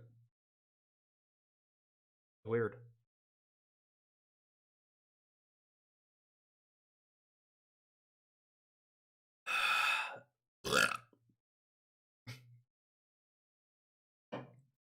Just Trey is another rapper that Upchurch noticed and also disses Tom as well in 4 rounds. I'm not doing any of that. I don't watch Sidemen anymore, bro. I watch between the two people that it's going. I learned my lesson with the whole Dex shit. I no longer watch Sidemen. Dude, I will watch the rap battle between the two individuals. Anyone else that wants to come in out of left field and drop some shit, feel free to do so. I just don't want to listen to it, because then I'll have to listen to another one, and then another one, and then another one, and it's gonna be fucking DJ Khaled style diss track karaoke going on in this bitch with me listening to I ain't doing it. I don't listen to the Sidemen anymore. Not to mention, it kind of got old. I'd rather just see the two dudes fight, not that one dude in the background talking about, yo, tap me in. I don't do that anymore. I don't really pay attention too much to those, like the side crowd, like the side acts. Outside of the main attraction, not too much when it comes to diss tracks.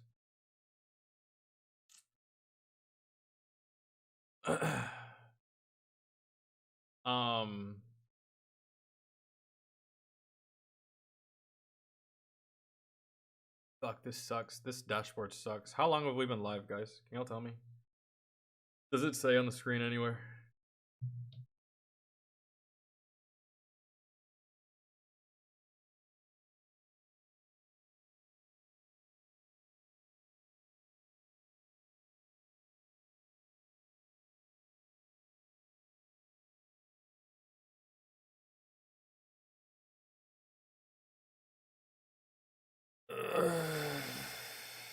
Okay.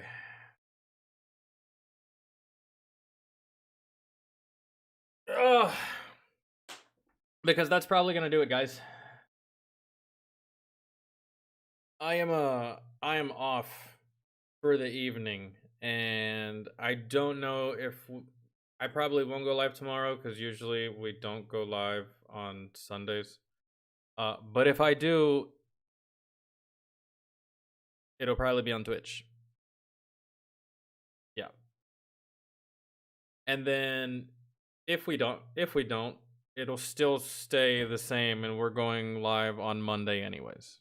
And that'll be a music stream. So if y'all have any music requests, be sure to put them in the Discord, and we'll be doing those on Monday after we get done with all the patron requests. Obviously, we can do some either chat requests or new people to the Discord requests. There's people always requesting stuff in there, so if you're not part of the Discord yet, feel free to join. It's free to join. Patrons get priority on shit, but free to join the Discord. You can put your requests in really easy in there, as opposed to waiting on me to stream here on a Saturday, or just like waiting for me to respond to you on Instagram or something. You can just put your request in the Discord, and one of the moderators will see it, you know, eventually. So yeah, dudes, have a fantastic Saturday. Have a fantastic rest of your weekends. Stay out of trouble. Don't fuck around and find out with anything or anyone.